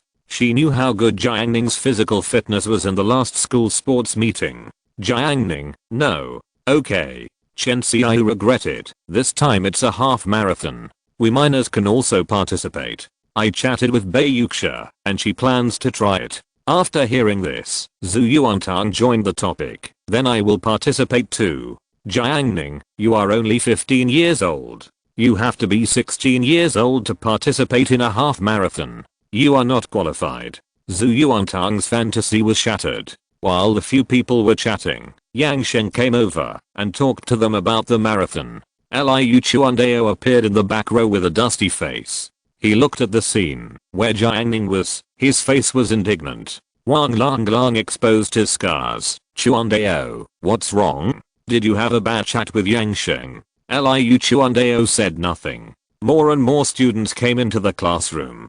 Tang Jing held a cup. "The purified water is gone. Who should carry water?" Hu Jun shouted. "Wang Yan'an, it's your turn." Wang Yan'an turned around and said, "I'll wait for Jiao Jiao and the others to come before carrying water." Tang Jing was always unhappy with the golden flowers. She was going to take down the yellow jade pillar to retaliate against the golden flowers. At this time, she beat the drowning dog. "Why can't I move water now? I'm almost dying of thirst. Others can carry water, why can't you?" Tang Jing looked at Wang Yan'an's flatfish and attacked. "Oh, you can't find someone to carry water for you? TSK, so pitiful." She was giving it her all. Wang Yan'an looked very unhappy. She looked at the boys in the class, especially Dong Qingfeng, who was discussing a problem with Jiang Yanan, because he was usually the best at helping girls. However, Dong Qingfeng chatted with himself and completely ignored her. Not to mention other boys. Many boys in high school have appearance discrimination and have different attitudes towards beautiful girls, ordinary girls, and even ugly girls. Beautiful girls are born with privileges. They don't need to say anything, and there are also a lot of boys who lick their faces to help. As for girls like Wang Yan'an, they are excluded. Just when Wang Yan'an was ridiculed by Tang Jing, Huang Yasu stood up. He had a slightly dark complexion and a loyal face. He said, "Wang Yan'an, I'll move it for you." He rushed to the front, picked up the bucket of purified water, and walked outside. Tang Jing was angry, as if something had lost control. She said to Meng Xian indignantly, "He is rebelling." Wang Yan'an looked at Huang Yasu's broad back. Even though she was a vicious person, she actually had some good feelings for him at this time. Wang Lang shook his head. "Yasu is really amazing. Jiuo Kunan, it's really rare." I have to admit that, if it were me, I would only help if a beautiful girl asked me to help. Wang long long, brother Ma, what about you? Ma Shichen was playing games and took the time to reply. No matter what they look like, I won't move them if someone asks me to. Huang Yazu's heroic act caused a small discussion in the class. Lu Keki called him the central air conditioner. Meng Xian couldn't help but laughed out loud. Tang Jing said privately, what kind of central air conditioner is he? The tall Donking Feng is the central air conditioner. Huang Yazu? At most, he is a floor heating. Jiang Ning and Yang Sheng had a good chat. Liu Chuandao at the back of the classroom was like being slapped in the face from a distance, but there was nothing he could do. He couldn't beat them, and his academic performance was not as good as others. Is my life destined to fail? Liu Chuandao couldn't help but think so. Jiuo Kanan happened to talk about it. The library in our school is now very big, with many places to sit. When I came in the afternoon, I was reading there. Liu Chuandao said, you are quite literary, and your books are very good. Jiuo Kanan, there are many girls. Liu Chuandao looked at his watch and saw that there were still 20 minutes left. He urged, Gangzi, go to the library and take a look. Duan Shigen also wanted to see girls. The two hit it off and set off excitedly. The library of number 4 middle school. With the money paid by Changqing Guy, the area of the library has now increased by more than 2 times. It is neat and clean inside, and the floor is bright. As soon as he stepped into the library, there was only the sound of turning pages of books, and Liu Chuandao seemed to smell a scent of books. Most of them were girls, holding books and reading quietly, or walking between the bookshelves. The library even provided USB ports for charging mobile phones. Liu Chuandao strolled in the library, looking for beautiful girls, ready to start his journey of hunting for beauties. Turning a corner, he saw his classmate, Shan Zhao. Shan Zhao nodded honestly. Liu Chuandao's reaction was flat. After being provoked by Yang Sheng, he was now irritable and just wanted to find a girl to prove his strength. After another turn, Liu Chuandao walked to the reading area and actually saw a petite girl with delicate and beautiful looks and calmness. Fuck. Liu Chuandao quickly touched Duan Shigen. Duan Shigen also saw it. What do you mean? Duan Shigen asked. Liu Chuandao said without hesitation, of course, I want contact information. He was experienced in chasing girls and immediately thought of a method. I told her that I couldn't find my phone, and then borrowed her phone and called myself. Is this method okay? Liu Chuandao said. Duan Shigen asked back, what if she doesn't lend it? No way. Duan Shigen, there are exceptions to everything. Liu Chuandao thought about it, and it was right. If someone doesn't give it to him, it would be a disaster. He must think of a foolproof method. He has been paying attention to the beautiful girl. At this time, Lan Zichen finished reading the book in his hand, got up and returned the book to the bookshelf, leaving only his mobile phone on the table to charge. Liu Chuandao slapped his head, and a flash of inspiration came to him. He exclaimed, I thought of it. He lowered his voice and showed Gangzi his ultimate plan. I will hide her phone while she is not paying attention. When she finds out, she will definitely ask me why my phone is gone. Then I will take this opportunity to call her with my phone. I can not only get her contact information, but also gain her favor. Gangzi, isn't this method awesome? Duan Shigen was shocked after hearing it. He couldn't imagine that Liu Chuandao was so smart. P.S. I haven't been in good shape these 2 days, so it's a bit short. I will resume normal updates tomorrow. In addition, I recommend a book, 40 Years of No Confusion, Awakening Attribute Panel Only My Way plus Daily Practice plus Making Money Type. It's pretty good. If you're listening to this novel on a channel other than Fanfic World, it means they downloaded and uploaded it without effort. We cordially invite you to visit our channel, Mundo Fanfic Novelos. There you'll find the original version of this story and you can explore many other novels of various genres. We're waiting for you to immerse yourself in a world of incredible novels. Chapter 540, The Beginning and End of the Action. Duan Shigen looked at Liu Chuandao, and a bit of appreciation could not help but appear in his eyes. Hiding the target girl's mobile phone, turning passivity into initiative, and at the same time winning favor. can be said to kill two birds with one stone. He gave a thumbs up and praised repeatedly, high, really high. At this moment, Brother Gang, who was once a big shot in Railway Middle School, couldn't help but cherish his talent. Sure enough, you can't judge a person by his appearance. Who would have thought that Brother Liu, who has a round face, would have such a peerless talent? If he were to recruit him one day, Duan Shigen would have a think tank to give advice. Liu Chuandao stared at the girl and said, Gangzi, help me keep an eye out. It's a piece of cake. Duan Shigen had rich experience in stalking, and he slid twice, and drew a distance. He locked onto the schoolgirl who was choosing books, and monitored her with his peripheral vision. Once, when Duan Shigen was still a small fry, he gradually established himself, by relying on this unique skill of stalking. Finally, with more and more supporters, he established his position. Until the previous boss was fired, Duan Shigen became the strongest overlord in the Iron. This is the foundation of his life. When Duan Shigen pretended to pick up the book to cover up, he suddenly thought of something, and his body suddenly stopped and reminded, wait. Liu Chuandao was puzzled. What's wrong? Duan Shigen, we missed a small detail, and details determine success or failure. He pointed to the sky and read, camera. Liu Chuandao followed his gaze, and found that there was a camera in the northeast corner of the library. He was startled. It's over. There is a camera. Duan Shigen stared at the camera and confirmed. The monitoring area of the camera completely covers the reading area. This means that Liu Chuandao's behavior of taking the mobile phone will be completely exposed to the camera. It's too dangerous. Why don't you give up? Duan Shigen said. After all, man can't defeat nature. However, when he thought he had given up the action, Liu Chuandao smiled.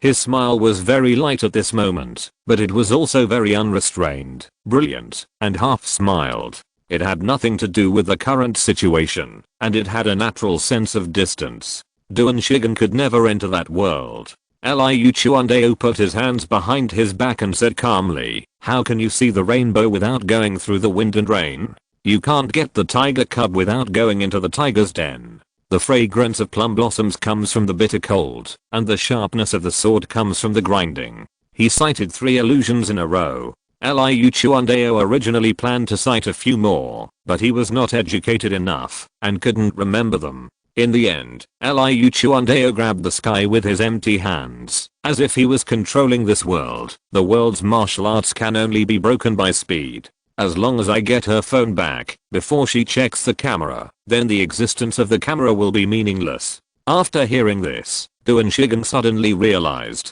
fuck, that's right. He was scared back by the camera, but Liu Chuandao was able to analyze calmly. This calmness made Duan Shigen admire him. Okay, I'll try it with you once.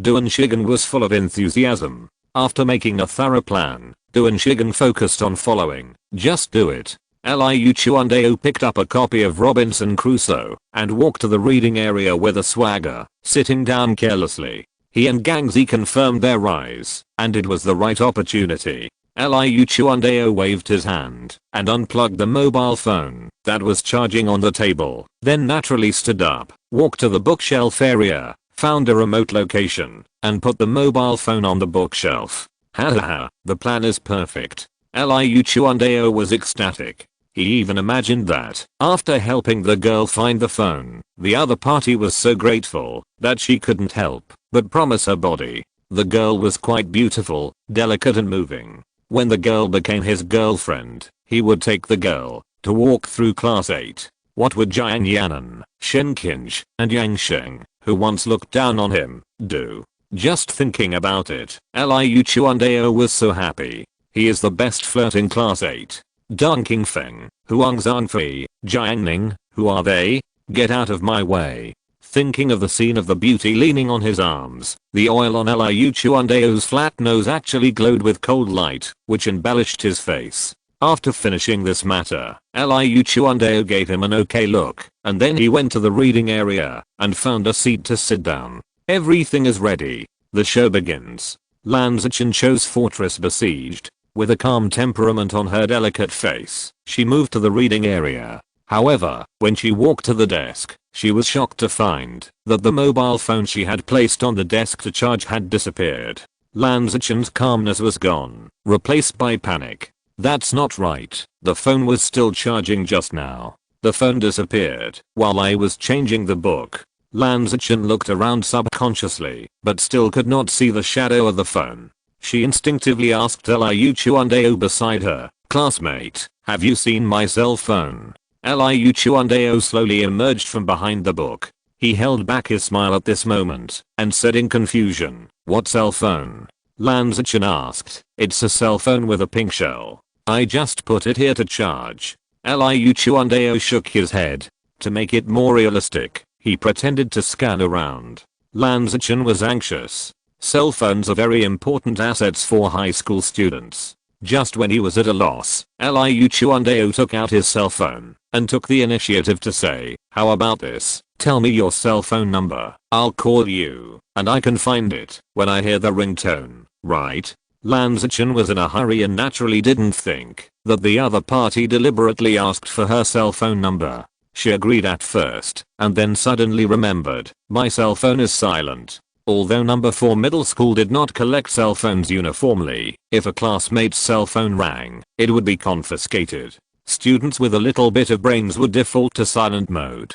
Liu Chuandeo was stunned. It's okay. It will definitely vibrate, right? Lan Zichen, it will vibrate, but the noise shouldn't be that loud. Liu Chuandeo, that's enough. Lan Zichen read, 138. 552. Liu Chuandeo began to dial, and at the same time thought that when he called, he would walk to the bookshelf where the phone was hidden, so that the girl could hear the vibration sound. "Okay, I'll start calling." Liu Chuandeo clicked to dial. Lan Zichen thanked him. "Thank you, you are such a good person." Liu Chuandeo, "I'm more than just a good person, sorry, the number you dialed cannot be connected at the moment." Liu Chuandeo. He was confused. "Is your phone turned off?" He couldn't help asking. Lan Zichen concluded, "No, the phone is almost fully charged." Liu Chuandeo dialed again, but still couldn't get through. Fuck. Liu Chuandeo was shocked. While dialing, he walked towards the bookshelf where the phone was hidden. When he got there, he was shocked to find, fuck, where's the phone? Why is the phone gone? Lan Zichen, who was standing by, felt confused and didn't understand what had happened. Liu Chuandeo didn't care about flirting with girls. He contacted Gangzi, "Help me find the phone."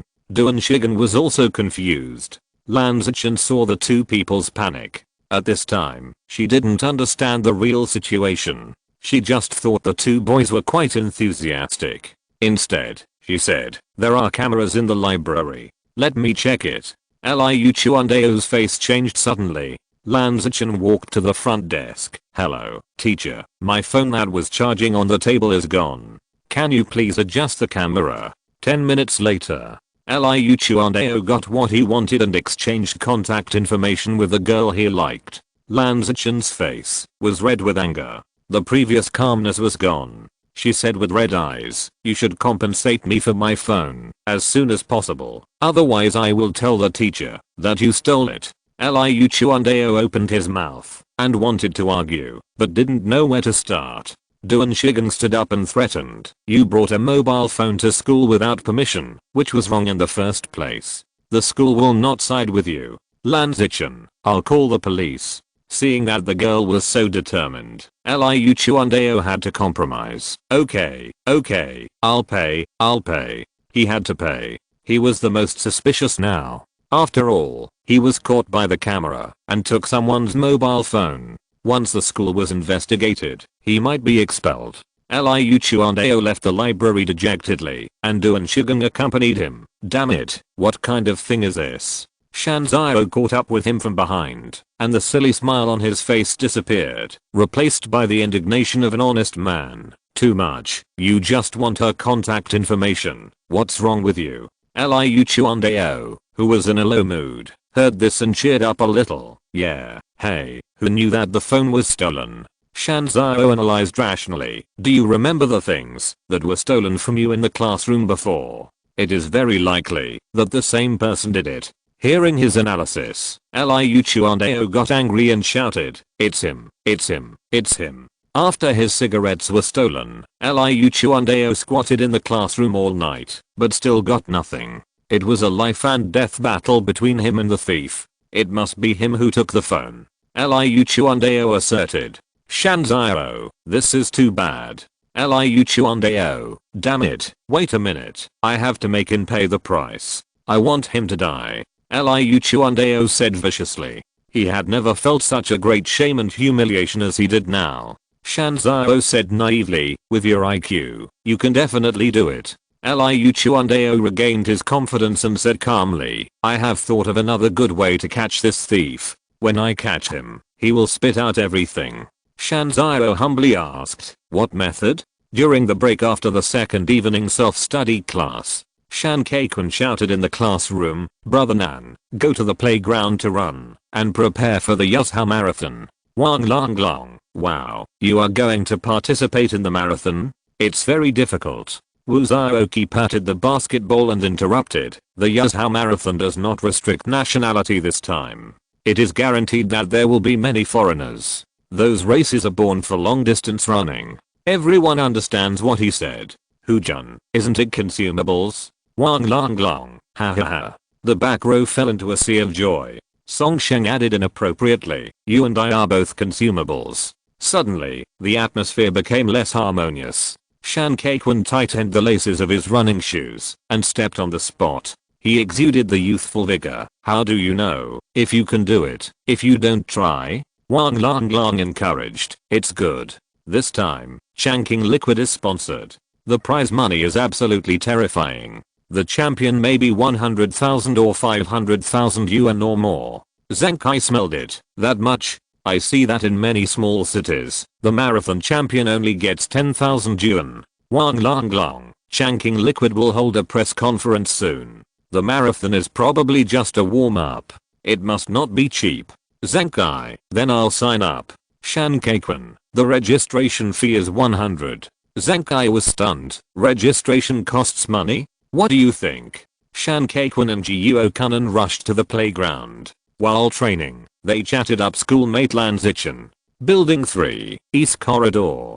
Jiang Ning put his hands on the balcony. The evening breeze gently kissed his cheeks. Looking out, the night ink splashed the campus, the teaching building, the street lamp, the bright light, and the large area of darkness, forming a sharp contrast. Sometimes doing nothing, just blowing the wind here, is also quite pleasant. Not only Jiang Ning is here, but also Wen Yuan and Yuan Xiaomao from class 1. The two are discussing school trivia. For example, the registration for the small dining table plan has started, who will participate and so on. Or tonight, teacher Jiuo Ran wore a very beautiful skirt, graceful and beautiful like a fairy. Or, brother Koang, one of the 4 heroes of the 4th middle school, smashed a student's mobile phone in class today. Time passed by minute. Bei Yuxia brought 2 cups of double skim milk. She went up the stairs to the 2nd floor and happened to see Jiang Ning standing there silently. His back was straight and slender. Bei Yuxia didn't say anything. She slowly walked to the balcony and stood with Jiang Ning. As the distance got closer, Bei Yuxia found that he was standing on the balcony in a trance, his deep eyes hidden in the dark campus, and his fine black hair was blown by the night wind, adding a bit of chic. Bei Yuxia placed 2 cups of double skim milk on the wall, 1 cup of strawberry mango, 1 cup of taro balls, red beans and coconut. Choose one. Bei Yuxia had eaten a lot of snacks from Jiang Ning before, and she had no way to repay him, so she could only repay him slowly. Jiang Ning turned her head and moved her eyes to Bei Yuxia, meeting her eyes. Bei Yuxia had a very good appearance, double eyelids, clear and bright eyes, and a small and straight nose, which added a 3-dimensional sense to her facial contours. At the same time, Jiang Ning's spiritual consciousness was activated and swept towards Bei Yuxia's body. The girl was dressed simply, and the slim jeans tightly wrapped her slender legs, highlighting her body curves. Below was a pair of white sneakers, which complemented the jeans and t-shirt, making her look particularly youthful and energetic. Seeing Jiang Ning staring at her face, Bei Yuxia slightly raised her eyebrows, emitting a charming smile. What's wrong? Jiang Ning retracted his gaze. Nothing. Bayuksha leaned on the balcony and looked into the night sky. It's rare for me to go out to buy double skim milk. You choose a cup.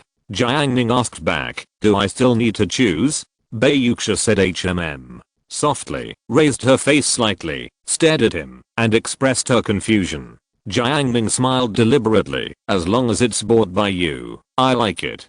Bayuksha's face first flashed a trace of surprise, mixed with a little shyness, but then, her pair of clear eyes like a clear spring gradually narrowed, and her lips as moist as water gently parted, slightly teasing. Tang Tang likes it all, right? Chapter 541 Resolving. Tang Tang likes both, right? Bayuksha's clear and melodious voice came from the wind, along with her slightly teasing expression.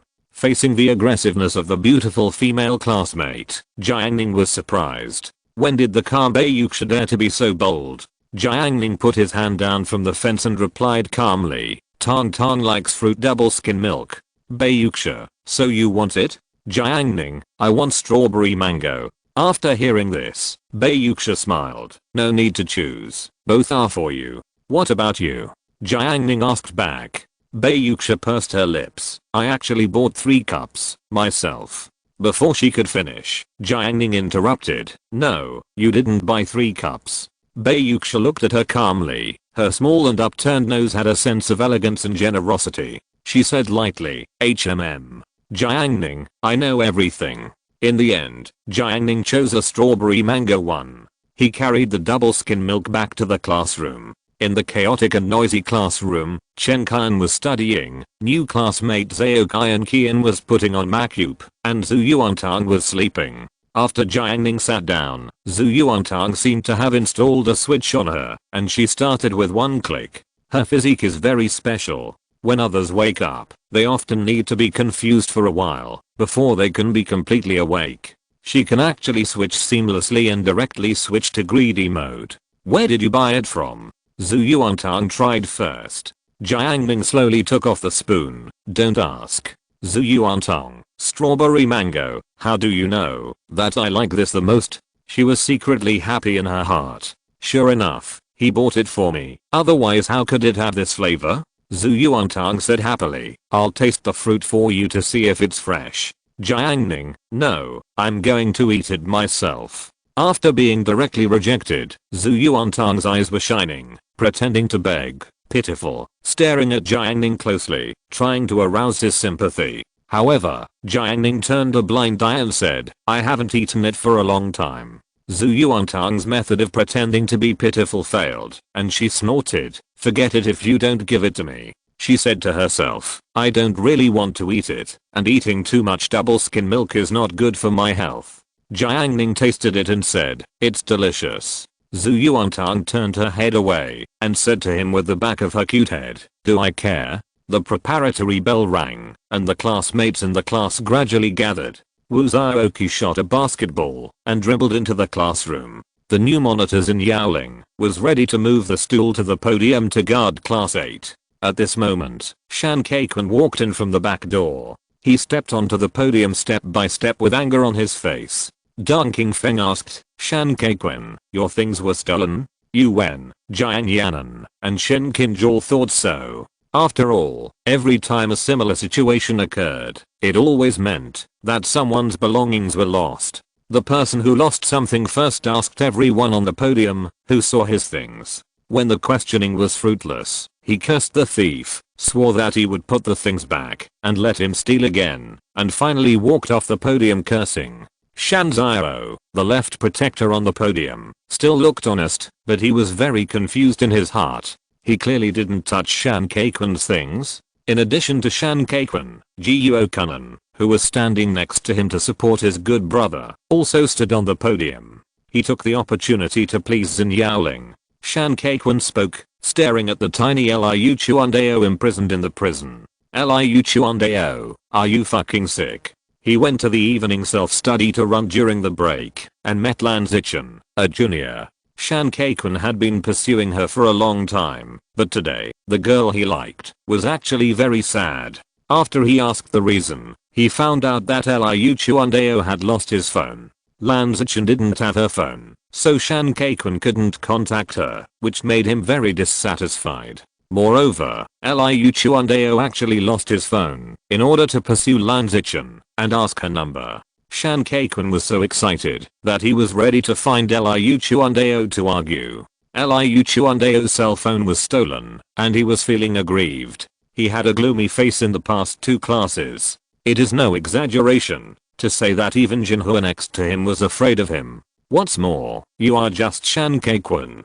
Liu Chuandao was a rude person. He slapped the table with a bang sound and cursed, "Fuck, who do you think you are?" After saying this, he wanted to stand up and face Shan Kai-kun. However, he was usually bullied too much by Jinhua. The desks of Li Shengnan and Zhang Yifei in front and behind him firmly stuck him and imprisoned him. Liu Chuandao was like pulling a carrot. He stuck to the stem, but couldn't pull it out. His body bounced back to his seat. He was in a daze. The next second, Liu Chuandao was furious. He pressed the desk with both hands and broke himself out of the turtle shell alive. Finally, he escaped from the cage and regained his domineering attitude. "You are looking for trouble, right?" Shan Kai-kun was not afraid at all and said in a cold voice, "I'm looking for trouble? Don't you know what you did? Chasing girls like this?" Liu Chuandao, "I'm chasing girls, none of your business. Chasing your mother?" Shan Kai-kun's face was ugly. "You have been transferred to our class for a month. How many people have you chased? Jiang Yanan, Shang Kaiwei, Lukiki, Shen Kinj, Yang Sheng. Do you think they care about you?" He directly launched a weak attack. The two quarreled in the air, and the words became more and more intense. Some other students in the class couldn't figure out the situation. What happened? What caused the two to quarrel? But everyone, without exception, put down the things at hand and began to enjoy the show. Xin Yaoling, the new monitor, did not muddle through. She performed the duties of the monitor and maintained the order of the class. She was the only light in the dark turmoil. Xin Yaoling tried to dissuade them in a rational tone. "It's class time now. Please stop arguing." This sentence disappeared in the wind without causing any ripples. The old monitor Huang Zhangfei coughed and said, "Shan Zhao, Mio Zhe, please close the front and back doors of the classroom." Xin Yaoling looked at Huang Zhangfei. "Do you have a problem?" Soon, the front and back doors were closed, and Class 8 became a small world of its own. "Liu Chuandao, you want to provoke me, right? Shan Kai-kun, who do you think you are?" Liu Chuandao squeezed out of the cage with difficulty, stood in the aisle, and confronted Shan Kai-kun in the air. Chen Xiaoyu poked Jiang Ning. "We are going to fight." Zheng Lu, who was sitting at the same table, silently withdrew her hand. She suddenly didn't want to be Chen Xiaoyu's deskmate anymore. In the past, poking Jiang Ning was clearly her exclusive move. Since Chen Xiaoyu moved to the back table, she actually learned this trick. Zheng Lu was very depressed. She didn't want to do the same thing as a stupid Chen Xiaoyu. Che Wei faced the north of the classroom, one hand on the edge of the table, pointing at Jiang Shan. "How childish. How old are you still fighting? If it were me, I would definitely solve it privately. It's so embarrassing to make trouble in public. Don't you think so, Beiyuxia?" Beiyuxia rarely replied. Fighting is indeed not good. Che Wei felt better after getting recognized. It seems that he and Beiyuxia have the same views. Jiang Ning, it depends on the situation. Che Wei took this opportunity to belittle and suppress him in front of Beiyuxia. Fighting is fighting. Mindless violence, Beiyuxia, not necessarily. Che Wei suddenly stopped. Dan Kaikun was surrounded by Jiuo Kunan and Hu Jun. Liu Chuandao was alone and lost his momentum. He was unhappy. "More people, right? Gangzi," he called. Soon, Duan Shigen responded to the call and came to support the scene. "You and I, brothers, are destined to become famous again." Liu Chuandao was proud in his heart. He led Gangzi to face Shan Kaikun and his two companions. The battle expanded again. Wang Long in the back row held the microphone rolled up from a textbook and said helplessly, "How should I explain it? After all, one of the parties involved Brother Quan, Brother Nan, and Brother Jun. He couldn't joke with his brothers, right?" There was a commotion in the northwest corner of Class 8. Wu Zhaoqi saw that there were too many students in front of him, blocking his view, so he went to join in the fun with a basketball. People like Tang Jing, Kao-kun, and Jiang Li all stood up and looked. The anger between Shan Kai-kun and Liu Chuandao became more and more intense, and finally reached a critical value. The war was about to break out. In this war, Shan Kai-kun was the absolute protagonist, and Hu Jun was just a shadow hidden behind him, and no one paid attention to him.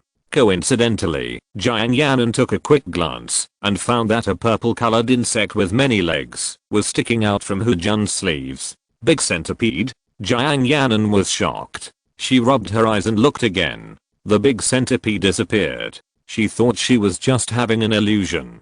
Fuck him. Liu Chuandao roared. He was about to transfer to class 8. All the injustices he had suffered were condensed in one punch. This punch opened up the world. Bang! The back door of the classroom was suddenly pushed open. Director Wang of the security department stepped into class 8. He was burly, with a crew cut, and a sharp look. He overwhelmed the entire class, and had a very strong momentum. The atmosphere in the classroom suddenly became dead silent. Quiet, to quiet. Director Wang saw the chaos in class 8, and immediately understood what these little bastards were doing. His flesh trembled, and he spat out a sentence. Do you want to die? Whoever took the lead, stand up. The hearts of the students in class 8 trembled. The students of Yuzhou No. 4 middle school saw it with their own eyes. Director Wang of the security department was responsible for the discipline of the whole school. He was a particularly cruel person. He did not follow the verbal education method of other teachers, but directly beat them. Once they were dragged into the small dark room of the security department by him, they would be slapped and kicked. Seeing Director Wang approaching step by step with a dragon-like gait, a beam of justice light emerged in the panic. Wang Long shouted, "Congratulations to Liu Chuandao for joining class 8 for a month and getting an Emma electric car. He has studies in his left hand and family in his right hand. Pa pa pa." Wang Long clapped his hands desperately. Shan Kai-kun was so nervous that when he heard this, he shouted as if he had found a savior. "Congratulations to Liu Chuandao for getting an Emma electric car. Pa pa pa." Everyone applauded together, and the original awkward situation was broken. Director Wang asked, "Why are you celebrating during evening self-study by buying an electric car?" Wang Long explained, "Director Wang, you don't know that Liu Chuandao has been a cripple since he was a child, but he is strong and determined, and he works hard and perseveres. He insists on coming to school every day to study and make progress. He interprets the true meaning and significance of life with practical actions. We in class 8 are moved by Liu Chuandao's perseverance and have raised funds to buy him an Emma electric car to make it convenient for him to go to and from school." After saying that, he signaled Liu Chuandao with his eyes. Liu Chuandao understood what he meant. In order to avoid being beaten by Director Wang, he quickly took out the brand new electric car key to prove its authenticity, and then he limped onto the podium. With tears in his eyes, he looked at the whole class affectionately, raised his hands high, and said sincerely, thank you, I will always remember you." Good. Wang Long took the lead in applauding. Pa pa pa. In an instant, thunderous applause resounded throughout the classroom. Chapter 540 to Taking the Initiative. The applause continued without stopping.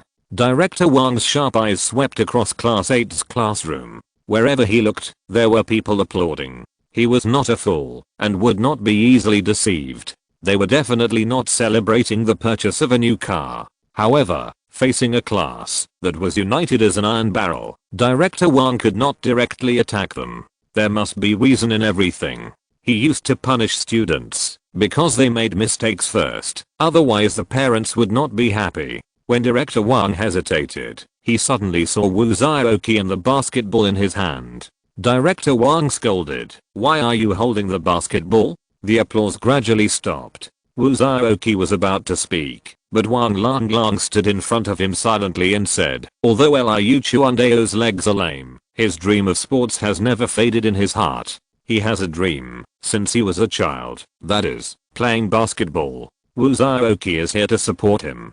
On the podium, Liu Chuandao stammered to avoid Director Wang's poisonous hand. I hope I can have a pair of healthy legs. Later, Liu Chuandao's literary talent was not enough, and he got stuck. Wang Lang took over the banner at the right time. He stepped forward, with excitement on his face, and recited with all his heart, I have a dream. I dream that one day I can run under the blue sky and white clouds. I can jump on the basketball court. I dream of.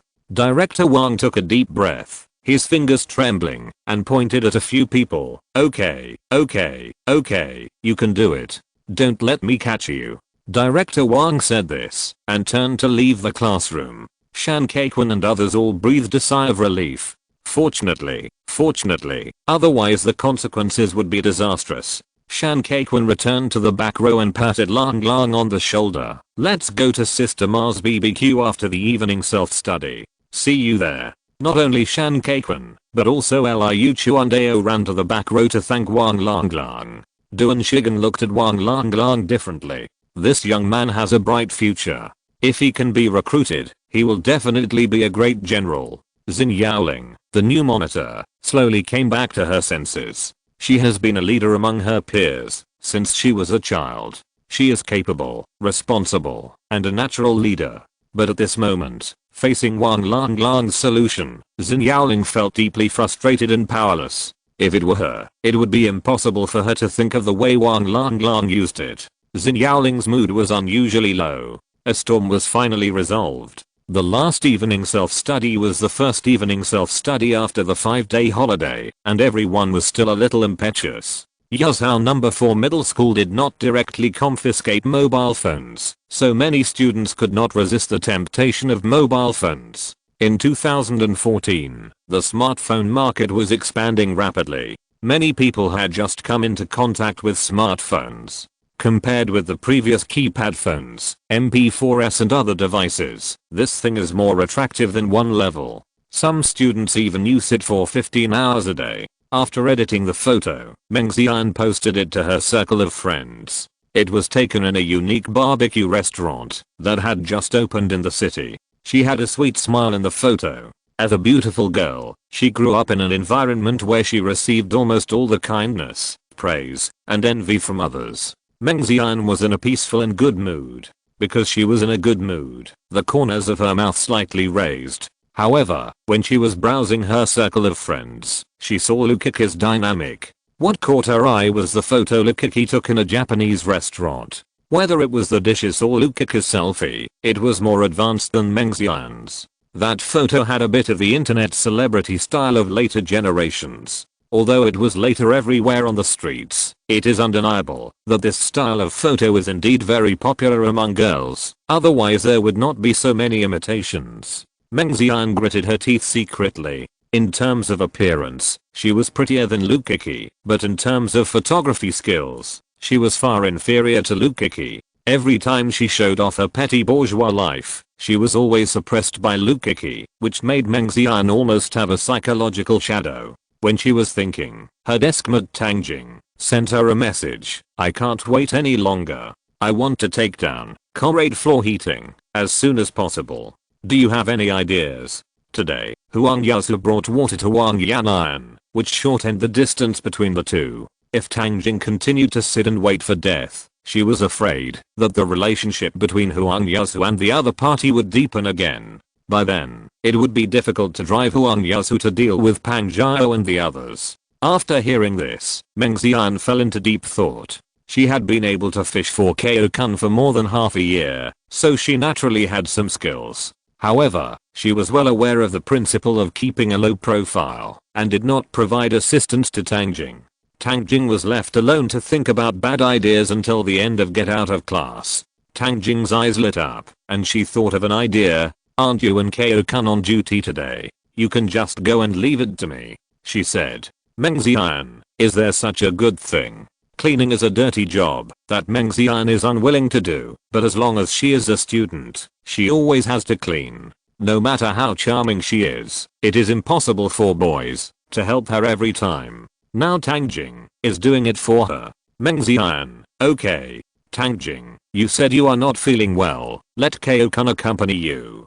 Okay. 10 minutes before the end of the evening self-study class, Jiang Ning and Zhu Yuantang left the classroom together, and the other students were envious. Many new students did not understand and thought they left early. Later, after others explained, they learned that Jiang Ning and Zhu Yuantang were specially approved by the principal and allowed to leave school early. After they left, Che Wei said to himself, "It's a bit unsociable." Bai Yuxia was writing the test paper. Che Wei raised his voice. They left so early, obviously using their privileges. Students should obey the school management system. Don't you think so, Bai Yuxia? Although they have good grades, their learning attitude is not good, which is far worse than yours. He continued to flatter. Bai Yuxia stopped writing with the ink pen in her hand and said, "I study hard just to get this privilege." Che Wei's eyes twitched. School was dismissed 10 minutes early, perfectly avoiding the large group of students leaving school. The parking shed was quiet. Jiang Ning led Zhu Yuantang to find the titanium grey electric car. The lights were turned on, which was extremely dazzling. The wide main road of the campus was empty, with lawns, gardens and rockery on both sides. Jiang Ning drove at a speed of more than 100 meters towards the school gate. After passing the school gate, he began to slow down again. There were various snack stalls parked on the street outside. Zhu Yuantang examined them one by one like an emperor. If she came across a stall that suited her taste, she would get off the car to buy something.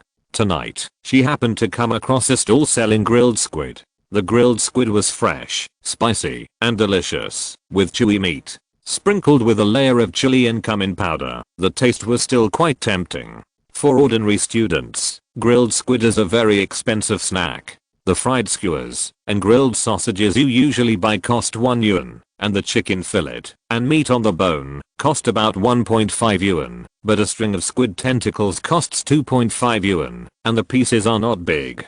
If it is a large squid plate, it even costs 5 yuan a string. Many students are reluctant to eat at this price, and Zhu Yuantang in the past could not afford it. She touched Jiang Ning. "Is it okay?" If Jiang Ning refused, then she would not eat it.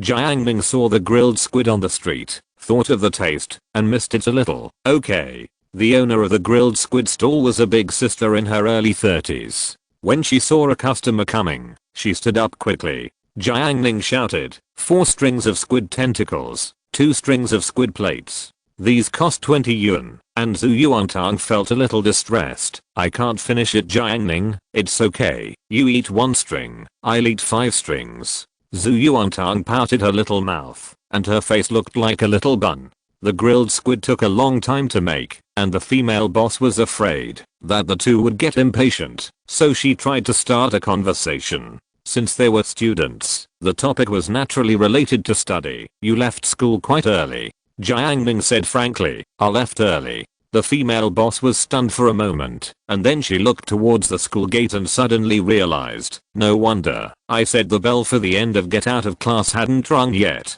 At this moment, the female boss's impression of the two people was a little strange. Students who skipped classes were usually not good students, but since they were customers, she certainly couldn't say anything else. She looked at the small girl. "Are you in the first year of high school?" "Second year of high school," Jiang Ning said. "You are still skipping classes in the second year of high school." The female boss's positioning of the two people became clearer. But she was a customer after all, so she said, "Isn't the curriculum for the second year of high school tight? I have an ISU studies until 11 o'clock every night." Zhu Yuantang, "The curriculum is okay, not difficult." The female boss saw the girl's confident look, thought about it for a while, and said something good. "When I saw you like this, I knew you must be a good student. You will definitely be able to get into a 3rd tier or 2nd tier university in the future." Yazhou No. 4 Middle School is located in the urban area and is ranked among the top 3 high schools.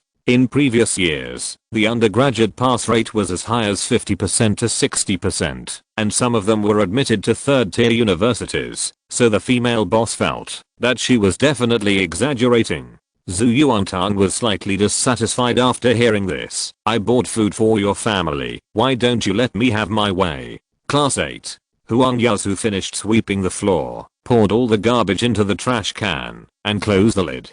Tang Jing came over, giggling. Yazoo, thank you for today, otherwise I would have trouble.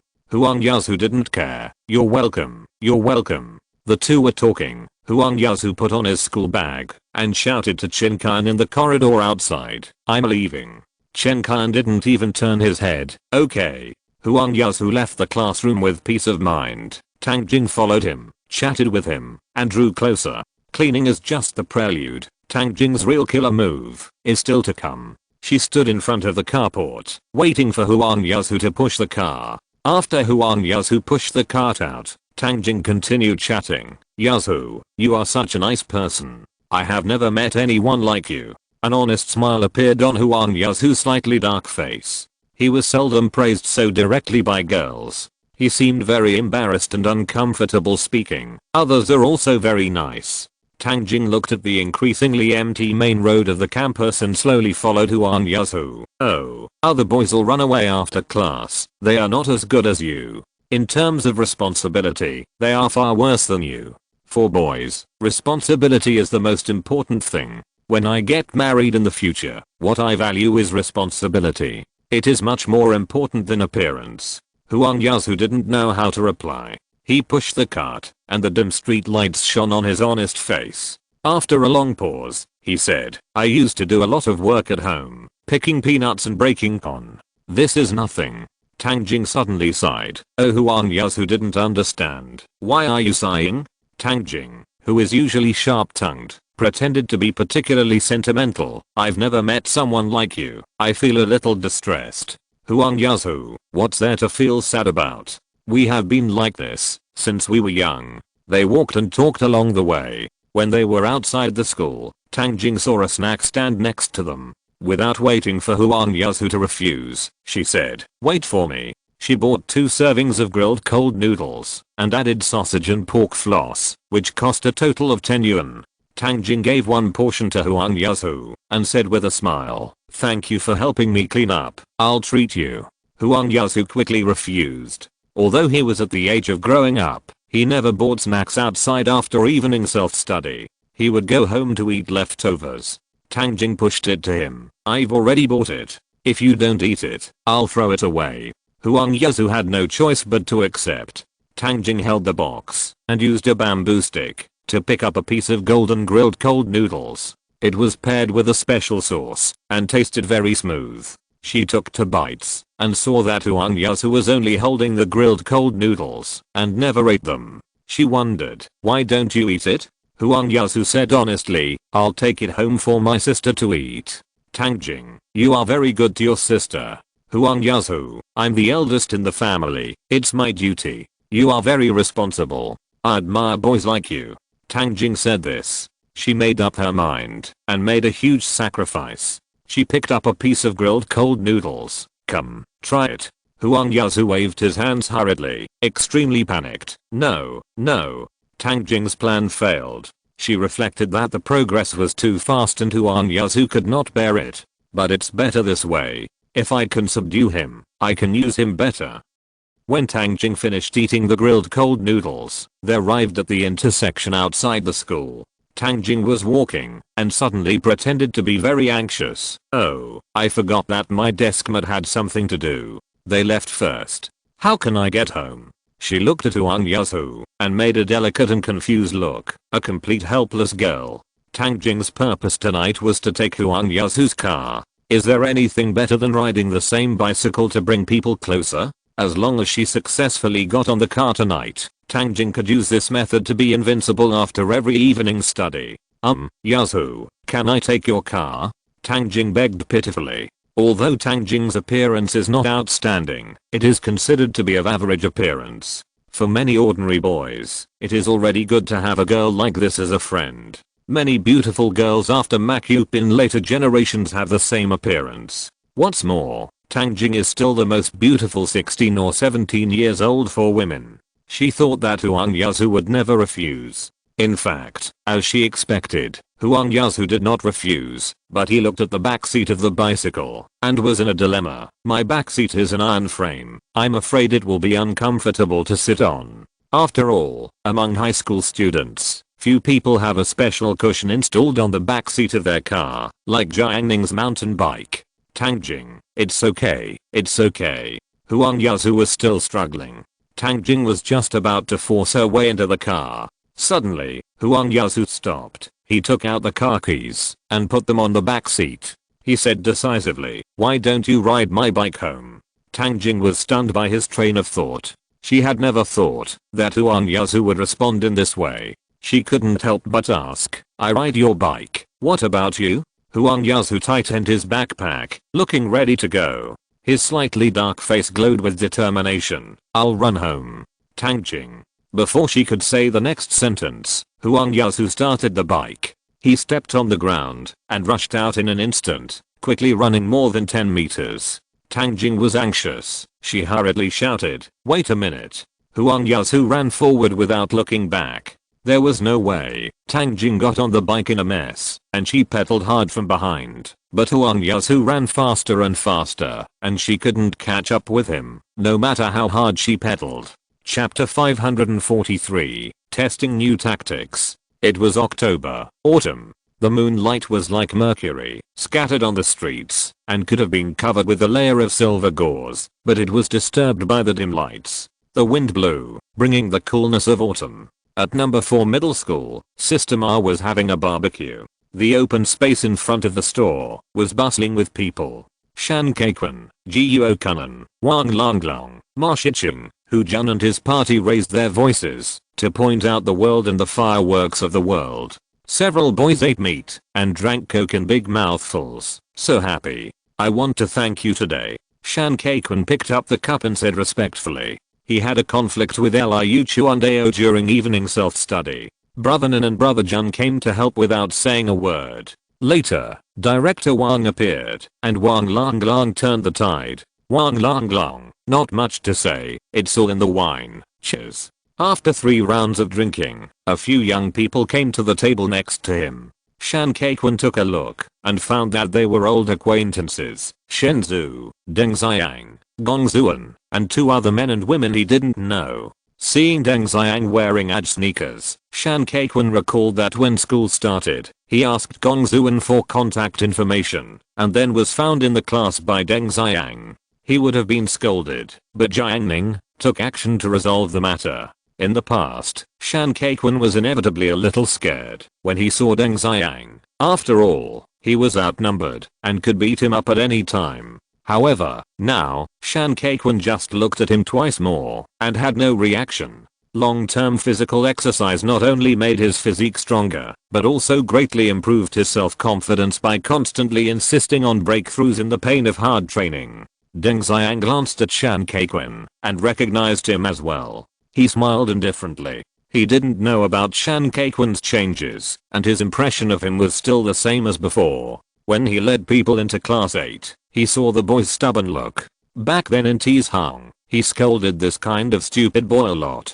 Deng Xiang came to Sister Ma's BBQ tonight for something more important. He waved his hand and called out, "Waiter." Actually, he didn't need to call out. A girl in school uniform, about 1.7 meters tall, came over with a folder. As she walked, her long black hair fluttered gently on her shoulders, revealing her softness and lightness. "Hello, what would you like to eat?" The girl was very pretty, but her expression was a little cold, not like a waiter. Deng Xiang looked at Pei Yujing in front of him, and his heart couldn't help but heat up. This girl was so pretty, completely different from the girls he had met before. In order to pick up girls, Deng Xiang often went to Sister Ma's BBQ recently. Barbecue is something like this, and a meal costs at least 100 yuan, and his wallet can't bear it. But in front of the girls, Deng Xiang still pretended to be a big shot. 20 skewers of lamb, 10 skewers of tendons, and 5 skewers of lamb chops. Pei Yujing wrote and drew on the menu. Jiuo Kunan at the next table said, "Brother Quan, when will you take action?" Wang Longlong's ears moved, and he heard something unusual. "Are you going to do something big?" Shan Kaikun used to only tell Jiuo Kunan about some of his personal matters, but tonight Hu Jun came to his aid and Wang Longlong saved the situation, which touched him deeply. Shan Kaikun sat on a plastic stool. In the small barbecue grill in front of him, the charcoal fire and the sizzling oil intertwined into a background music. he said in a deep tone. You know, I like her, right? Hu-jun was surprised. Isn't it over? Shan Kei-kun. We haven't started yet. Oh, it turns out it's not Bayuksha. Hu-jun suddenly realized. As soon as this name came out, the memories that were immersed in his heart suddenly came to his mind. Shan Kei-kun drank a glass of coke to suppress the emotion. Who is she? Hu-jun asked. Shan Kei-kun. Her name is Lan Zichen. Do you have a photo? It is normal for high school students to see what the girl their brothers like looks like. Shan Kei-kun shook his head. No photos. Hu-jun, there must be one on her question space, right? Shan Kei-kun said. Her question space is locked. The atmosphere was silent for 2 seconds, and Hu-jun estimated, the question space is locked. There is not much hope. The atmosphere was silent for another half a minute. Seeing that the situation was about to become tense, Wang Lang glanced at Hu-jun helplessly and stood up to save face. Oh, yes, Brother Quan, she must have put you in the family group, so she didn't let you see her question space. Jiuo-kun. Hahaha, yes, I put the people I like in the family group. Shan Kei-kun felt something was wrong, but after hearing what Wang Lang and Brother Nan said, he actually thought in this outrageous way. However, thinking of the pain brought by the last person, Shan Kei-kun drank another cup of coke, and he said leisurely, I used to like playing games very much. Do you know Shianshin Qpeo? Later, there was a period of time when I was short of money, and I went to sell my account, but people said that it was bound to a questions number and they would not buy it. At that moment, I realized that the account I played for so long did not really belong to me. The game is already very tragic, and the person I don't want to like does not belong to me either. Shan Kei-kun sighed. Wang Lang sighed. 9 out of 10 things in life are not satisfactory. Shan Kei-kun, Lan Zichen's birthday is coming soon. Next week, I plan to do a big deal. Ma Shicheng said carefully. Brother Quan, listen to me. More haste makes waste. Shan Kei-kun shook his head. To be honest, I feel that, if I miss her, I may regret it for the rest of my life. Jiuo-kun thought to himself, damn, you said the same thing when you liked Bayuksha at that time. Shan Kei-kun poured a cup of coke and filled it up for Brother Nan and Brother Long. To be honest, I'm thinking about her all the time. Ma Shicheng sincerely advised, well, if you really like it and can't control it, I suggest you go to the playground to run. Run until you are exhausted, until you can't bear it anymore. Shan Kei-kun, I can bear anything, but I can't bear thinking about her. Ma Shicheng was ashamed. Shan Kei-kun was not short of money because he was a substitute player in the summer vacation. He ordered skewers, asked for coke, and refueled the charcoal fire. Several young men didn't worry about obesity caused by barbecue at all. Their body is their biggest asset, so they just do their best.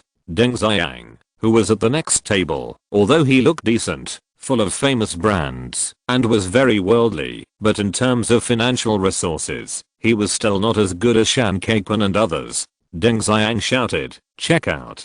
Pei Yujing, the total is 153. I'll round it off for you. Give me 150 yuan. Deng Xiang looked at Pei Yujing's cold face and wanted to get along with her more. Compared with ordinary students, people like Deng Xiang have plenty of shamelessness. Relying on shamelessness and sweet talk, he has won over many female students in the past. Hey, you see I've been here many times. Can you give me a discount? He deliberately talked to her. Pei Yujing thought for a while. How much cheaper do you want? Deng Xiang, how about this? 145 yuan.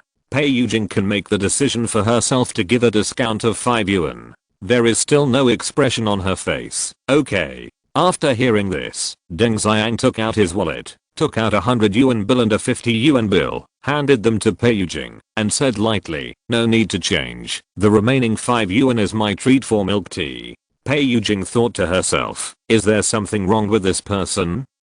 The Hushu River was very quiet at night. As the night wind passed by, the river rippled and reflected the moon in the sky, like a flowing mirror. Fishermen who were fishing at night by the river lit 2 plates of mosquito coils beside them to prevent mosquito bites. Across the river dam, there was a row of bungalows in the south, with warm lights. Jiang Ning sat at the table.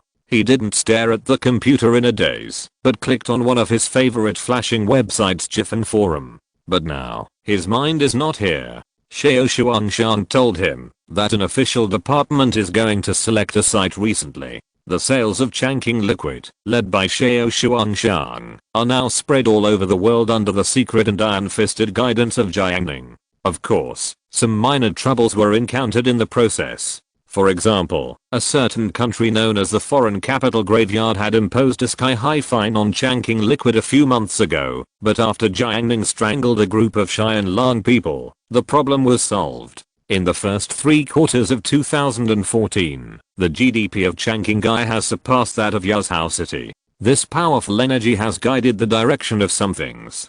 Hebei is geographically remote and has few residents, almost equivalent to a rural area. Although it is 2014, there are still many safety hazards. If official departments are moved nearby, it will surely deter the scoundrels from all directions. Jiang Ning replied, sure. After he finished replying, Zhu Yuantang came running over. After she entered the house, she quietly took out the hidden plastic bag from her arms and said slyly, Jiang Ning, look what I brought. She opened the bag, and it turned out to be 2 bags of spicy strips. Eating too much spicy strips is bad for the body. Her mother usually doesn't let her eat it, but Zhu Yuantang eats it. Moreover, she eats it after taking a shower and brushing her teeth. In this case, the taboo of eating spicy strips behind her mother's back is simply double the happiness. Jiang Ning, do you want the big bag or the small bag? She asked. Jiang Ning treated her to grilled squid today, and she must give back to Jiang Ning. After all, she is a good child who knows how to repay kindness. Jiang Ning said, the big one. Zhu Yuantang, the big one is spicy. You can eat the small one. It's not spicy. Jiang Ning, I like spicy food. Zhu Yuantang was a little sad. Jiang Ning, you were not like this before. She thought of a balance. Let's play rock paper scissors. If I win, I will eat the big bag. If you win, you will eat the small bag. Okay. Jiang Ning replied, okay. Zhu Yuantang was secretly happy. Is there such a good thing? She was afraid that Jiang Ning didn't hear it clearly, so she repeated the winning and losing rules again to ensure that there was no mistake. Let's start now. Zhu Yuantang said. Jiang Ning, okay, you go first. Zhu Yuantang immediately questioned. It's unreasonable. How can I go first in rock paper scissors? Jiang Ning mocked her. You still know it's unreasonable. How can you bet like this? In the end, Zhu Yuantang called Chachu and ate a big bag of spicy strips with her. After eating, she asked Chachu to take the bag of spicy strips away to destroy the body. Jiang Ning finished his small bag of spicy strips and threw the bag into the trash can. Zhu Yuantang tried to hide the truth, so she found 2 discarded test papers and covered the bag of spicy strips with them. Not long after, Aunt Gu found that something was wrong with the snacks at home and ran to catch her daughter. As soon as she entered the house, she saw Tong Tong sitting on a chair playing games. Aunt Gu's face sank. Tong Tong, I have told you many times that you are not allowed to eat spicy strips after brushing your teeth. Zhu Yuantang had nothing to hide and sat firmly in his precious chair, not afraid at all. I didn't eat spicy strips. Aunt Gu bent down and rummaged through the trash can, and sure enough, she found the bag of spicy strips that had been eaten under the old test papers. She stared at Tong Tong with the physical evidence in hand. You said you didn't eat spicy strips, so where did this bag come from? Zhu Yuantang was very happy to see that her mother had indeed fallen into the trap she had carefully designed. She was fearless and complacent. Mom, I swear to God, that's the spicy strips that Jiang Ning eats. The spicy strips I eat are not like that. Jiang Ning couldn't help but hold his forehead when he heard it. Tong Tong was pulled away from the chair by Aunt Gu and bid farewell to Jiang Ning's house miserably. In the city, a walk-up apartment somewhere, Meng Xian is studying the tutorial and learning the skills of photo editing. She has a half-written test paper on her hand.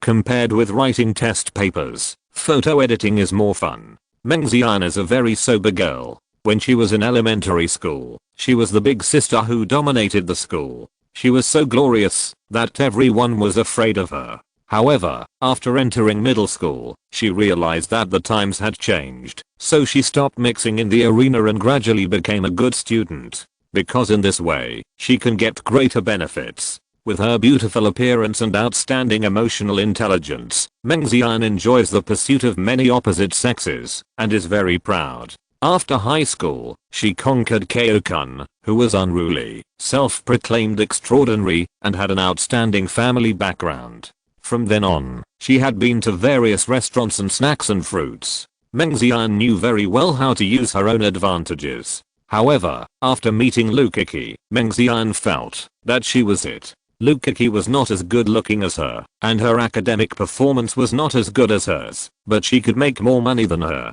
And according to her observation, Lu Kiki was better at exploiting those sweeter than her. Meng Xian was unwilling to give up, and she decided to try a new trick. Meng Xian looked at the modified picture, and determined that this was a figure picture without showing the face. After confirming that there was no problem, she sent it to Kao-kun and Dong Qingfeng at the same time. After receiving the message, Dong Qingfeng did not reply for a long time. In a townhouse community, Kao-kun, who was leaning on the bed and browsing the forum, received it and couldn't control himself on the spot. This is a figure photo sent by the girl I like late at night. Just ask, which young and energetic boy would not be excited? Kao-kun was very gentlemanly. After clicking save, he did not hesitate to praise her with words. Xian, you took such a great picture. You have a great figure. Oh my god, you are so beautiful. No girl I have ever seen can compare to this figure. How can she be so beautiful?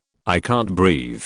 Kao-kun praised for a long time to express his inner excitement. Just when his heart was surging, Meng Xian, who was watching coldly, saw this and sent a message. This is a photo of my sister. Kao-kun's rapidly tapping fingers stopped instantly. An indescribable embarrassment arose in his heart, and even Kao-kun could not stand it. Meng Xian, I wanted to show you my sister's outfits, but you actually. Chapter 544 Joke. On Monday, morning self-study get out of class was over. Many students took advantage of this gap to go out for dinner. Kao-kun said flatteringly, Xian, I will treat you to breakfast. There is a breakfast tea house nearby. I heard that the dishes are very rich. We can take a taxi there. We just have time. Last night, he mistakenly sent a photo to Meng Xian. In order to make up for the mistake and mend the relationship, Kao-kun decided to spend a lot of money. The price of the breakfast tea house was quite high.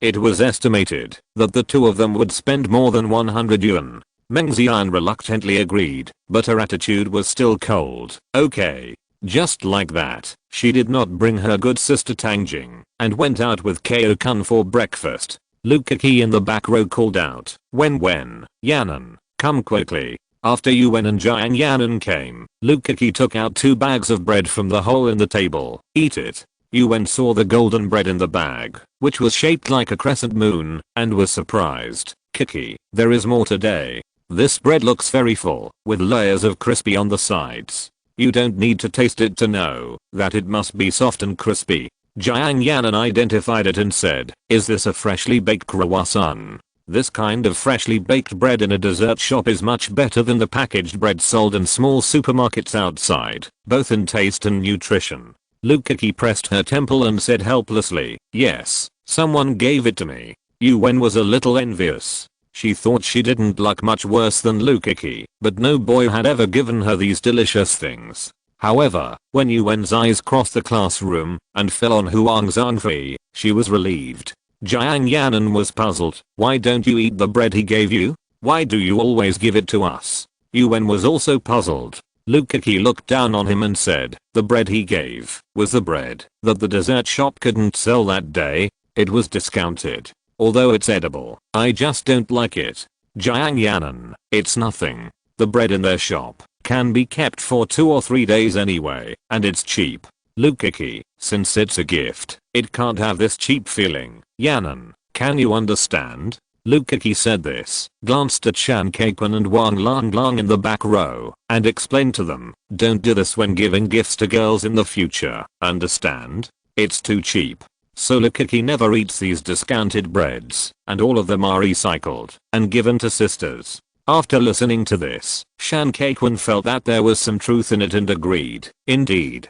After listening to this, Wang Lang saw that Brother Ma was still playing games, so he echoed, "That's right, that boy is too insincere. In the past, when my friends were chasing girls, they would go to the ranch in person, select the healthiest cows, squeeze out the freshest milk, use imported wheat flour, and then ask the top chef at home to make the dough and bake it in the oven. That's called carefulness and sincerity." The more Lukiki listened, the more she felt something was wrong. For a moment, she didn't know whether to agree or disagree. After Ma Shichen finished playing this game, he also said, "Since you don't like the special priced bread, why did you accept it? It's really hard for you to endure this humiliation." Before the first class, Chen Xiaoyu poked Jiang Ning in front of Zheng Lu. Zheng Lu lowered her head to read a book, and she didn't feel annoyed when she didn't see it. "We don't have to go out to eat tomorrow," Chen Xiaoyu said happily, with a pure smile that seemed to be transmitted to others. By the evening self-study, the allocation of small dining tables should be announced. "We will definitely be at the same table," Jiang Ning said. "If nothing unexpected happens, it will be." Chen Xiaoyu missed. "I can be with Tang Fu again. I haven't talked to her for a long time." Chen Xiaoyu still missed the tall girl. With her around, Chen Xiaoyu always felt superior. Che Wei in the front row was very interested in her after hearing this. He laughed and said, "Bei Yuxia, I calculated that the probability of us being assigned to the same table is still very high. Bei Yuxia, let's see the result tonight." Che Wei also began to look forward to the result. Last time when they drank chicken soup outside the school, all the students in the room were knocked down by the chicken soup, but he was the only one who remained undefeated. Since that time, Che Wei has a mysterious confidence in himself. He even expects that a similar incident will happen again in the cafeteria, and he will save Bei Yuxia. What a magnificent feat. Thinking of this, Che Wei's heart was filled with pride. All the girls he used to be close to left him inexplicably, but Che Wei was not disappointed. How could a boy who had seen roses like weeds again? In the second class in the morning, after the bell rang, the chemistry teacher Jiuo Ran walked down the platform with the textbooks. Before leaving, she called out, "Jiang Ning, come to the office." After this, Che Wei's mouth twitched. Jiang Ning followed Jiuo Ran into the office. At this time, the office was very empty, with only Jiuo Ran as the teacher. She pulled a chair for Jiang Ning and placed it opposite. Then, Jiuo Ran, who had been standing and teaching the whole class, sat down gently and leaned slightly against the chair. During the movement, the dull collar shirt and tight jeans inadvertently showed her graceful waist, slender and soft. After Jiuo Ran sat down, she looked at him with deep eyes. After a year of teaching career, she had reduced the childishness of the students a little, turning into dignity and gentleness. "Have you finished the throat lozenges?" Jiang Ning asked. "No, can't the teacher talk to you?" Jiuo Ran has a pleasant voice, and his words make people feel like spring breeze. Jiang Ning glanced around and said, "This time doesn't seem to be appropriate, right? It's the morning break, and teachers may come into the office at any time. It's not a good time to talk." Jiuo Ran said sympathetically. "Teacher Chen asked for leave this morning, and Teacher Tong changed classes with someone else, so." Jiang Ning said, I understand. Jiuo Ran saw his look and raised her eyebrows. "What do you understand?" Jiang Ning said calmly, "Teacher Jiuo is really good at work. He even knows exactly what his colleagues have done. It's amazing." After hearing this, Jiuo Ran was a little annoyed. She wanted to raise her eyebrows to let him taste the teacher's majesty, but thinking of the way they usually get along, she had to give up. She took a sip of tea to moisten her throat, then took out the prepared snacks from the cupboard. "These are snacks my sister sent me. I'll share some with you." Jiang Ning took a quick look with his spiritual sense and saw some dried meat, jelly, and potato chips. They were not cheap, so he asked, "Did your sister really send them?" Seeing that he was questioning, Jiuo Ran used his teacher's intimidation. "What else?" Jiang Ning, "Okay, wait for me to take it back." He took out a small bottle and placed it vertically on the table. "These are the skincare products my mother gave me. I'll share some with you." Looking at the white and smooth jade bottle, Jiuo Ran imitated him just now. "Did your mother really give it to you?" Jiang Ning, "Don't ask." Jiuo Ran smiled knowingly and said, "I met my sister during the summer vacation. She was surprised that my skin was so good, as if I was in college. Jiang Ning, not to mention college, even compared with high school students, you are not inferior. Even without using skincare products, Jiuo Ran is still very capable. He is just the blooming age of 22 or 23. But Jiuo Ran now returned to this campus as a teacher. The change of identity also changed her mentality. Women are always sentimental. She looked across at the boy with distinct eyebrows and a faint smile on his face. He was not stained with any greasy, pretentious, hypocritical, or worldly complex colors, and always had a clean light. Unfortunately, she had never met such a person before in her student days. Jiuo Ran came back to her senses and suddenly asked, "Oh, really? Jiang Ning, of course, not inferior to the girls in our class. Oh, then how about the teacher and your deskmate?" Jiuo Ran knew the relationship between them and teased, "Who is better? Jiang Ning, teacher, do you mean the skin or the appearance?" Jiuo Ran was curious about his answer and said bluntly, "Just the appearance." As a female teacher, Jiuo Ran was rarely childish. Who is more beautiful, me or Tang Tang? Jiang Ning pondered for a while. This question was tricky and not easy to answer. No matter who was answered with outstanding appearance, it would be unfair to the other person. If the answer was that the appearance was the same level, it would be too mediocre. Jiang Ning is the only immortal cultivator in the world, not a mediocre person. After consideration, Jiang Ning said, "When Tang Tang grows up, she will be as beautiful as you." After hearing this, Jiuo Ran looked at him more unexpectedly a little boy. Perhaps Jiang Ning had aroused her emotions. Jiuo Ran sighed softly. The sound seemed softer than the moonlight. Jiang Ning was surprised. Why was she so weak today? Thinking of this, he extended his consciousness downwards and then suddenly realized that it was her menstrual period. That was normal. Jiuo Ran sighed. "You are now a sophomore in high school, and you will graduate in another year and a half. When you and your deskmate grow up, I'm afraid I won't be your teacher Jiuo anymore." After saying that, she picked up the water cup. Hearing this, Jiang Ning called him tentatively, "Jiuo, Principal Jiuo." Jiuo Ran almost choked on the water. After school in the afternoon, Jiang Ning drank a bowl of red taro porridge outside and brought a cup of yogurt and meat tendon rolls to Zuyuantong, and then he stood outside in the long corridor, spreading his spiritual sense throughout the school. Yuan, Jiang Yanan, and Shenkinj, the three of them walked on the brick and stone road beside the main road of the campus. Shenkinj was undoubtedly the center. She looked pretty and had been living under someone else's roof for a long time. She knew how to deal with people and how to survive. Therefore, relatively speaking, Yuan and Jiang Yanan, who had relatively no experience, could not play with her at all. Yuan, Kinj, I have thought of another particularly good way. I feel that it can make the class monitor understand my feelings. Shenkinj was helpless. Yuan had been attacking the class monitor for a year. They could all see the meaning of Yuan, but she herself actually thought that the class monitor didn't understand her.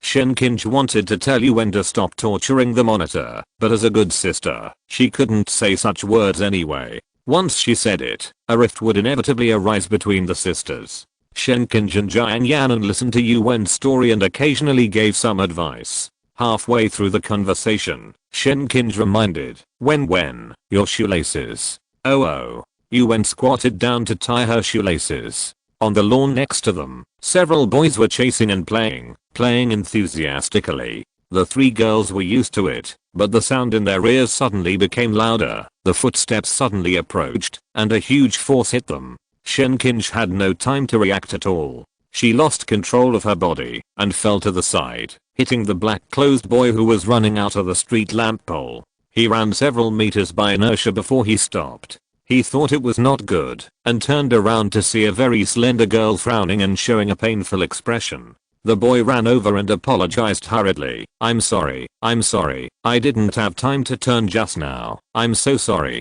Two more boys ran over from behind, and the boy in black clothes scolded, "It's all your fault. I ran too fast just now and bumped into someone directly." Yuan, who escaped because of tying her shoelaces, glared at the boy in black clothes. "Don't you have eyes when you walk? You bumped into my sister. What are you running for in school?" The boy in black clothes was speechless after being scolded because he was the one who made the mistake first. Yuen supported her sister and asked with concern, "Kinj, are you okay? Where are you hurt?" Shen Kinj's face turned pale and she bit her lips tightly, trying her best to endure the pain. Although she didn't fall just now, she bumped into the street lamp pole and it hurt a lot. Shen Kinj injured her trembling hands and touched her waist. "Yuen, does it hurt here?" Shen Kinj nodded. Yuen glared at the boy in black clothes again. Shen Kinj bent down again and touched her thigh. "Yuen, does it hurt here too?" Shen Kinj hummed.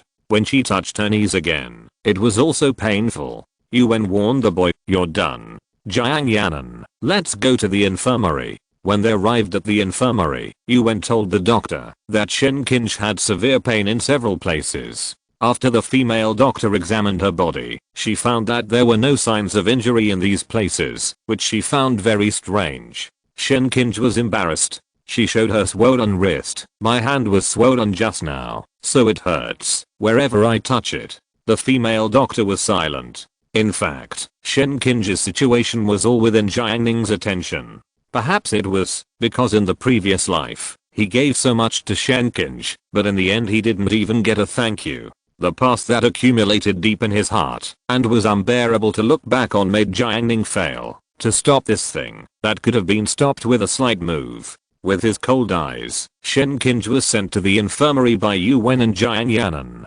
Shen Kinj's wrist hit the iron pole street lamp and was swollen badly. In order to quickly reduce the swelling, the doctor gave her an fourth. It was almost time for class, but the dripping was still not finished. The boy in black paid the medical bills and went back to class. Yuen planned to ask for leave for her sisters, so she went to the class teacher to get a leave slip, leaving Jiang Ning alone to watch over the room. Jiang Ning had nothing to do, so he suddenly had an idea and walked downstairs to the infirmary. Soon, he arrived at the door of the infirmary and Jiang Ning walked straight into the room. In the infirmary, Shen Kinj was lying quietly on the bed. When Jiang Ning saw it, she hurriedly said, "Jiang Ning, please help me first. I have something to do." After leaving this sentence, she went out and trotted to the bathroom. So, there were only 2 people left in the small ward, and the atmosphere became quiet. Shen Kinj, who was weak and depressed because of her injury, stared at this familiar yet unfamiliar boy. "Why is he here? Did he hear that I was injured? It must be like this," Yuen told him. Jiang Ning's appearance, like the first ray of sunshine in spring, shone into her heart, warm and profound. "He still cares about me." However, Shen Kinj thought of his previous indifference, the stinky man who had made her secretly angry countless times. Her mood slowly calmed down. Although she was not in a good state now, Shen Kinj did not want to show her weak side to him. She was always the proud Shen Kinj. The weakness in Shen Kinj's eyes gradually turned into strength. She deliberately said indifferently, "Are you here to laugh at me?" Jiang Ning was stunned. "You can even guess this?" Chapter 545. Incomprehensible Hints. An ordinary evening self-study class. Xiaoling maintained discipline at the podium. She said she was maintaining discipline, but in fact she was also doing exercises. After entering class 8, Xiaoling felt a lot of pressure. Although class 8 was not an experimental class, the level of top students was much higher than that of class 6 where she had been before. In order to improve her prestige, Xiaoling planned to improve her grades first, so that her presence in the eyes of teachers of various subjects would be greatly increased, thereby consolidating her position as a class leader. Under the podium, Jiuo Kunan looked at her infatuatedly. He was very timid. Whenever Xiaoling raised her head and looked around the class, Jiuo Kunan immediately lowered his head and did not dare to look her in the eye. The boy who was once high-spirited on the basketball court was now like a little thief who stole hearts. Shan Kaikwan and Wang Langlong lowered their voices and discussed birthday plans for next month. Shan Kaikwan thought that the progress of his strategy for schoolmate Lan Zichen was steadily improving and rising. However, it was far from enough to be limited to the current relationship. Shan Kaikwan longs for a more stable relationship. He wants a real girlfriend, so that he can make up for the hurt he once suffered from Bayuxia. Only then can he really be proud of himself. Therefore, he has to do this birthday celebration. use his unique way to shock everyone. The front row of the classroom. Zhu Yuantang is sleeping, but her deskmate's seat is empty. Zheng Lu, who is sitting at the back, is full of doubts. She remembers clearly that Jiang Ning almost never missed the evening self-study. Where did he go? When she was puzzled, Jiang Ning's figure appeared at the door of the classroom. When Zin Yaoling saw it, he took the responsibility of the class monitor. Jiang Ning, you are late. Jiang Ning explained. Shen Qinj is injured and is receiving an fourth in the infirmary. I went to visit her. As he spoke, the classmates in the class had different expressions. Zin Yaoling asked with concern, is she okay? Jiang Ning sat back in his seat. It's just her wrist that's swollen, not serious. Well, she's in a bad mood. Deng Qingfeng felt so distressed. Qinj must be in a bad mood because she's too lonely. He quickly stood up. Monitor, I'll go visit her. After saying that, he rushed out of the classroom without waiting for the monitor's consent. Zin Yaoling opened her mouth and wanted to say a few more words, but then she gave up. Forget it. Who asked Deng Qingfeng to bring her breakfast on weekdays? When Jiang Ning sat down, Zheng Lu wanted to poke him, but her deskmate Chen Xiaoyu got there first. Chen Xiaoyu, did you go to visit her specially? Jiang Ning said frankly, I knew her before. She was injured, so I had to go. This evening self-study session was generally dull. Shen Qinj returned to the classroom from the infirmary during the second period of the evening self-study session. But her face was quite cold. She used to be gentle and quiet, but in the face of everyone's concern, she actually ignored everyone. Yuan and Jiang Yanan helped her explain the reason for her injury. After listening to her, the classmates thought that she was in a bad mood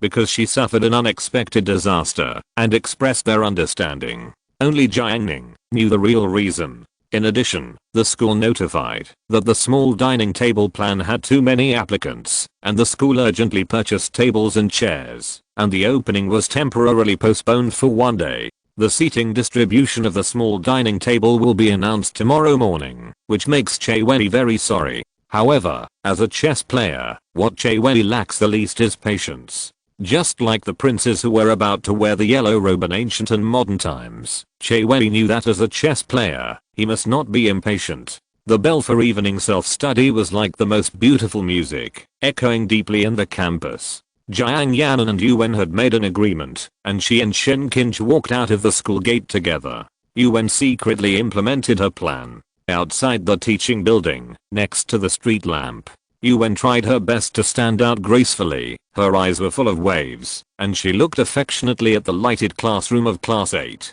Among the students coming and going, there were surprised glances from time to time, and some students whispered, as if talking about her. Yuan ignored the noise with her strong willpower. In her mind, there was only Huang Zhengfei's figure. At this moment, the whole campus existed only for her and the class monitor. Until Cuiyu and Meng Jiui passed by. Cuiyu said happily, you stand here shoulder to shoulder with the street lamp, right? Yuan suddenly came back to her senses and saw Cuiyu, a man with a pointed face and monkey cheeks in front of her. Yuan was furious. What does it have to do with you? Get out of the way. Ha ha ha. Cuiyu put his arm around Meng Jiui's shoulder and walked away leisurely. In the classroom of class 8. Zhengfei, don't sweep. I'll let Duan Shigen do double the portion. Yang Sheng sat on the desk, crossed his legs, and chewed gum. Upon hearing this, Duan Shigen looked over suddenly, looking around with an arrogant aura. What do you mean?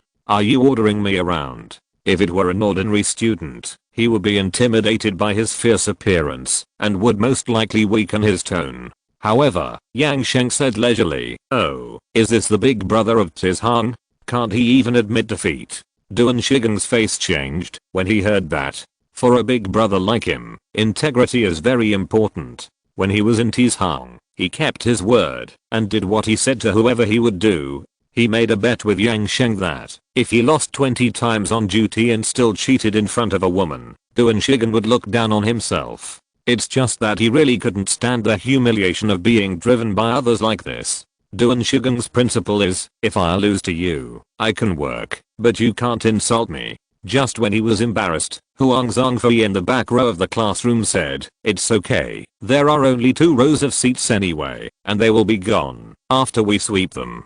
Okay. Yang Sheng supported herself with both hands and nimbly fell down from the desk. Recently, Jiang Ning and Zhu Yuantang rode their bikes home early, which made Yang Sheng's way home a little lonely. She often stayed in the classroom to monitor the work results of her defeated opponents, and then went home with Tang Fu, who is now in class 2. Huang Zhangfei reached out and moved Wu Zhaoka's stool. There was a basketball stuck in Wu Zhaoka's stool. The reason why he dared to keep the basketball was that it was the most rubbish and cheap basketball, and it was leaking, so it could be used as a totem and to prove his love for basketball without worrying about it being stolen. Time passed by, and as the former class monitor, Huang Zhangfei was very responsible and kept the class very clean. Some people in the class cleaned up perfunctorily, but some students were quite conscientious. When the bell for the third year of high school rang, and the campus was quiet, Huang Zhangfei finished the cleaning. Chen Qian, I'm leaving. He greeted. Every student in class 8 who leaves late will be seen off by Chen Qian. Huang Zhangfei walked all the way to the bottom of the teaching building, crossed the square, stepped into the main road of the campus, and then saw Yu Wen standing by the lamppost. Why haven't you gone home yet so late? Yu Wen saw her beloved monitor from afar. She had been waiting here, being bitten by mosquitoes for more than 10 minutes, and finally waited for this moment. As the saying goes, good things come after hardships. Her persistence was finally rewarded. But that was just the beginning. There is still a long journey waiting for her. Yu Wen imitated the girls on TV. She rolled up her hair and smiled with false tenderness. She started with, I have a friend. Huang Zhangfei listened quietly. Yu Wen was afraid that he didn't hear clearly, so she emphasized again, I have a friend.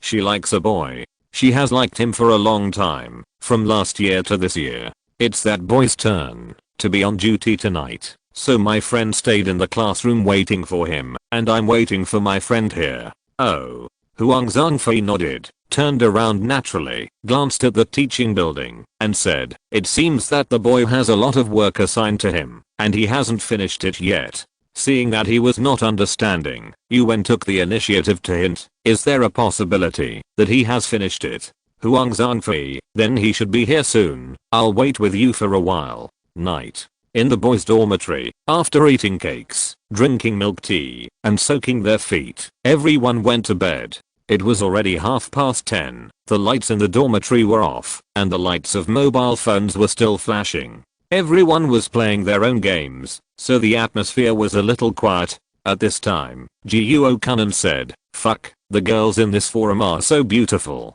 This sentence was like a spark that ignited the powder keg. Shan Kaikwon said that the junior girl in the first year of high school was really pretty, and Hu Jun said that there was a fried tofu shop outside the school gate, and it smelled really good. The boys' dormitory was chatting enthusiastically. Jiuo Kanan sighed, it's so hard to find a partner now. The ones I like don't like me, and those who like me, I don't like either. Hu Jun chuckled twice. Shan Kaikwon, I remember when I was in junior high school in the town, I was the only one with such good looks. I was a famous young talent in the class. Who isn't? Jiuo Kanan was able to be admitted to the urban high school from a junior high school in a township, which was enough to show that he was definitely the best in the class. It's a pity that when he arrived at number 4 middle school, he was immediately lost in the crowd. Seeing the two of them pretending to be cool, Hu Jun gave an example. When I was in junior high school, I sat in the first 3 rows, the most central position, just like Huang Zhangfei. The most beautiful girl in our class at that time was the one sitting in front of me. She was the most beautiful in the class. Do you understand the value of that? Like a normal class, there are 50 to 60 students, or 60 to 70 students, and the ratio of male to female is half and half, about 30 girls. As long as the class level is too low, the most beautiful one among them will definitely not be bad. This is not the so-called 80% of the girls' looks, they are all in the top 5%. Pick 1 out of 30, this is the real top 5% in terms of looks. Shan Kaikwon and Jiuo Kanan, recalling the most beautiful girl in the class, nodded. I understand, and then what? Hu Jun's dark face blended into the darkness. He sat up and talked incessantly. She is not only good looking, but also has good academic performance, much better than me. She was admitted to Yasuhao number 2 middle school. Shan Kaikun, awesome. Jiuo Kunan, great. Hu-jun continued. She often turned to me to ask questions. Once it was a Pythagorean theorem question. She asked if you could teach me this question. Hu-jun thought of this and slapped the quilt. I said at the time, you can't even answer such a simple question. Did you cheat in the exam? At that time, her face changed and she turned back. Later, she never asked me questions again. Alas. Jiuo Kunan recalled that scene and couldn't help but feel regretful. She must be interested in you. Otherwise, why would she ask you questions? He continued to analyze. Right, and she studies better than you, but you still mock her? Speaking of this, Jiuo Kunan wanted to take the initiative to play and operate for Hu-jun. Hu-jun, do you regret it? Jiuo Kunan said. Hu-jun, I don't regret it. Jiuo Kunan, ah, why? Shan Kaikun added, it is possible that Jun likes her mother. Hu-jun was a little annoyed at first, but he thought about it and thought that the girl was so beautiful, her mother must still be charming. Fuck. Jiuo Kunan cursed, and he educated with the mentality of a dormitory head. Brother Kwan, if you encounter a similar situation in the future, you must understand what the girl means, and don't be stupid, otherwise, if you miss it, it will be a lifetime. At this time, Jiuo Kunan's mobile phone suddenly lit up. A new message came. Last time I chatted with you, I heard that you can repair computers. Jiuo Kunan quickly clicked on it, and it turned out to be from Xin Yaoling. He replied, yes, I can. Xin Yaoling, my computer is broken, and I need it urgently tonight, but the computer repairman is off work now, can you fix it? Jiuo Kunan couldn't help but swear, fuck. Shan Kaikun was surprised. What's wrong, brother Nan? Hu-jun was also concerned. It's a big deal. Jiuo Kunan typed back, I can fix it. Late at night, Xin Yaoling asked him to repair the computer. Jiuo Kunan, who was familiar with the strategy of picking up girls, could die if he didn't understand what this meant. The surprise made him abandon many logics. Countless wonderful pictures emerged in his mind, and he couldn't help thinking, is it too fast? Should I sit still? But if that's the case, wouldn't it be worse than an animal? It was really too difficult to choose. Jiuo Kunan forced himself to stay rational. He asked, are you really going to repair it now? Xin Yaoling, is it convenient for you to come now? I'll pay for your taxi fare. Thank you very much. Hahaha, she's anxious. Jiuo Kunan roared excitedly and rolled off the bed. He hurriedly put on his clothes and shoes, pushed open the door and left, as if he was going to the battlefield to fight. Hu-jun asked, brother Nan, what are you doing? Going out of the school gate. Jiuo Kunan didn't look back. Hu-jun said, it's too late now. It's not too late. Hu-jun threw down a willow branch. It will be too late when you come back. The school should be closed. You can take this thing and enter the school from the east gate of the playground, so you won't be bitten by dogs. Jiuo Kunan held back his smile and raised the corners of his mouth. I may not come back at night. Since it's brother Jun's kindness, I'll accept it. He picked up the willow branch and ran out. In the dark, Shan Kaikun and Hu-jun looked at each other. As soon as Jiuo Kunan went out, he looked up and saw the moon and stars were sparse. He felt the night wind outside. No matter how strong the wind was, it couldn't cool his fiery heart. He ran wildly. Jiuo Kunan seemed to be riding the wind. His chest was like a furnace, burning. He ran out of the boys' dormitory, ran past the teaching building area, ran into the main road of the campus, and crossed the campus without stopping. Jiuo Kunan stopped a taxi. The driver said, to Dachan community, go faster, faster. The driver said, okay, there are fewer people on the main road at night. He stepped on the accelerator and the taxi drove into the night. Jiuo Kunan, I'm almost there, 15 minutes. Xin Yaoling, I'll wait for you downstairs. Jiuo Kunan, hahaha, you're too polite. It's okay. Xin Yaoling sent a message. Jiuo Kunan, 10 minutes left. 5 minutes. Here we are. Jiuo Kunan got out of the taxi and ran wildly towards building 3. The young man was sweating and his heart was surging. Finally, Jiuo Kunan saw Xin Yaoling under the lights. She was wearing a floral dress, standing there gracefully, waiting for him. As they got closer, Xin Yaoling smiled amiably. "It's so late. I'm sorry to bother you." "Not too late, not too late. I usually go to bed at 12 o'clock. Jiuo Kanan took a deep breath, and he couldn't help trembling all over when he thought about being able to have sex with such a girl. "Go up first. It's a bit cold outside," Xin Yaoling invited. As a high-end community, Dacheng community has gone through 10 years of wind and rain, and it is still well maintained both inside and outside. The corridor-style lobby is full of high-end feeling. He suddenly recalled that when he broke into the community just now, the landscape and greenery he saw were all full of high-end. Her family seems to be very rich. Jiuo Kanan was surprised. "I'm actually liked by a rich lady. How can I be so worthy?" At the same time, that kind of pride echoed in Jiuo Kanan's heart, and the Dao heart millstone in his mind actually swung. "Man, Zhu Yan, did you see it?" Jiuo Kanan walked down to earth and crossed the steps one by one, as if walking through the magnificent steps to ascend to the gods, until a door blocked him. That was the last level to become a god. That was Xin Yaoling's home. Is it coming? Is it coming? Jiuo Kanan suppressed his heart that was about to burst out. Xin Yaoling pushed open the door. Jiuo Kanan looked up and saw a middle-aged couple coming up to him, apologetically saying, "Classmate, I'm sorry to bother you to fix the computer so late at night." Jiuo Kanan looked at Xin Yaoling's parents, dumbfounded. "Fuck, this is not what I wanted to fix the computer." On the surface, Jiuo Kanan greeted politely, "Hello, uncle and aunt." Xin Yaoling said, "Because the list of the small dining table has been sent out, I want to print out the form and show it to everyone tomorrow morning, but the computer suddenly crashed, so I was in a hurry. I remember you are also participating in the small dining table, right? You can take a look first." Xin Yaoling said. Jiuo Kanan forced a smile. Okay. He was led into the study to check the computer. During this time, Xin Yaoling's mother brought tea and fruit. Jiuo Kanan disassembled the computer, plugged in and out the memory stick, restarted the computer, and the repair was completed. Jiuo Kanan woodenly refused Xin Yaoling's father's fare and taxi fare, and numbly left Dacheng community. He stood outside, shivering in the night wind. It was so cold and dark, and the street lights tiredly emitted a dim light. Jiuo Kanan was dejected and walked sadly. He felt betrayed by the whole world.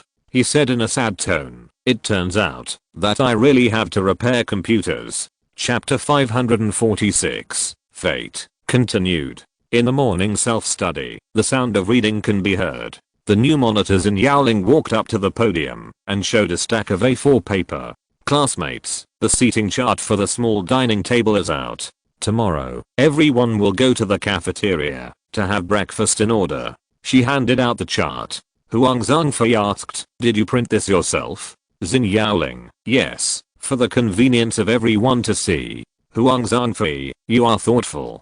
Deng Qingfeng, class monitor, "You are so responsible and considerate." Xin Yaoling felt that her efforts had paid off, and she was very happy. She looked at Jiuo Kanan and wanted to smile at him. Thanks to him, she was able to fix the computer last night and make the chart. Unfortunately, Jiuo Kanan lowered his head and looked weak, and did not look at Xin Yaoling. Che Wei grabbed an A4 paper and quickly scanned it. The first name he saw was Che Wei. The next ones were Pang Jiao, Wang Yanyan, Zhang Yifei, Li Shengnan, Zhang Kai, Yan Qianpeng, Liu Chuan Dao. Che Wei screamed in his heart, "No, no. There is an inside story. Definitely an inside story."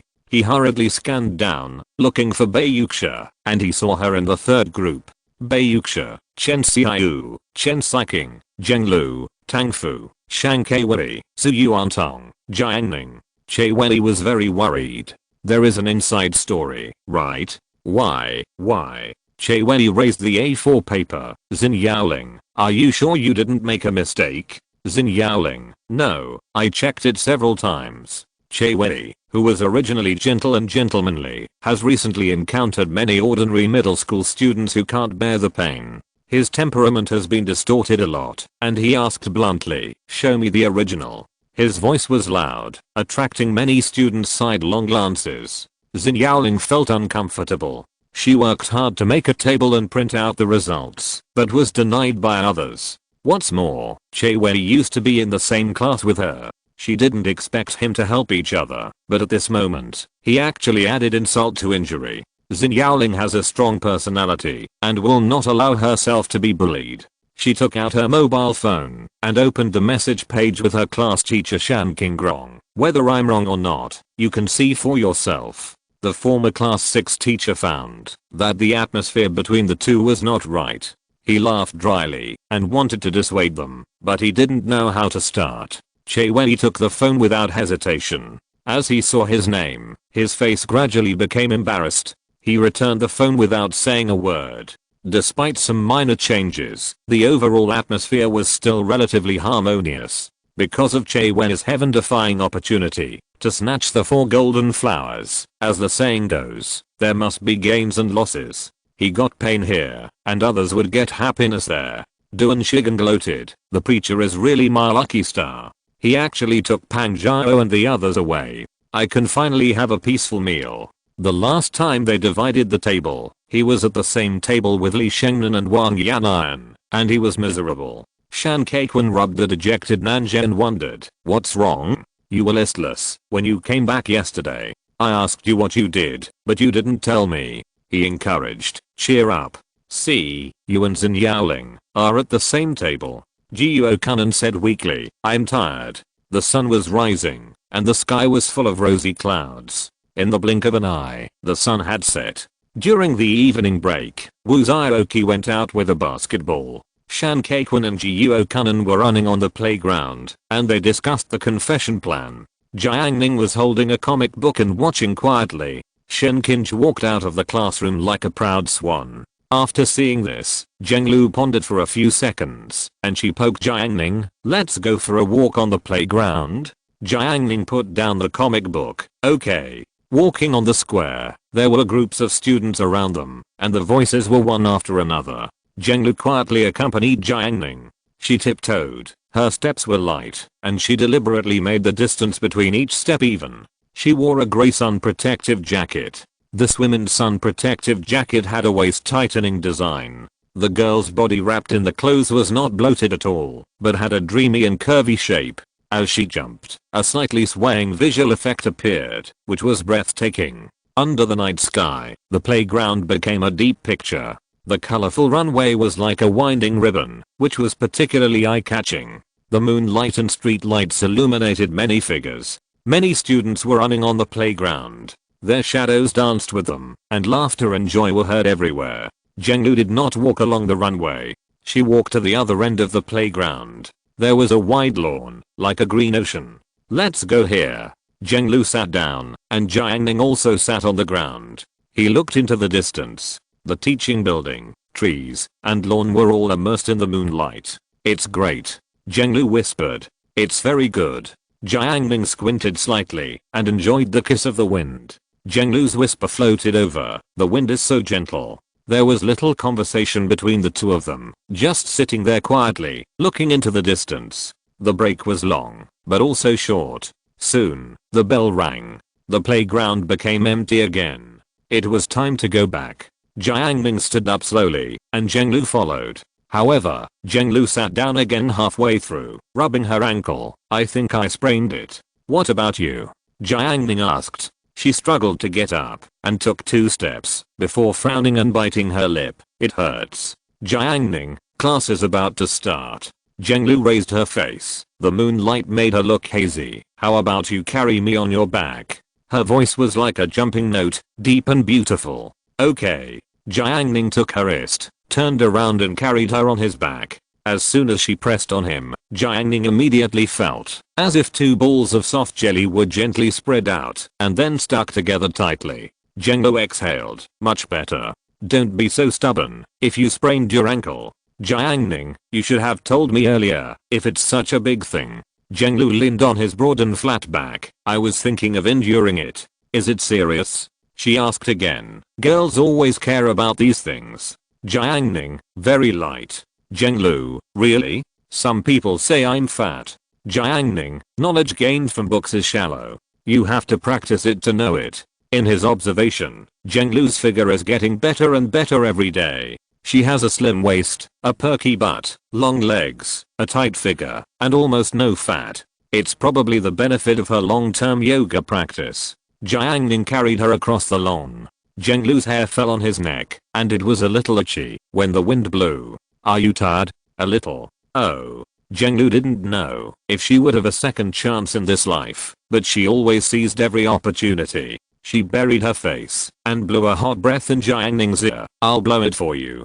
Will it feel cooler?" Jiang Ning didn't say anything. Zhenglu blew again and said, "Does my clothes look good?" "It looks good." "Zhenglu, are you talking about the sun protection clothes or the small vest?" She is getting bolder and bolder. "They all look good." "Zhenglu, I think the vest is better, but it's a pity that you can't see it. Otherwise, guess what color it is?" In fact, Jiang Ning had seen her white vest a long time ago, but he looked upright and stopped her sternly. "Don't make trouble." Zhenglu stopped talking all of a sudden. The two of them returned to silence. Jiang Ning suddenly felt that he seemed to have said too much. Just like in his previous life, he was playing with his mobile phone in his seat and checking game information. Zhenglu, who was sitting in front of him, read it out loud with a smile. Jiang Ning was afraid that others would hear it and think he was childish, so he stopped her sternly. Later, Zhenglu never did anything similar again. The relationship between the two became distant, and they never met again. Jiang Ning was silent, thinking about her previous life, and thinking about just now. How much shyness did she have to overcome, and how much joy did she have to express such enthusiasm? He suddenly stopped. Zhenglu's heartbeat slowed down by half a beat. She thought Jiang Ning was angry and wanted to put her down. She was immediately flustered and opened her mouth to apologize. At this moment, the wind rustled the leaves. Under the dim moonlight, Jiang Ning said gently, "I'm sorry, I was a little too harsh just now." Zhenglu was stunned, and joy slowly blossomed in her eyes. She spread her pink and delicate arms, like a moth flying into a flame, and wrapped them around Jiang Ning's neck, saying gently, "You don't have to apologize. Remember, no matter what you did, I will forgive you." If you're listening to this novel on a channel other than Fanfic World, it means they downloaded and uploaded it without effort. We cordially invite you to visit our channel, Mundo Fanfic Novelos. There you'll find the original version of this story and you can explore many other novels of various genres. We're waiting for you to immerse yourself in a world of incredible novels. Chapter 547 Comfortable. Wednesday morning self-study. Unlike the past, lunch boxes were placed on the desks of most students in Class 8. Starting this morning, the small dining table plan was officially implemented. The students have not been able to eat at the same table for a long time, and they feel a sense of mutual appreciation. During the conversation, the tone became a little more cheerful. Duan Shigen patted Cuiu. "Yuzi, let's eat at the same table later." "Cuiu, that's great." Duan Shigen smacked his lips and said with some regret, "It's a pity that there are no good-looking girls at our table." Cuiu said, "Gangzi, be content." After listening, Duan Shigen agreed. Indeed, when he participated in the small dining table plan, he was at the same table with Wang Yan'an and Li Shengnan. Now that he can get rid of them, it is a great blessing in life. What else is there to ask for? Every period of time has its own tasks to do. Now that Duan Shigen has broken into the world from the Devil's Cave, how can he dream of heaven? Cuiu studied the seating chart and said, "Wow, brother gang, there are really beauties." Duan Shigen immediately paid attention. Who is who? Tan Mealing. Cuiu looked at the name, and a girl with revealing clothes and seductive walking posture appeared in his mind. Even Cuiu felt that she was simply too hot. If he was a teacher who maintained discipline in the school, he would definitely spur her severely and use all kinds of means to torture her to see if she dared to do it. After Duan Shigen recalled, he was shocked. Fuck, the beauty in class 9. He rubbed his hands like a fly rubbing its claws, extremely obscene, and the momentum of the underworld boss was completely gone, leaving only the desire for beauty. Bei Yuxia and Zhu Yuantang were chatting happily, guessing what was for today's breakfast. Zhu Yuantang said that there must be green pepper and potato shreds. Bei Yuxia said that there must be spicy pepper and eggs. Jiang Ning listened from the side and interjected from time to time. He did not use his spiritual sense to observe and guessed the same as Zhu Yuantang. Che Wei sat there in boredom. The happiness of outsiders had nothing to do with him. His heart was only uncertain about the future. When he thought of having dinner at the same table with them, he shuddered. It was too horrible. It was definitely an unbearable weight in his life. Che Wei was afraid. Che Wei was terrified. Che Wei was desperate.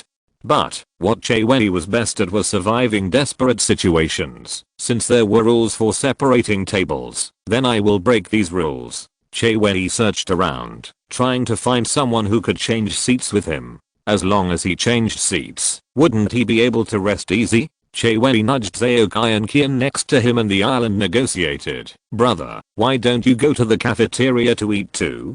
Zhao Kai and Qian gave him a charming wink. Che Wei immediately felt sick. You bastard, you're a man. He negotiated. Brother, can we change seats in the cafeteria? I'll give you an extra 5 yuan a day. Before Zhao Kai and Qian could reply, his deskmate Song Sheng shook his head and looked at him with disdain and pity. Che Wei, I'm not bragging. There is only one person in this class who will exchange seats with you for your money. Che Wei ignored his attitude, like a drowned person, grabbing the last straw. Who is he? Who is he? Song Sheng, Zhang Kai. Che Wei looked at Zhang Kai in the northwest corner. He forgot the original grudge and only saw the light of hope. I'm looking for him now. Song Sheng, but he is at the same table with you? Che Wei froze. He lowered his head and glanced at the seating chart, and they were really deskmates. The bell for the end of the morning self-study class rang. Please go in an orderly manner before Xin Yaoling finished speaking. Jiuo Kunan rushed out of the classroom like a wild dog and disappeared without a trace. Forget it, it's useless. Xin Yaoling gave up.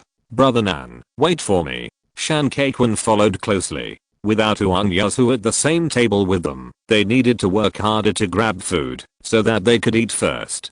Duan Shigen took a leisurely step. He took chopsticks and knocked on the lunchbox, making a bang bang bang sound. Oh, I'm so happy today. On the first day of the new semester, the students at the small dining table were like a flood that had been opened. They poured out of the classroom and merged into the square below, forming a large crowd. Gao Hishui stood at the window of his office and looked down. He saw the crowds and the scene was extremely lively. The 4 middle school duo combination, another young teacher called Brother Kayang, shouted, Big Marshal, it's time to eat. Oh, by the way, have you seen Teacher Jiuo? Brother Kayang asked. He was so majestic in front of the students, but at this moment he actually scratched his head. Putting aside other things, Brother Kayang's appearance is a standard honest face, which is very different from his image among students. Gao Hishui said, she and Teacher Chu left first. Brother Kayang, why didn't you wait for me?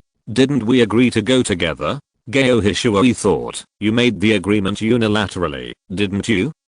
But he couldn't say that. Gao Hishui put down his teacup and said, it's not too late to go now. By the way, where is the intern teacher Zhou? Yuzhou number 4 middle school has expanded its enrollment for the first grade of high school, and the teachers hired are all fresh graduates from the 6 directly affiliated normal universities. This teacher Zhou is a talent from East China Normal University, but compared with famous teachers like Gao Hishui, he is a little inferior. You mean Zhou? When talking about this, Brother Kang looked strange. He was criticized in the office. Gao Hishui, what happened? Brother Kang said, he is now the head teacher of class 16 of grade 1. There is a student in the class who claimed that the evening self-study was too noisy, so he asked his parents to go to school and arrange for him to go to school as a day student and study at home.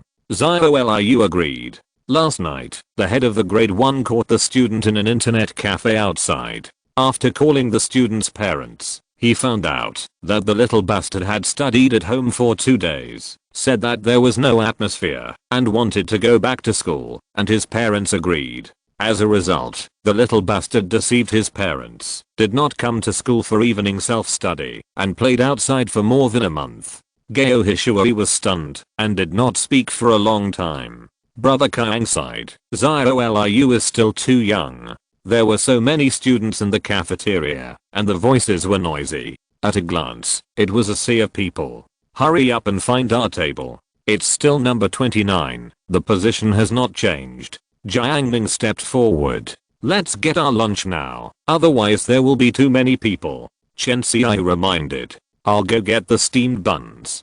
Bayuxia took the initiative to take responsibility. Jiang Ning asked her, millet porridge, coconut milk, spicy soup. Which one? Coconut milk. Bayuxia replied. Okay. Jiang Ning carried two lunch boxes and walked towards the crowded soup making team over there. Zhu Yuantang also carried a lunchbox and followed him closely to prevent him from getting lost. The students' faces were full of smiles, especially the first year high school students. They had never participated in this small dining table model before and were quite curious about it. There are always exceptions, such as Liu Chuandao. He was lucky to be assigned to the same group as the four golden flowers, but he didn't understand what the principle of this allocation was. It was fine if he was in jail in the classroom, but why was he still in jail in the cafeteria? Priest Liu was in a very bad mood. His face was extremely gloomy, as if he wanted to hit someone, so much so that, when he was carrying the rice bowl and getting soup, some students moved out of his way for him. Priest Liu walked straight to the stainless steel barrel, filled a jar of spicy soup, and walked back gloomily. An invisible evil spirit seemed to be released from his body, and the students around him retreated. He thought about his miserable days now, and then thought about the good life he had in class 12. The contrast was a world of difference. Priest Liu walked while thinking, not paying attention to the situation under his feet. It was the first day for the freshmen to eat at the small dining table, and they all had to carry their own soup, so it was inevitable that it would spill. Priest Liu was carrying the rice bowl, and his steps were hurried. He took a step forward and accidentally stepped on the soup that spilled on the ground. His shoes were not non-slip shoes, and he heard a swish. Priest Liu did not break in one step and slid forward. His movements were extremely smooth, and he split a fork that was infinitely close to perfection. At the same time, he subconsciously pushed his hands forward and placed the rice bowl of spicy soup on the nearest table without spilling a single drop. Fuck, that's awesome. Hahaha, you're awesome, bro. Too awesome. There were cheers all around, and countless students looked at him. However, the ligaments of Liu Chuandao were pulled violently, and the pain made his face hideous. The pain made him embarrassed. Liu Chuandao heard the voices nearby and thought they were laughing. He raised his hideous face and shouted, "Shut up." Liu Chuandao was undoubtedly a fierce general. He was over 1.8 meters tall, strong and healthy, and had a round face. At this time, he really looked fierce. After his intimidation, the booing suddenly stopped, and they even stopped. Everyone stared at him. Liu Chuandao pressed his hands on the ground and struggled to get up. However, the violent splits made his legs numb, and Liu Chuandao didn't stand up. Zhu Yuantang, who was serving food, saw it. Although she knew that she couldn't laugh at others, Liu Chuandao's actions were too funny. She couldn't help but slightly curved her mouth. In fact, Zhu Yuantang was not the only one who was trying to hold back his laughter. This scene was just noticed by Liu Chuandao. He looked at him with a murderous look and was about to threaten him to establish his authority. Then, the next second, he met Jiang Ning's cold eyes. Liu Chuandao's heart sank, and his face rose. He recalled the battle with Pang Jiao, when Jiang Ning lifted him up with one hand. Liu Chuandao held back his bad words and forced a smile. Hahaha, it's quite funny. Hahaha. Others also laughed, and the area became a sea of joy. The lackey, Zhao Xiaofeng, looked down at the embarrassed Liu Chuandao from a high place, and he lowered his head to glance at the shoes on his feet. That's right, this is a pair of colorful edge sports shoes. Zhao Xiaofeng, who is from a poor family, can never afford the shoes that cost more than 2,000 yuan a pair. It was brother Shan, Qi Xianheng, who took him to the Nike store. After picking out a lot of clothes and shoes, Zhao Xiaofeng simply didn't know who the handsome guy was when he looked in the mirror. If Pastor Liu was wearing edge sneakers, he would never slip. Zhao Xiaofeng felt superior in his heart, but it was precisely because of his difficult family background that he always understood his position. Zhao Zianfeng thought about the seating chart for the small dining table plan. Yang Sheng was assigned to the seating group of class 1. It was time for him to work for Brother Shan. Frustrated Jiuo Kunan, after being encouraged by Shan Keiquan, the wheel of Taoism resumed its rotation. He came very early, got the steamed buns early, and helped Xin Yaoling while making the soup. He felt that his contribution was huge. Ma Shicheng and others gave up their seats for Jiuo Kunan. Xin Yaoling was on Jiuo Kunan's right, and Lu Ye was opposite him. It could be said to be the king's seat. Today, he is the master of the dining table. In the bustling cafeteria, Jiuo Kunan glanced at the food and broke the ice. The food is good today. The money we paid is not wasted. Wang Lang replied, it is indeed good. There are 3 or 4 dishes, and there are steamed corn and sweet potatoes. Xin Yaoling was slightly surprised. This is my first time to participate in the small dining table. I didn't expect it to be so good. Jiuo Kunan talked freely. The school is really conscientious. If you go outside, you will definitely not be able to eat such food. The lunch dishes are more abundant. During this casual chat, Jiuo Kunan found that Lu Ye across from him didn't say a word. Jiuo Kunan had the heart to let her be lonely and cold. Jiuo Kunan racked his brains and made up a joke. Last time I beat a fortune teller. As soon as he said this, Lu Ye raised her head. Jiuo Kunan continued, you can't blame me. I just sat down at his stall and he actually asked me, what are you? After he finished speaking, he looked at everyone expectantly, hoping that everyone could understand the joke. However, in his expectant eyes, he only got Lu Ye's embarrassed but polite expression. The atmosphere at the dinner table was chilly. Seeing that the situation was about to be deadlocked, Wang Lang saved his face in time by laughing ha ha ha, and while laughing, he nudged Shan Keiquan with his elbow. Shan Keiquan understood, and he quickly followed suit with ha ha ha, laughing very exaggeratedly. Soon Ma Shicheng and Hu Jun also laughed ha ha ha, too funny ha ha ha. Brother Nan is a talent. Shan Keiquan gave a thumbs up, and continued to laugh exaggeratedly. Lu Keki was infected by his pretentious laughter, and couldn't help laughing out loud. Xin Yaoling and Lu Ye couldn't help laughing. They really laughed. Table number 29. Zhu Yuantang picked up a soft water single pancake, picked up some spicy potato shreds with chopsticks, put fried sausages on it, spread kelp beef chili sauce on it, and finally rolled it up. She bit it beautifully. The moist and flexible texture of the water single pancake, paired with refreshing potato shreds, beef sauce and fried sausages, was so delicious that her eyebrows relaxed. Drink some coconut milk. This breakfast is more enjoyable than at home. What a pity. Chachu can't come to enjoy it. It doesn't matter. Let me enjoy it for her. Tang Fu saw that the little one was eating comfortably, and she put the ice cola she just bought on the dining table. Chen Xiao and her sister Chen Xiqing opened their eyes wide. Oh my god. You drink ice cola early in the morning? You are going to die.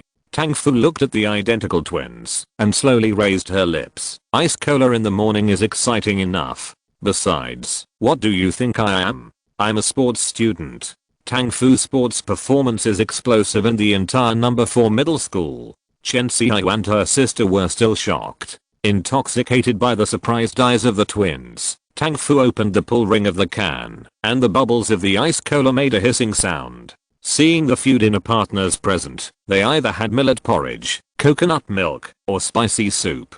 Tang Fu tore open the outer packaging of the straw, put it into the can elegantly, then picked up the can, and took a sip elegantly. Chen Xiao came closer and asked, how does it feel? Tang Fu felt the violent pleasure of the ice cola in her mouth, and said happily, awesome. This word alone cannot describe her happiness. Tang Fu said, not only does my whole body feel extremely refreshed, but even the bubbles of this ice cola can make my tongue feel tingling. Pain, but also happiness. Do you understand what I mean? The twins were confused. Awesome. Tang Fu smiled proudly. Bai Yuxia couldn't bear to see their stupid appearance. She stared at the cola can and said bluntly, isn't it because the straw is inserted upside down? Tang Fu looked down and found that the sharp end of the straw was pointing at her mouth. She suddenly realized, no wonder it makes the tongue feel tingling. Chapter 548 No Regrets. Time flies, and a week has passed quietly. On October 15th, The bell for the evening self-study get out of class rang. Right guardian Yang Sheng summoned slaves from his seat and drove them to clean up. Duan Shigang and Liu Chuandao cursed. At the same time, Shan Kaiquan stood in the back row, looked at the classmates, and shouted, "Brother Nan, Brother Ma, Long Long, Cuiu, Meng Gui, Yazhu, we can leave now." He called a lot of people, even Zhang Kai, who had a bad personality. Zhang Kai was excited because Shan Kaiquan said he would treat him to a meal. He responded actively, "Let's do it, let's do it." Shan Kaiquan waved his hand. "The restaurant is booked, let's go." He was very high profile in front of the whole class, and he was the only one in the limelight. Yuan, Jiang Yanan, Meng Xian and others turned back one after another with strange expressions. Shan Kaiquan did not look away. After calling everyone together, he led them out of the school. He organized a dinner party tonight to discuss important matters and ask his brothers to lend him a hand. Cuiu and Meng Gui were arm in arm and fell behind. When they walked to the door, they happened to meet Che Wei, who looked depressed and like an orphan. It only took a week for a high-spirited teenager to become a gloomy boy. Facing the narrow classroom door, Che Wei rushed out first. But Cuiu said, "Oi, you really don't know how to appreciate your blessings. Many things happened this week." For example, Che Wei, who was in the small dining table plan, lived the life of a young master because he had a concubine. He was served by a beauty for 3 meals a day. "Oh, it's really enviable," Cuiu said. Cuiu would see such scenes every time he went to the small dining table for dinner. In comparison, his appetite was better. When Che Wei heard this, he thought of the dark days he had been surrounded by Jinhe since he joined the small dining table plan. Che Wei's eyes twitched, and his face became even gloomier. He thought about struggling, but after struggling, what he got was an even more turbulent love. The weight of that love was so heavy that his life could not bear it. He walked away silently, calm on the surface. But deep in his heart, it was boiling, and that terrible idea rose again. Outside the school, Pang restaurant. In the private room, the background table was filled with dishes, earthen pot chicken, beef, and cabbage, braised eel, pickled fish, and various barbecues. Cheers, cheers. The teenagers raised their glasses and drank beer. After a few glasses of wine, the atmosphere became warmer. Even if there were people like Zhang Kai and Yan Xianpeng at the table, they felt that everyone was a good brother at this moment. After 3 rounds of drinks, Jiuo Kunan said, "Brother Quan, you are treating us today. Can you say a few words?" Everyone's eyes turned to Shan Kaiquan. He paid for this meal, and in front of the big guy who treated them, everyone gave him some face. Cuiu said, "Brother Quan, if you have something to say, just tell me." Yan Xianpeng picked up a piece of beef and patted his chest like a bear. "Brother Quan, what's the matter? I have nothing else to say. I'm very strong." Zhang Kai, go ahead and tell me. Huang Yazhu did not speak, but looked at Shan Kaiquan silently. He was just making up the numbers. Shan Kaiquan asked, "Long Long, there will be no class in our class in class 16 of senior 1 tomorrow afternoon in the 3rd period, right?" Wang Long Long, don't worry, I have checked, and there is no class. Director Wang will also go to the playground, right? He asked again. Yes, he will be responsible for training the sports students in the 3rd year of high school tomorrow. After understanding, Shan Kaiquan nodded. "Tomorrow I need my brothers to do me a favor. After the matter is done, this matter is a bit risky. After the matter is done." He looked at everyone. 50 yuan per person. His Zhang Kai took a breath of cold air. 50 yuan. He worked so hard, worked for half a day at the construction site, and got so black that he could only earn 50 yuan. Zhang Kai, done it. Seeing that Yan Xianpeng hadn't expressed his opinion yet, he said first, "Xianpeng, if you don't want to do it, give your share to me." Yan Xianpeng, "Get out, I'll do it." "Brother Quan, you can do whatever you want." So Shan Kaiquan told him his plan. Half an hour later, while the others were eating and drinking in the private room, Jiuo Kunan and Shan Kaiquan left the restaurant and stood on the side of the road. Jiuo Kunan looked at the street lights in the distance. Under the deep night sky, the light emitted by the street lights was sporadic and tiny, just like the tiny hymn. Jiuo Kunan suddenly said, Kwanzi, do you regret it? He watched Kei-kun spend nearly 3,000 yuan for this confession. Not only did he empty the money he earned as a contemporary trainer during the summer vacation, but he also spent his living expenses and borrowed another 500 from him. 3,000 yuan. Today's flagship mobile phones are only 1999 yuan. Wouldn't it be good to use this money to buy a new mobile phone and play games every day? Shan Kei-kun shook his head. What's the point of saying it's worth it? He stepped on the can under his feet and flattened it. Jiuo-kun, do you really like her? He was talking about Lan Zichen. It has only been a month since Shan Kei-kun met Lan Zichen, but he has actually confessed his love to her. Are the feelings so strong? He is willing to do this for her. I like her, otherwise there wouldn't be a dinner party today. Shan Kei-kun said. Lan Zichen is very good looking and has a good temperament. The only shortcoming is that she is not tall, only about 1.55 meters, but Shan Kei-kun doesn't mind. Jiuo-kun felt that his good brother was in a daze, so he asked again, do you know what love is? After half a minute, Shan Kei-kun said, my family used to have a dog. Every time I went home, the puppy would come and lick my hand.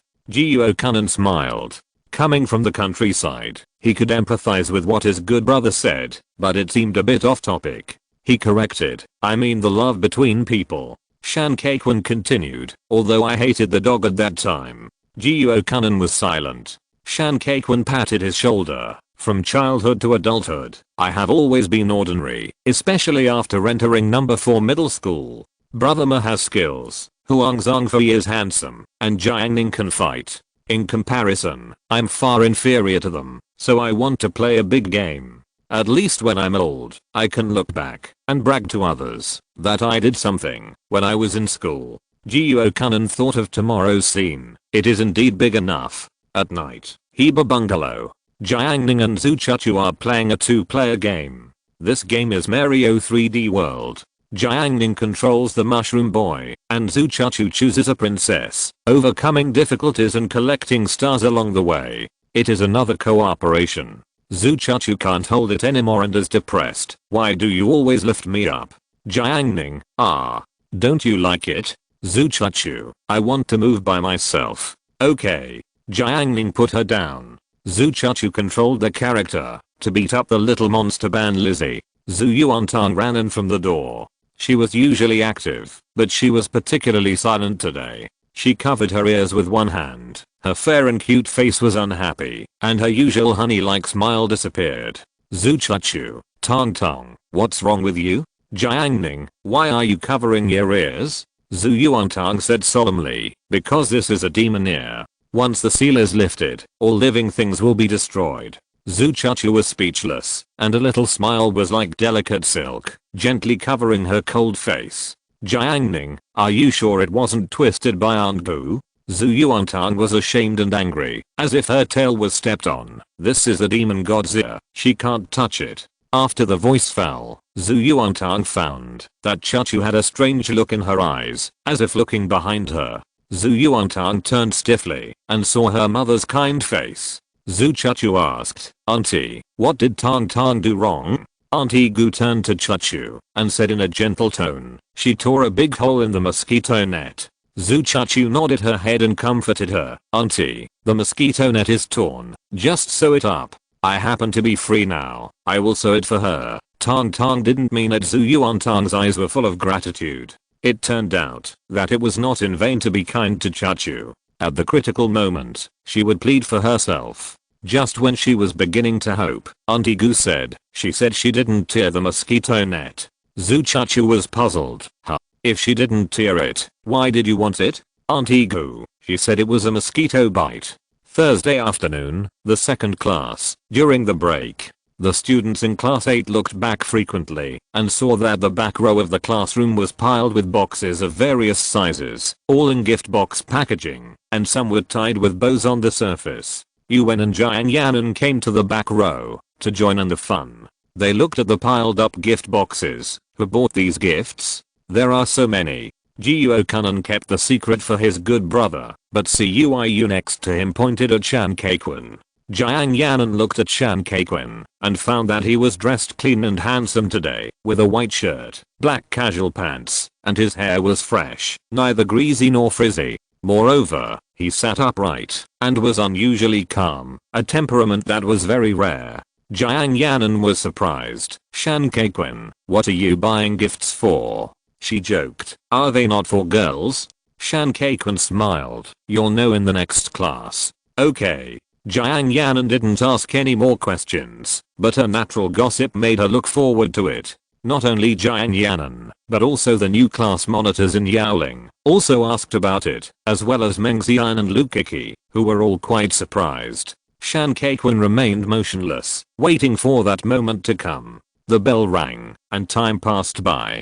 Jiuo Kanan turned around from time to time. Although it was his good brother who was doing great things, he was more excited than his good brother. 10 minutes later, Shan Kaiquan finally stood up. He glanced at everyone. You can set off. His words broke the silence of the classroom, like a drop of cold water dripping into hot oil, boiling. CUIU, I'm coming. He ran to the back row of the classroom and picked up a small gift box. At the same time, Meng Jiui, Jiuo Kanan, Wang Longlong, Ma Shichen, Huang Yazhu, and Zhang Kai all stood up. Xin Yaoling on the podium was a little at a loss. What are you doing? Huang Zhangfei took the test paper and went up to the podium, smiling charmingly and gracefully. Class monitor, you are good at physics. Can you help me with this question? Xin Yaoling looked at the back row. The situation was obviously beyond her control. She gave up the attempt to stop it and responded, okay. In the next class 9, Yan Xianpeng, who was as strong as a bear, broke into class 8 and took away the largest gift box. He walked in the front, followed by Zhang Kai, Jiuo Kanan, Meng Jiui, Ma Shichen, Wang Longlong, Huang Yazhu, CUIU, and Shan Kaiquan. There were 9 people in a row, and the first 8 were all holding boxes, except for Shan Kaiquan in a white shirt, who was carrying a bag. They walked down the number 3 teaching building and stepped onto the wide square, like a long dragon, flying towards the number 2 teaching building with its fangs and claws bared. Thanks to the commotion just now, the students in class 8 could not sit still. While Xin Yaoling was restrained by Huang Zhangfei, Jiang Yan and Tuk Shenkinj, and trotted to the corridor outside. It is people's nature to watch the excitement. Many students ran to the corridor, and exclamations came one after another. Class 9 next door heard the commotion, and also ran out to watch the excitement. Soon the corridor was full of students, densely packed, with all kinds of words mixed together, and it was extremely noisy. Shan Kaiquan was carrying a bag, and the sunset was particularly beautiful. Not only was the sky rendered golden, but the ground was also shining with golden light, and the ground under his feet seemed to be plated with gold. The weather is so nice today, Wang Longlong exclaimed. Jiuo Kanan, isn't it? God bless us, our trip is guaranteed to be a success. Haha. CUIU laughed. The team fell silent again. Shan Kaiquan walked forward with all his heart. From the teaching building behind him, all kinds of shouts came into his ears, making his head numb. In such a short journey, he thought a lot. From childhood to adulthood, he has never caused such a big commotion as today. Is this the feeling of being noticed? Shan Kaiquan thought so. He also thought about the time when he was unsure and asked Brother Ma if it would work. Ma Shichen said, it's hard to tell, it depends on fate. But Shan Kaiquan didn't believe in fate. Looking at the gradually approaching teaching building number 2, the shouts behind him not only did not get smaller, but got louder. Shan Kaiquan knew everyone's reaction without looking back. He put on a faint smile, and suddenly a thought popped up in his mind. What is Bayuksha doing? Just as the thought popped up, CUIU shouted, everyone, pay attention to the stairs, watch your feet. Don't worry. Class 8's classroom seemed empty, and most of the students went out to watch. The only people left were Xin Yaoling and Huang Zhangfei on the podium, Chen Kan who was doing questions, Shang Kaiwei with her head down in a daze, and the poetic and picturesque Bayuksha. The shouts outside became louder, and someone shouted, go upstairs, go upstairs, go up and see. At the same time, there were chaotic footsteps. Bayuxia turned around and prepared to observe Tang Tang's current situation. As expected, she was still sleeping, and Jiang Ning, who was leaning against the window, was looking outside. The figure in the corridor moved, and a ray of sunlight passed through the middle, hitting Jiang Ning's face, falling on his eyelashes and eyes. Under the sunlight, his black and white eyes were pure without a speck of dust. Perhaps her gaze was too explicit. Jiang Ning turned his head with a little doubt, and met Bayuxia's eyes. Bayuxia's cheeks seemed to be stained by the warm sun, and they were a little hot. Jiang Ning said, "Why don't you go out and take a look?" Bayuxia acted calm and indifferent, as if nothing could alarm her. "There's nothing to see." Chapter 549. Congratulations.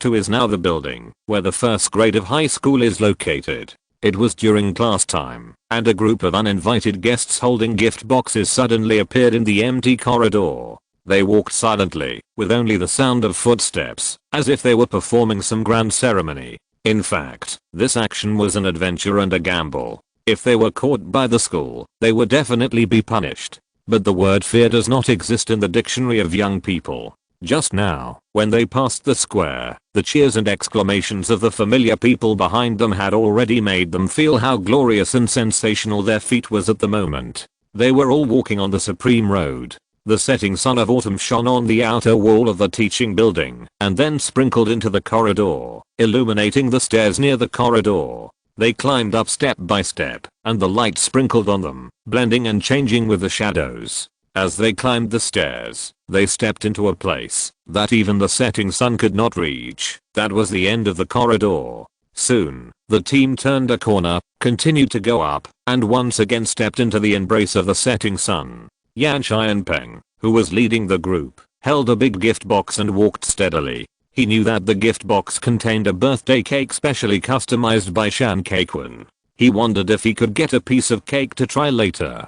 Climbing the stairs, turning, and going up, the atmosphere was heavy and solemn, and everyone looked serious. They had never done anything like this before. "Brother Nan, why are you shaking?" Meng Jiui said happily. Jiuo Kunan took a deep breath and forced himself to suppress his trembling heartbeat. He sweated. "Are you panicking?" Meng Jiui shook his 10cm hair gel and smiled evilly. "I'm ready. Let the schoolgirls see the style of me, Saint Meng." The laughter was scattered in the corridor. Ma Shichen fell to the last place without realizing it. He and Shan Kaikun stood shoulder to shoulder, lowering their voices. "Brother Quan, have you made up your mind?" Shan Kaikun looked at the bright and dazzling eyes on the 3rd floor, and he walked towards the light, saying firmly, "I have made up my mind." Ma Shichen thought about the information revealed by Wang Lang and what Jiuo Kunan said, and he added, "If you take this step, regardless of success or failure, the friendship will no longer exist." Shan Kaikun heard this and recalled the scenes of meeting Lan Zichen every day on the playground for about a month. When he talked to her, she showed a smile, and he remembered the surprise when he first saw Lan Zichen in a restaurant outside the school. She is very beautiful, with a temperament like orchid, elegant and refined, especially when she smiles. It is unforgettable. Shan Kaikun said, "From the first time I saw her, I knew that I could not be friends with her." Ma Shichen said again, "It's too risky, you don't have to confess." Shan Kaikun shook his head. "No confession? I don't want to be old, unable to walk, sitting in front of the house in the sun, suddenly thinking of her, and then regret not confessing. When I was young, I don't know what the result will be, but as long as I have tried, I have at least given myself an explanation."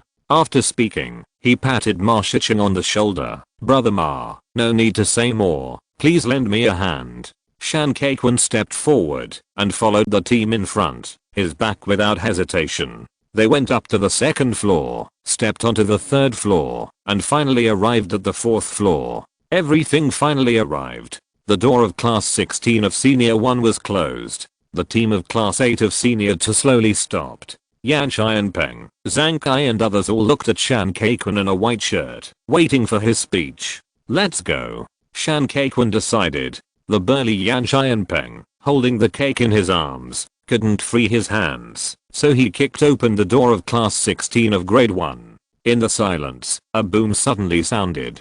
As the classroom door was opened, all the students in class 16 of grade 1 looked over, looking at Yan Xianpeng, who was as strong as a brown bear. In doubt, Yan Xianpeng locked his eyes on Lan Zichen, who was in the first row under the podium. He completely ignored the class members and was not afraid of the scene at all. His deep voice rang out, penetrating the entire classroom. I, Yan Xianpeng, on behalf of Shan Keikwan of class 8 of grade 2, wish Lan Zichen a happy birthday. He put the cake gift box down on the podium, untied the bow on the outside, and opened the outer gift box. Suddenly, the transparent glass was revealed in front of everyone. It was a 3-layer cake. Each layer was carefully decorated, and colorful fruits were inlaid in it, making the whole cake look exquisite. It's obvious that the price is not cheap. This cake alone cost Dan Keikwan 688 yuan. When Yan Xianpeng finished his task, Jiuo Kunan at the door followed closely. He also held a gift box and stepped into the classroom, shouting, "I'm Jiuo Kunan, on behalf of Dan Keikwan, class 8, grade 2, wishing Lan Zichen a happy birthday." He put the gift box in his hand on the podium. It was a big box of 3 Skirl snacks. Nowadays, this brand still has a certain level of style. I'm Meng Jiui, on behalf of Dan Keikwan, class 8, grade 2. Meng Jiui opened the lid of the gift box, and a snow white stuffed bear was revealed. I'm Ma Shichen, on behalf of the fruit gift box he put in. I'm Wang Longlong, on behalf of the jade rabbit bracelet. Lan Zichen was born in the year of the rabbit. I'm Huang Yazhu, on behalf of the brand eye cream he gave, because Lan Zichen had mentioned without complaint that he had some dark circles under his eyes. I'm Zhang Kai, on behalf of the gift box he gave contained Ferrero chocolate. Lan Zichen loved chocolate. I'm Cuiyu, on behalf of Shan Keikwan from class 8 of senior 2, wishing Lan Zichen a happy birthday. He opened the box, revealing a nightlight with an exquisite appearance. Lan Zichen said that it was troublesome for her to turn off the light every day. Shan Keikwan carefully selected each gift, spent a lot of time and effort to buy it 8 people, 8 kinds of gifts. The students of class 16 of senior 1 were stunned, especially many girls who were not deeply involved. When they looked at Lan Zichen, envy appeared in their eyes. How romantic it would be if someone was willing to give them such a display on their birthdays. As for the male students, they felt ashamed to be flirted with by senior students in class, and their faces were mostly unnatural. However, they dared not speak out when facing Yan Xianpeng, who was as strong as a bear on the podium.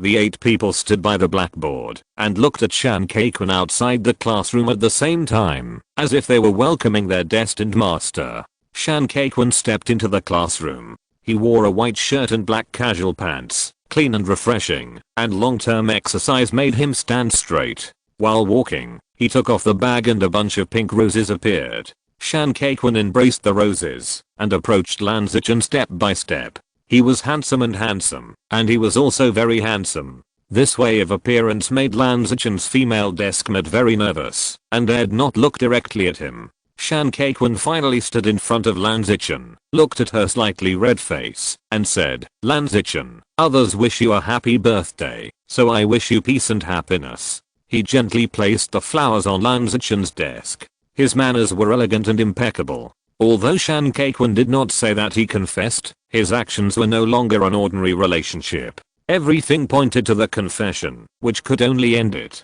In this atmosphere, the scene was out of control. Some female classmates shouted excitedly, "Lan Zichen, Lan Zichen." Sentimental girls encouraged them one after another. Some bold female classmates ran from the back row and surrounded the two. Those who were familiar with Lan Zichen were all excited. It is a beautiful thing to help others. At this moment, Shan Keikwan had no way to retreat. He looked at Lan Zichen and said the words he had been thinking about for weeks. "Lan Zichen, I like you. Be my girlfriend." This sentence immediately ignited the girls in the class. Promise him, promise him. Hurry up and promise him. The female classmates who were watching were more excited than Lan Zichen. They touched Lan Zichen, and some pushed Lan Zichen, hoping that she would agree. They were eager to see the scene of lovers finally getting married. One after another, promise him sounded. Lan Zichen, who was in the center of the crowd, did not feel romantic, but only embarrassed and awkward. She didn't like Shan Keikwan. CUIU shouted. Hug 1. Ma Shichen quickly touched him and asked him to stop shouting. But as soon as this sentence came out, someone even started to make a fuss. Hug 1, kiss 1. Lan Zichen was in the center and was extremely helpless. Shan Kaikun looked at her affectionately, waiting for her answer. At this time, a figure rushed to the front of the back row of the classroom, pushed through the crowd, and stood in front of Lan Zichen. The man who came was a tall and handsome boy, 1.85 meters tall, much taller than Shan Kaikun, and his clothing style and appearance made him even more handsome than Shan Kaikun. He made a gesture, and the craziness of the girls subsided a lot, which showed his status in the class. After Lan Zichen saw the boy, the weakness in his expression disappeared, replaced by peace of mind. Ma Shichen said inwardly, fuck, Lang Lang's information is inaccurate. Wu Yangzi said to Shan Kaikun, brother, your confession, he said bluntly, it's a bit bullying. He completely denied Shan Kaikun's actions and said a fair word. You are morally blackmailing,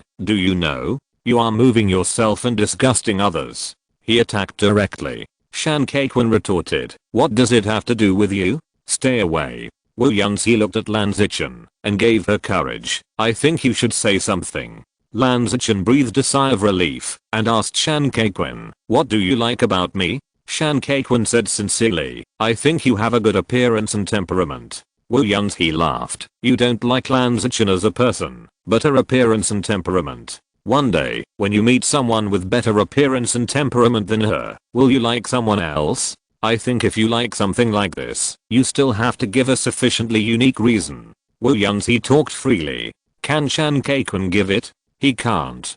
Could it be that you are very similar to her? Shan Kaikun was speechless by Wu Yangzi's remarks. Jiuo Kanan looked at Yan Xianpeng and signaled with his eyes. Yan Xianpeng gestured with his fingers, meaning 50 yuan is not enough. Jiuo Kanan gritted his teeth and agreed for the happiness of his good brother. After Yan Xianpeng was satisfied, he moved his huge body and rubbed his hands. Young man, you have a sharp mouth and sharp teeth. He grabbed Wu Yangzi's collar with his palm as big as a palm fan and pulled him aside easily. Faced with the absolute disparity in force, Wu Yangzi had no choice but to shut up at this time, even though he had countless sharp words in his mind. Lan Zichen said, can you take the gift first? The impact of this action still had repercussions until the evening self-study. The girls in class 8 looked back at Shan Kaikun from time to time, surprised that he could do such a thing. Jiang Yanan and Shen Qinsh talked about this matter in a fuss-like tone.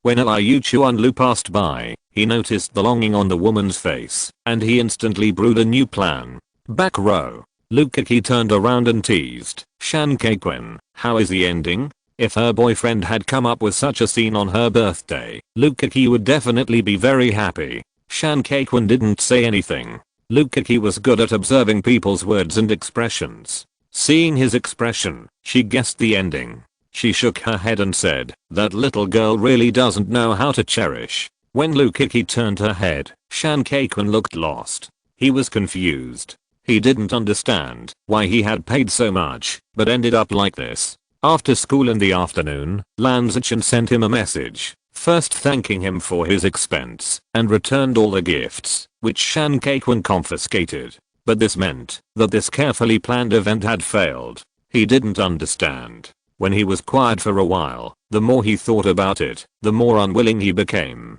Shan Kaikun took out his mobile phone and sent a message to Lan Zichen, can we still be friends? In the front row of the classroom, Song Sheng was chatting with a new classmate Qiang Li. The two were in the front and back positions. Qiang Li had good physical fitness and also liked to exercise. Song Sheng could barely chat with him. Our school is developing well now. Today I saw a lot of equipment being transported outside. I heard that it was equipment for the gym. After hearing this, Qiang Li said, gym, it's amazing. This is the first time I heard that a school has opened a gym. Song Sheng, the Changqing Liquid Company donated tens of millions. Due to the donation of Changqing Liquid, many teachers in number 4 middle school received generous bonuses, especially physical education teachers. With the vigorous development of Changqing Liquid, anyone who is not stupid knows how much potential it has in the future. The leaders of number 4 middle school will naturally not commit suicide.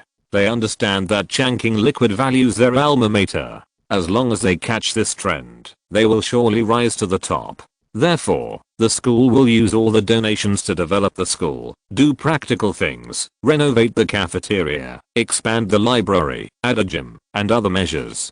Jiang Ning glanced at Song Sheng and nodded. You are suitable for exercise with your body. Song Sheng was full of confidence. He was a frequent visitor to the gym. He said proudly, you will see it in the physical education class this week. Jiang Ning, I guess there are other classes in the physical education class, so it will be lively. Window seat. Zhu Yuantang asked Bei Yuxia to confirm, aren't you going to eat in the cafeteria at noon tomorrow? She promised Chachu that she would bring her to the small dining table to broaden her horizons, but she never had the chance. Well, my relative is getting married, I'm going to attend. Bei Yuxia said.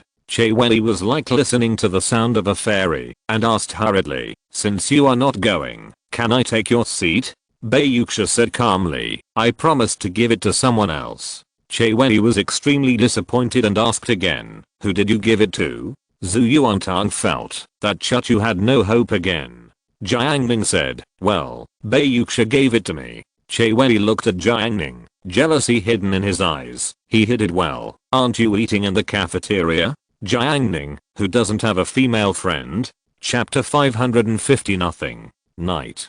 Jiang Ning and Zhu Yuantang left the campus early. The other students stood up from their seats until the school bell rang 10 minutes later. Without Shan Kaikun saying anything, Ji Yuokanan predicted, Brother Quan, the playground. What is a good brother? This is a good brother. Ji Yuokanan guessed that Shan Kaikun's confession failed, so he accompanied him to the playground to heal his pain. In fact, he originally wanted to call his good brothers to eat barbecue outside, but it was a pity that Shan Kaikun's confession not only made him bankrupt, but also made Ji Yuokanan bankrupt. Ji Yuokanan used the money he earned from summer training to buy clothes for his sister who had always been very good to him, and bought gifts for his parents. He only had the last few hundred left, and he lent Kaikun 500 a few days ago as confession funds. So now he is so poor that he can't go to the barbecue restaurant to squander. Seeing this, Hu Jun shouted, take me with you. They usually act together, and are known as Class 8 F3. Now that Quanzi is heartbroken, Hu Jun should accompany him. F3 assembled, and headed for the playground. Liu Chuandeo walked to the back row, and glanced at Shan Kaikun. Last time in class, he and Shan Kaikun had a conflict, because of Lan Zichen. If it weren't for Director Wang's intervention, they would probably have fought. Now that he knew that Shan Kaikun failed to confess his love to Lan Zichen, he was secretly happy and thought to himself, after such a big show, didn't he still fail? But he didn't say this. He knew that Shan Kaikun was in an extreme state and might need someone to vent his anger. His fighting power at this stage was absolutely strong. Liu Chuandeo just showed that kind of mocking smile, but didn't say anything. When Ji Yuokanan saw it, he quickly blocked Shan Kaikun's sight so that he wouldn't see it. Liu Chuandeo laughed mockingly and wildly, laughing at these ordinary people. He laughed and laughed. Yang Shenghun, is it so happy to sweep the floor? Liu Chuandeo's smile disappeared. Stinky woman, I will get you one day. He was filled with righteous indignation. Duan Shigen took a broom. You do the north and south rows. I'll do the middle one. Finish it quickly and go back. Liu Chuandeo waited until Shan Kaikun and the others went out, and he laughed. Ha ha ha, they spent a lot of money, right? He wanted to laugh at him, but then he suddenly remembered that he lost Lan Zichen's phone and paid 12,000 yuan in compensation. Liu Chuandeo's smile became uglier and uglier. After the evening self-study, since all the first and second grade students went home after school, there were only a few people under the light of the playground street lights. The breeze swept by, bringing the loneliness of autumn. Shan Kaikun walked on the playground and looked up at the moon. He thought of the feats of the day. Wasn't it just like the moon in the sky? It was close at hand, but out of reach. Ji Yuokanan and Hu Jun were on his left and right, protecting him to prevent him from going astray and falling into madness. Brother Quan, love is something that cannot be won by hard work. I'm sorry. Ji Yuokanan comforted. Hu Jun, yes, it's not yours, and it's not yours after all. Don't force it. Hearing his good brother's comfort, Shan Kaikun couldn't help but feel lost. He walked for a while and said slowly, I shouldn't have confessed. Jiang, if I give you another chance, will you confess? Shan Kaikwun thought about it and said, I still will. Hujun, haha, it's really complicated. Shan Kaikwun, she made me understand her feelings. The three of them walked in the playground, one circle after another, from the west track to the east track, near the east gate of the playground. It was late at night, and the playground became quieter and quieter. From here, the teaching entrance, where the senior grade was located, had already started evening self-study. Jiang said, after the walk, let's go out and buy some cakes to eat. I'll treat you too. He finished speaking. Shan and Hu, before they could respond, saw 6 figures coming down from the east wall. They were agile, and it was obvious that they had good physical fitness. You want to eat cakes, right? Today I'll feed you bricks. The fat man in the lead had a cruel look on his face. The other 5 people slowly surrounded the 3 people. At this time, another figure came down from the wall. He was tall and handsome, with a smile on his face. It was just because he climbed over the wall that his white clothes were stained with dust, but this did not affect his style. The tall boy slowly walked in front of the 3 people, looked down at them, and said contemptuously, let me introduce myself. I meet again. My name is Wu Yunsky. Looking at the person in front of him, Shan Kaikwun thought of the high school boy who ruined his business when he confessed in the afternoon. When enemies meet, they are particularly jealous. Shan Kaikwun stared at him straight. Are you looking for trouble? Wu Yunsky suddenly smiled, and his smile was elegant and easygoing. No, that's right. You have to apologize, right? Jiang took the opportunity to scan the other 6 people. These people's temperaments were obviously not like students. Number 4 middle school is a provincial model high school after all, and most of the students who can be admitted are serious students. The 6 people were not like this. They had too much social atmosphere. One of them had a tattoo that went straight to his neck, which was very ferocious. Students like Jiang, who came from rural areas, knew how chaotic the middle school was in the past few years. He had seen many fights. Jiang decisively admitted his weakness. Brother, I'm sorry. My brother confessed his love this afternoon and bothered you. Shan Kaikwun, brother Nan, please stop talking. He looked at Wu Yunsky, and when he thought of the picture of Lan Zichen looking at him when he appeared, he said word by word, you want to fight, right? Since he came to Yuzhou number 4 middle school, Shan Kaikwun had never been afraid when he was the weakest. What about now? Jiang didn't listen to his brother.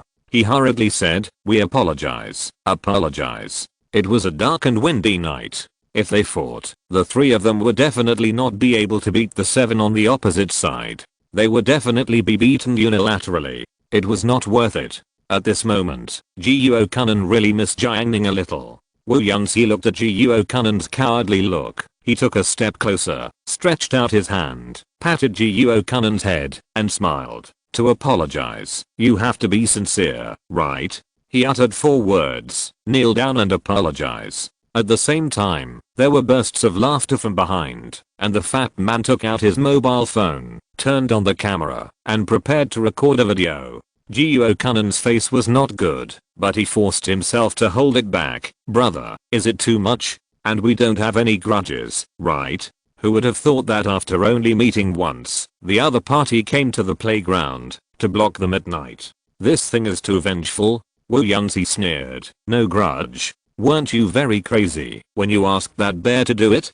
And, do you know, because of your confession, how uncomfortable Lan Zichen was? Of course, the biggest reason is that I want to step on you. Do you have any objections? Wu Yunsky spoke calmly. He didn't take a few people seriously at all. His family is engaged in mining related businesses. His father and uncle are rampant. Although he was only born in a township, his family property has long exceeded 100 million. He is handsome, has excellent grades, and is the champion of the junior high school debate competition. It is not an exaggeration to call him a child of destiny. His noble family background makes him generous, his father's support makes him arrogant, and his high status makes him unable to bear the slightest humiliation. Today, Shan Kaikwun and his friends lost face, and Wu Yunsky immediately returned the favor.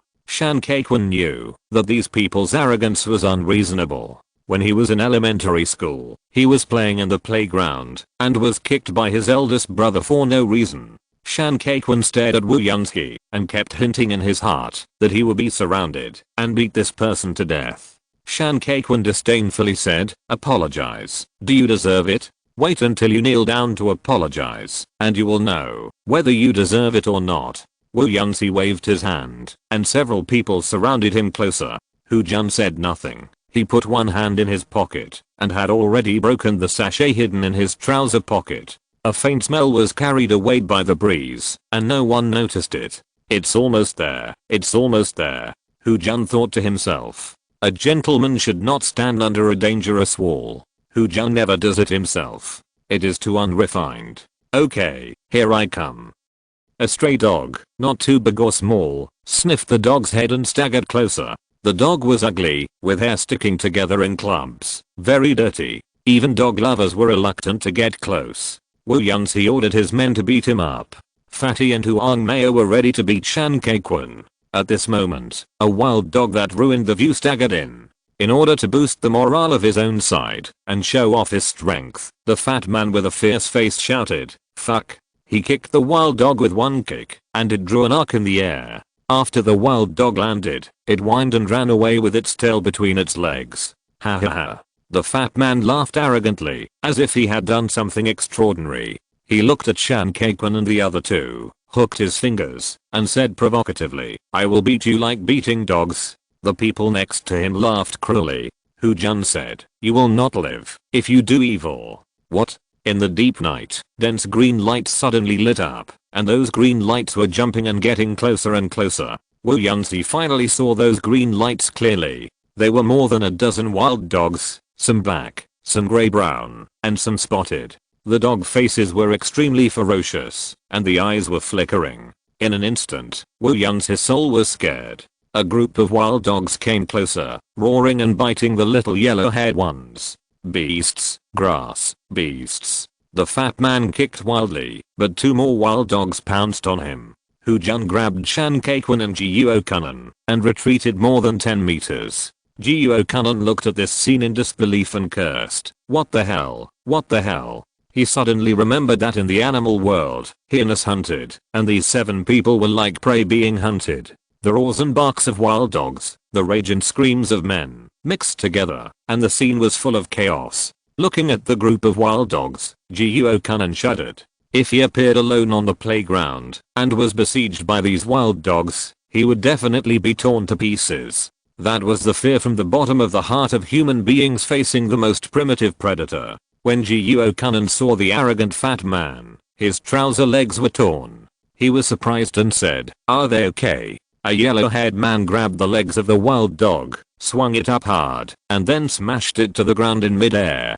The two sides were really angry. Once humans exerted their full strength, they relied on their weight advantage to have a pretty good fighting power, and gradually launched a counter-attack. Wu Yunsky didn't fight the wild dog head-on. He ran away early. The kid was in good physical condition, and a wild dog was chasing him. Wu Yunsky saw that the situation was not good, so he held a stick in his hand and confronted the wild dog with 4 or 5 bodies between them. The 3 people watched the show from a distance, and even Shan Kaikwun forgot the sadness after the failure of the confession. This scene was too awesome. Only Hu Jun stood there in awe. No matter how the wild dogs bit, they didn't get close to them.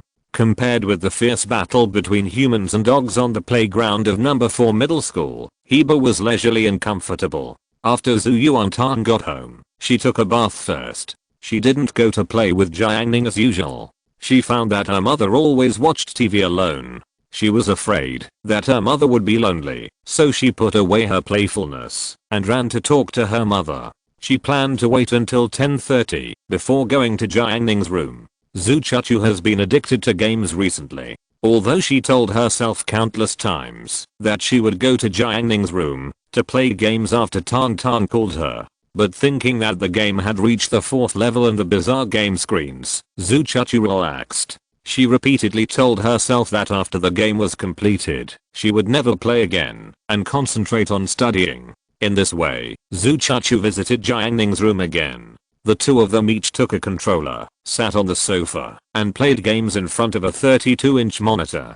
Zuchachu had just finished taking a shower. She was wearing a soft long skirt that reached her knees. The blue skirt had turned a little white due to repeated washing. The simple color was not dull, but rather highlighted the unique charm, like a corner of the summer sky that had just passed. Her long hair was wet and had a faint fragrance, revealing her delicate eyebrows and creamy skin. Her eyes were staring at the screen, and she looked cold and cool, like a girl walking out of a painting. Zuchachu's operation was very good. Once she entered a new scene, she worked with Jiang Ning to quickly eliminate the monsters, and then began to collect green stars. At the farmhouse on the easternmost side, Boss Yang sent off the last batch of guests. He brought the grilled fresh mutton skewers, chicken wings, Taiwanese sausages, mushrooms, green peppers, etc. to Jiang Ning's home. Soon, Boss Yang walked to the door. His shiny bald head reflected the light, and he said generously, "Jiang Ning, there is some mutton left today. Come and try it. Don't be polite." He put the mutton on the small table, and the rich aroma came to his nose, instantly stimulating his appetite. Jiang Ning thanked him. "I'm so sorry, Boss Yang, hahaha, eat it. I still have some work in my store. I'll leave first." After delivering the skewers, he turned around and left without any hesitation. This little favor is nothing, but if you come a few more times, you will definitely be able to get a good reputation. Boss Yang has his own calculations. The aroma of the barbecue skewers seduced Zuchachu. She made a mistake halfway through this level. Jiang Ning paused the game in time and brought her a mutton skewer. "Eat it first." Zuchachu took a bite of the mutton skewer and sprinkled cumin and chili powder on the barbecue. The taste was excellent. After she finished eating a skewer, she said, "Don't you want to call Tung Tung?" Jiang Ning opened a can of herbal tea and handed it to her. "We will eat first. You can take it yourself," Jiang Ning reminded. Oh. Late at night, the midnight snack was irresistible. Zuchachu stretched out her arm to the small dining table, as soft as catkins, pulling her dress, highlighting her slender waist. Jiang Ning just raised his hand to drink the herbal tea, and their movements intersected. Jiang Ning's elbow accidentally touched her chest. "Sorry." Jiang Ning quickly retracted his elbow, and the soft and tender touch just now seemed to remain. Zuchachu's reaction was more intense than his. She trembled and quickly protected her body. Inexplicable emotions flowed from her eyes, making it hard to understand. Jiang Ning and her looked at each other. The originally pleasant atmosphere was now a little awkward. After a long silence, Jiang Ning broke the silence and said, "It's okay, I don't feel anything." As soon as the words came out, Jiang Ning secretly thought that it was not good, and it was a mistake. Sure enough, Zuchachu pursed her lips, got up and left the room without saying a word. The room became quiet again. End of this chapter. Thank you very much for reaching the end. Don't forget to like. Looking for more exclusive content and immediate access? Subscribe to our Patreon. Remember, every like, subscription, or donation encourages us to continue. Thanks to everyone. See you in the next video.